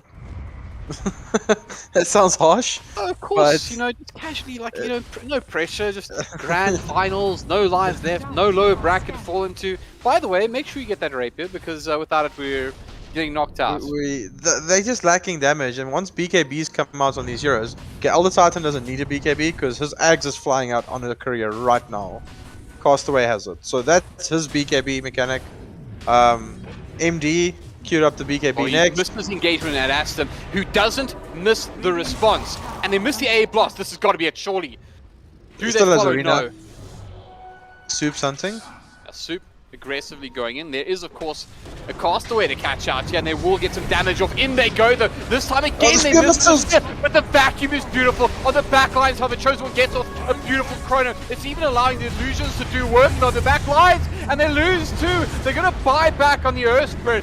Chosen One, he's caught in the middle of it. They do manage to bring down Devin, though. That's a huge chunk of damage. And Adesam pinned up to the tree line. Can they finish the job? Jumper, he's dealing with Grove as well, but they'll finish off that Aston. And now he goes back in, rolling around with the illusions, and they'll finish with God's Rebuke. That's 4 for 1. There was the buyback, however, so make it 4 for 2. But only Soup survived that engagement. Whew. Radiant's like bottom tower energy is under lacking attack. so much. They're lacking damage. Dire's middle That's tower mainly is it. under attack. Adestam is playing this Void Spirit here with the Yule Scepter, and then Deppy opts to go for Dragon Lance and Aghanim Scepter. There's no damage, HellbirD. The biggest damage source they have at the moment is Wall of Replica, Oh, and Soup, Yappa's hitting them. you're in He's trouble. hitting You're them. being hunted by Grove. He's got Dire's backup middle as well. tower is under The attack. back of his MD. Looks like they're going to let this one Radiant's go. bottom He's tower is under by his attack. own tower, but if you walk up there, it's going to end badly for you. So, no, No, he doesn't want stand it. corrected. They don't want it. Yeah, I thought, He spotted the backup coming in with the ward he placed on the high ground. So he saw the gyro and the IO came in and he immediately just got out. But yeah, they need damage. There's no damage, HellbirD. I can promise you if you look at damage stats right now, which unfortunately we can't do, Yappa is probably going to be at the top because these illusions is really all that's hurting the enemy at the moment. Gobi says, well, these fights could have been even better for Since 5. They've missed the last, I'd say in the arena, they've missed 2 Spear of Mars. Oh, energy's falling apart, HellbirD. Please click on IO and then please click on Docs here. Oh no. They're I think stacking next. you know, yeah, so obviously this is a really weird one because, I mean, I guess maybe he's looking to get the Greaves and Then yeah, why but not that just is get a weird. Lotus? If you want to dispel something, which there isn't really anything apart from cold feet, why are you not Soup just getting a misses Lotus? the engagement on Schlings. They had the ward down. They actually still want this fight though, but watch MD. He's on the back, he goes in. They get off the vacuum, it's decent. They hold off on the arena, but they do buy back. In comes the Split Earth as well. The Earth Split, excuse me. Hey, Abe well- also gonna hit at least 2 and does it to Jumper and Soup. They need to back off. They've got the buyback from the AA. It's something. A little bit of experience, a little bit of extra time on the map at the very least. It's a fake back, not a hero. It's my favorite thing in Dota. I'm still really Fake upset back, about but I these don't know double. about this. I'm still really upset You're about these walking double straight to backs. Chrono, to everything, and they're hunting you. They're all together. Aston But goes no. in. The arena's down. They do manage to get 2 on the backlines. Deppy, BKB's up. They're trying to fight through this. The damage, though, where is it? The BKB's up, and Chosen One, he's got the BKB of his own, and he's got a Chronos there. He's waiting for the target. He's picking a Jumper. Is it you? He's going to be helped out a little bit by the Remnant, but Jumper gets off a beautiful vacuum. Can they make this work somehow? The Chrono onto 2. They're trying to bring down the Darkseer, and he should be able to do just that. Hold on. Oh, reload No, it out on wasn't the in gyro. time this time. No, it Was was it? on the gyro. It was on the gyro. He took the gyro out. Aston still being hunted, managed to get away for the time being, but that Spirit Vessel should be enough to do the job, and is. He had the Yules though. Yeah, I know. They also decided to take that fight without Wall of Replica, and that's the biggest source of damage because they dropped it a minute earlier. Oh wait, he just okay. It's the back reload because TKC reload to just save the gyrocopter, so they just waited for him to come back. Yeah, yeah. That's just they decided to take that fight without Wall of Replica. Like I don't know, energy. What is going on, guys? Double mechs, taking fights without your biggest damage spell at the moment because Yappa's hitting these walls. It just feels really wonky at the moment, HellbirD. It's difficult. I think one of the big things as well, the pressure is certainly on, and it's got to be mounting for energy as well. I mean, your one position Gyro, who's was and no longer is the highest armed hero on the map, is He still 0. is. No, he's not. He Oh, now is. he is. Okay, he wasn't for a second. Okay. Trust me. But his Yeah, build he's is still just stacked. non-damage. I He's mean, got no damage. He's going S and Y next. He splits his Dragon Lance to save money for the components.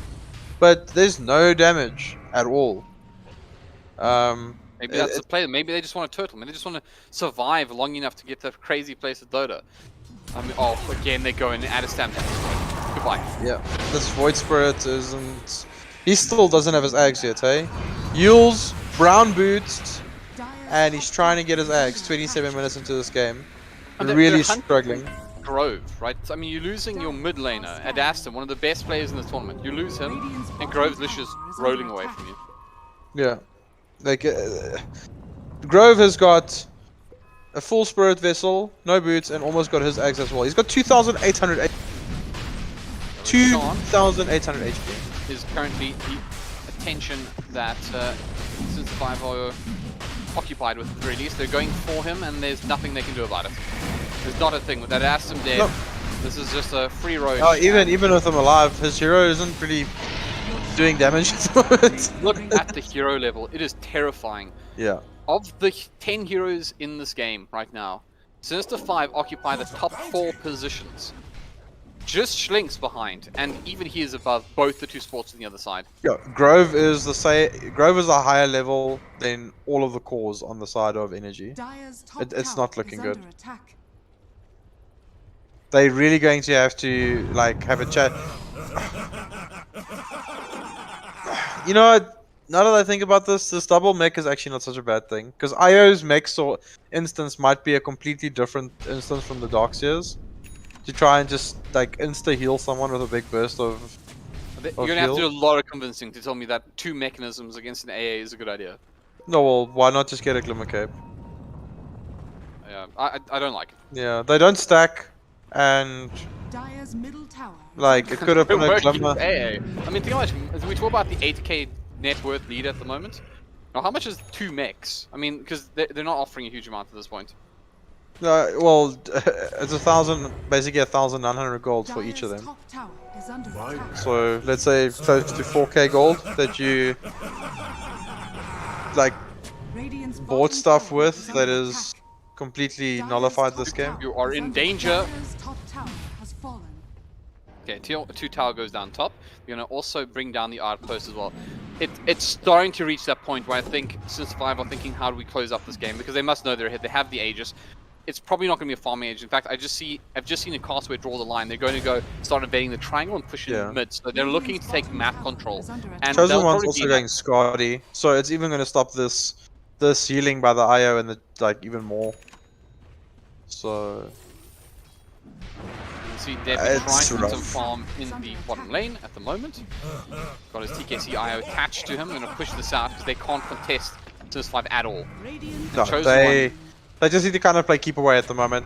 This gyrocopter needs a full another item, and then they can probably try and take a fight. He's got the SNY, BKB, and Ags at the moment, so full stats, 3,000 HP. Do you not just, I don't know, commit to Rapier here? I know it's only a 30-minute game at the moment, but I think he goes Crystallis into Rapier, and then you just try and get this game back. It's only spinning back up. He's silenced up, he can't do a thing, pinned up against the wall, and they lose their off laner. We've seen this before. When Grove reaches this point in the game, we just start smashing people around your base. It doesn't feel good. It's not a feels good moment. Energy, however, they don't even want to contest this without him. They're going to push down bot lane. But it's going to force Sinister 5 to make some decisions, and looks like they're somewhat appreciating it. They haven't quite committed just yet. They're going to do a lot of damage to creep wave coming in. MD just make sure that there's no issues, anything to deal with coming in through the mid lane. And Adastum, he's farming in the opposing jungle right now. The base is actually fairly unoccupied. They're going to catch out Adastum. Oh my soul, that was close. Yeah, he didn't have another roll. Also doesn't have heals. But next time that happens, he will have Ags, HellbirD. Because it's 20 gold away. And then Adastan will be turned into a itsy bitsy stone. And he will be kicked across the map. Like he's been discarded and you never want to see him again. It's also a big deal as well because it's a save. It does so much as, you know. Yeah, we've seen him save multiple of his teammates before with that. With the roll in and kick combo. There's a reason why as casters we're so appreciative and respectful of this particular Earthspirit. Like, yeah, it's not the one you last saw in your puppy, I promise you. No, it's definitely not. Even if you thought the guy in your puppy was a good Earthspirit, Frank is something else. If it was in fact Grove playing the Earth Spirit in the game against you, I'm sorry. Yeah, we do apologize. Sorry you had to go And you through are that. indeed correct that Earthspirit was really good. All Oh, right. they're hunting Castaway? Yeah, so they're just sending out the Dyer's Astral bottom Spirit tower just to go is under and attack. take a peek, see what's going on. In fact, did they catch somebody out there? No. But they know Soup's there. They even dropped the smoke. It didn't connect onto him. But Castaway and Co. I have a question for really you. aggressive. Yeah. So, with playing into an Elder Titan, why on Gyrocopter would you build only base Dyer's bottom items? tower is under attack. Because when it reduces your base armor. And he's just doing stats as well. By the way, he hasn't taken anything into Rocket Barrage. Yeah. And they've just picked off Adastum's Void Spirit as well. Radiant's top tower is Okay, under okay, attack. so the problem is we're in the space where it just feels like we don't... It looks like since 5 are just being able to play the They can game do whatever want they without want. any... Yeah. So what do energy do here? I mean, what is the play? I mean, right now, look at them. They have the gem up on Castaway, just making sure they're blind. This just seems like a systematic destruction of energy esports. They just... So the thing is, like, HellbirD, like, when we just spoke about, Deppy's now going butterfly. Yes, it gives you evasion, and it gives you more agi, which leads to more armor, but Elder Titan is reducing 100% of your base armor. I don't understand why someone is not building, like, we used to call them green stats, like green damage and green armor is when you buy an AC and it gives you the plus 20 14. in green, and yeah, in green. And why did he not go for this Crystallis build, which we've seen him do, or Maelstrom build, which we've seen him do as well? Because that's green damage. It's not base.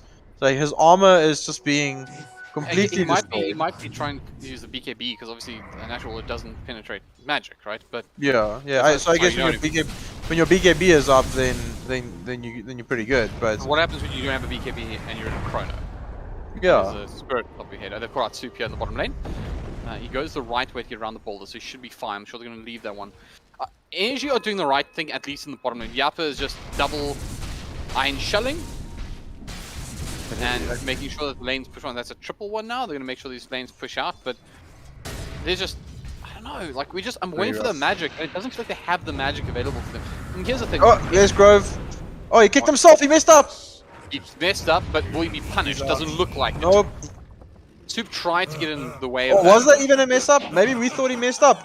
I think he rolled in there and went, whoops, there's too many heroes here. And then just, out. yeah, I'm getting out. Also, if you look at the position from Sunfire, maybe nothing to really engage with. But anyways, okay, let's see what they can do here.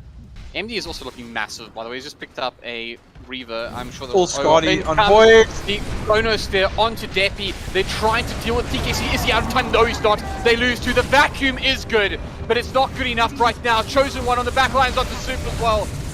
They lose 3. Yappa heads for the hills. The illusions, they can deal with it.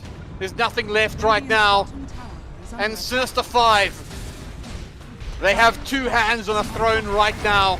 And 2 hands firmly placed on the neck of Energy Esports. They're going to take the first racks of the game here. Maybe more, because top lane is also open. And there's still 37 seconds for the Gyrocopter to come in. Okay, Gyro did end up buying the Crystallis. In they go, they catch out Adastum. Grove's going to let it go though. Can he? They might just pick him off here, but they just don't have damage. I mean, Grove is not getting hurt. And in fact, they go straight back in. They're going to catch out Adastum as well here. In they go. They bring him down along 70 seconds. You may just hear that GG any moment, because it's pretty much decided. Nah, they're not Legacy giving is up. being built They're right now not by giving up. Sinister 5. There's no reason to give up. I agree, but right now, You still have Gyro, and he's just queued up a Rapier. Like, get this Gyro to Rapier territory, protect him from Chrono, and you're good to go. So, this is their play. They need to get Deppy to this Rapier territory, and they need to get some green stats. Someone needs to buy a Shivas, or an AC, or anything, just so... Oh, wait. Spirit Grove? Again, he gets stoned, get kicked back. Doesn't Delivered. even have buyback. Pops the BKB, tries to stand and deliver, but he needs out.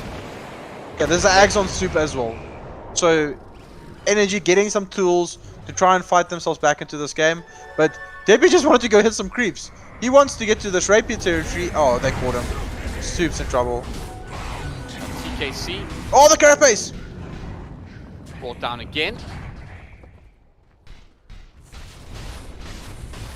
It's looking very, very dire right now for NG Esports. Yeah, Roche up in 1 minute. So they're repinging it. This is we're finishing the game, Roche. There'll also be a shard in there. Who do they give the shard to? I would give it to Evesports. He's doing so much. It's an additional 4 stones. So, like, he's just being a complete nuisance. I guess the Faces Void one is pretty cool as well. I like it, but only when you have eggs.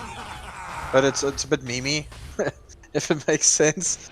The reverse time walk. But if they take Roche, you give that shot to Grove. And you see Schlinks, they know this timing. He's standing there, he's waiting for it 10 seconds. If he puts another Ice Vortex in there, he'll probably see it. Oh, he's actually going to stand in the pit. Are scanning. He's chucked it out there. It's waiting. Oh, Radiant Sinister 5 are looking scanning. so good though. Roche Grove up. goes in. What's he going to find? Sees Soup passing by. Leave me alone. Gets off a beautiful engagement. Can they make this work? Deppy stands in the front line. He's got the BKB up. Moves outside of the LT from MD, but he's also alone out there. Can he get the help he needs? Is this it? Is this the moment? Nice wall goes down. Split the fight, but the vacuum's not there. They're going to bring down the gyrocopter. Grove goes in. They get off the chrono. They're doing work on Adastum. They're doing work on Soup. And one last time, they're going to do work on Jumper as well. And ladies and gentlemen, the GG is there. Take a bow, kneel to your new kings of South African Dota 2 Esports. And take a moment to enjoy the history that has been written here. Sinister 5 win EGL 1 Season 1, and we're going to remember it for a really, really long time. Congratulations. It's a green day today. Sinister 5, man. What a game. HellbirD? Oh, So- actually, it's been such a journey. Oh. I mean, a part of me feels almost relief to finally get to make those calls, but at the same time, it's so bittersweet because what a journey we have been on. And Sinister 5, they ran the upper bracket, and you know, you could have said there was controversy about making the grand final, but there's no controversy now. It was a best of 5, and They finished team it. won. They finished it off in a convincing fashion. Convincing. They shut down the person I consider probably the best mid laner in the country at the moment. Adastum was 3-4-9 that game. 3-4-9. They played out of their minds. Frank on this Earth Spirit looks terrifying. Schlinks, though, is my MVP for this series. He looked so good. Castaway, the first game, controlling that clockwork. MD with this Mars looked extremely good. And C1 fought himself back into every single game when he was behind. And the games where he was ahead, he looked dominant. Sun 5 grand final champions, man. Yeah, it's honestly been, I mean, it's so well deserved. And you think about the back and forth these sides have had, but I can't help but feel this is the big one, right? Like, this is the event where people are going to look back on the year and say, that was it. And these are your kings right now of South African Dota 2. And Sinister 5, there were moments, I mean, the teams had to beat to be here. These are some of the best teams I think we've ever had. Like, we look back at the history of this event and the history of Dota 2 South Africa before it. I have no doubt that these are the best players we've ever had. Oh, These but guys- HellbirD, Sun 5 has had 4 roster shuffles in the duration of this tournament. But that's almost like the point, right? There's so many good players. When I say it, I mean, like, this is the highest skill, right? Like, we've had in South African Dota for a really long time. And to win it is a massive thing. And I would say it as well, to like win it from a position where you have a roster that's not particularly stable, but you finally find your opportunity to just commit and do something that was beautiful and a beautiful matchup. And look, for Energy, it's not going to feel good. It's definitely not a day they're going to remember too fondly. But the reality is they're also just such a great team, and they play so well when they play well. I mean, There was just so many little factors of this last game. Like the double mechs really cost them. That's 5k, like 4k net worth on your team. That's kind of wasted. And you mentioned it like into an AA, and this Void Spirit going Yule's Ags, but then your Gyro decides to go this stat heavy build as well, and there was just no damage. Like if you look at the damage stats that game, Like Nyx Assassin 10,000, Gyrocopter 13,000, Adastam on the Void Spirit 15,000, and then the Darkseer on 20k. And then you look at the other side across the pond for Sinister 5, every single one of their heroes did more than 12,000 damage. Yeah. So it was just such a weird performance by Energy in this last game. The double mechs, them fighting that engagement without the wall of replica. It was I don't know what happened there. You had them kind of picked as your favorites coming into this. I would say kind of me too. Sinister 5 just proving us wrong, playing out of their minds, drafting well, executing well, and yeah, champions, I'm still man. shaking. Like, once again, I want to just take you down memory lane. The fastest version ever, right? But we started out with a qualifier where at least 65 teams registered. 45 of them actually attended, and some of them didn't make it. But 45 teams, one of the largest groups of players I think we've had in tournament of this like. Then we have a brilliant qualifier where we see the kind of the rise of DUC. So DUC win the qualifier, right? And they proved to be a great side during that course of that event. And we saw the rise of teams like Frostbite that, you know, we didn't really know of before. There were sides that, you know, who knows, right? And then the actual main event happens. We had the low bracket Wolves and all the legacy that will remain there. The fall of Team Pingu, if you will. And I'm potentially perhaps we'll see the rise of them still today, you know, but a great opportunity for an expose on like some of the great talent that we don't get to see as much of, the wild cards and how well they went. And then finally we were the run of XD, the run of Energy themselves, and of course the victory of Sinister 5. It's been amazing. It's been an amazing tournament, and I've done a lot of these, and this one is going to be very special to me in a very difficult time, and yet it was so good. There's one very important thing we need to do, and that's to talk to the players, to hear from them themselves. So, well, I think, Grove, I think congratulations are in order. Thank you, thank you. Congratulations, Frank. That was a massive performance, man. Well done. Thank you very much. I mean, it was also our team. Yeah, no, your team played very well. I really liked your drafting. You guys kind of knew what you wanted to do. It's just been, you guys have clawed your way back into this top spot in the SA scene, and it doesn't look like it's going to go anywhere. Like, you guys just won EGL One, like the biggie. Well done. Thank you very much. So let's ask, what was it like? You're in that game. You're looking at like you're starting to pull ahead. The map looks a lot smaller for NG. What was the comms like? What were you saying to each other? Was it hype? Was it quiet? Was it? Is this the last game? Yeah, you guys just. Okay, yeah. What? So the ESPORts game. I don't know. I thought you guys were talking about the game. Oh yeah. Anyway, so okay. I mean, I think it was like we all got pretty excited because they carried on making the same move into the bottom lane for some reason. Where I don't know why, they just carried on feeding into the bottom lane. I mean, we also saw like double mech on their team versus an AA, Yeah. which I have no clue why they went that. But I mean, the comms are like pretty hype, but I think we just like tried to calm it down. Like I tried my best to try to keep it as calm as possible. Yeah, I mean, it feels nice to have a like carry player that communicates quite well with us. And you and C1 have quite a history as well. Like, I remember playing you guys main stage 2019 Comic Con as well. Like, so you guys have been doing this together for quite a while. Yeah, so I mean, one of the reasons why I got C1 was because we were having like a problem. Like our roster was in shambles. Like I was playing Pulse 3 some games. Then at one stage we had a 2.8k player who actually played pretty well.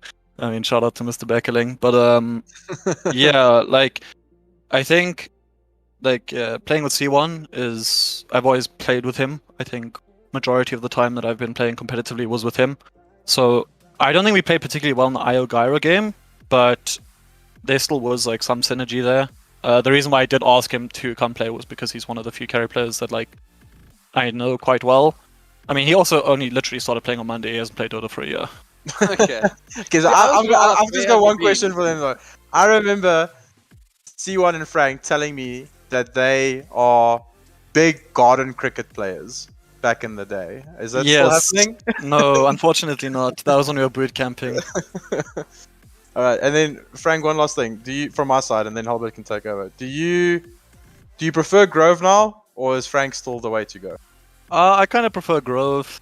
Okay, 'cause we're trying I to feel work that in, but we were kind of like on the fence. It's fine. I mean, Frank was like, my name used to be Filthy Frank because it was a bit of a meme and it just stuck somehow. So I mean, yeah, like I prefer Grove, but I don't really mind too much. Yeah. All right. Well, I mean, once again, I think a very big congratulations. It really does look like your team is great. I don't know. Is this? Are we going to see more roster changes? Is this the Sinister 5 that we can expect to see now going forward? Are these the players, or are you still working on it? Because it seems to have worked already. I mean, we're not quite sure what's happening, honestly. Like, we'll see. I mean, we already had like a major roster shuffle halfway through because 3 players just decided to stop playing, which is like it was quite out of the blue. So we didn't really expect that. I suppose we'll just have to see because I know Travis and I are looking to play in the DPC qualifiers, but I think in order to qualify, you have to have 3 players from one particular region. So we'll see about that. So if we want to play in C, it has to be Carsway and I plus 3. Oh. So okay. Well, look, I mean, I think we got to bring it all back home one last time. So I'm sure there's got to be a message from you. And I think you should probably be the one to have the last word on this one. Any final thoughts to close out? And think about this second for all people watching, because it's been a big deal to a lot of us to close out the very first season, the first ever season of EGL One. I think Energy just needs to get better DDoSes. That's about it from me. But yeah, I mean, the tournament was great, honestly. The tournament was really well run. Like, honestly, like the casting was brilliant. Everything was like extremely good. Like, Thank you. You guys like helped make it You're hard. what's great. No, thanks. We appreciate that a lot. But from our side, one last time, like you guys are the grand final champions, EGL One Season 1. Congratulations, well done. Hope you guys celebrate properly when all the chaos has settled down. And yeah, congratulations. All right, thank you very much. Cheers. All right, well, notAhero, I think we got to do some admin one more time here, but there's some really important admin. So I'd like to say a very big thank you to Esports for making this happen. Of course, the sponsors, HV Omen, for bringing us such fantastic memories. I really do believe we're in a challenging time, but this was beautiful. It was magical, and it was everything you wanted a tournament to be. And of course, the production team in particular, these guys have worked really hard, and they've had to deal with all of our nonsense behind the scenes and jokes and teasers and keeping HellbirD in line and get the free giveaway right, etc. And they've been a pleasure to work with. So thank you in the biggest way to them. The players and teams, the support, the fact that there was free coaching given out, etc. You guys were just so good as well, and the attitude towards it was great. And of course, we have to sign off where it ultimately ends up anyways, with the people who watch and support the streams. The fact that you're here to be counted, to give us those opportunities to engage with you and to make this all possible. So a sincere, real thank you to everyone who has tuned in and supported these matches. Even if you hate us, we like you too. You can't get around that one. notAhero, any final words from you, sir? EGL One was an absolute blast. We saw the best Dota in the country. We saw some of the most insane players in the country. There's actually going to be a montage of that later in the week by EGL One, by Evesports. They're going to be posting it. It'll be later in the week, so keep an eye out for that because it's going to be a highlight reel of note, and it's going to be in my liked videos right there. And thanks for everyone for tuning in. Thank you, HellbirD, for breaking me night after night with your shenanigans. But it's been an absolute pleasure. I must return the favor, the compliment as well. I mean, honestly, notAhero, it's been great having you. I think there's always been a call to have an analyst who's a player, who knows this inside out, so both the players and the scene. You've done a fantastic job with it. I've enjoyed every moment, so thank you so much. All right, let's do it. I'm sad to say it. I'm sad to do it, but I gotta do it. Somebody's gotta do it. Ladies and gentlemen, thank you so much for tuning in to the very first season of EGL One. My name is HellbirD. That's notAhero, and it's time to wish you a fond farewell. Stay safe, and hopefully we'll see you not too long from now with another season. Best damn Dota you're going to see in South Africa. Thank you so much. But for now, cheers and goodbye.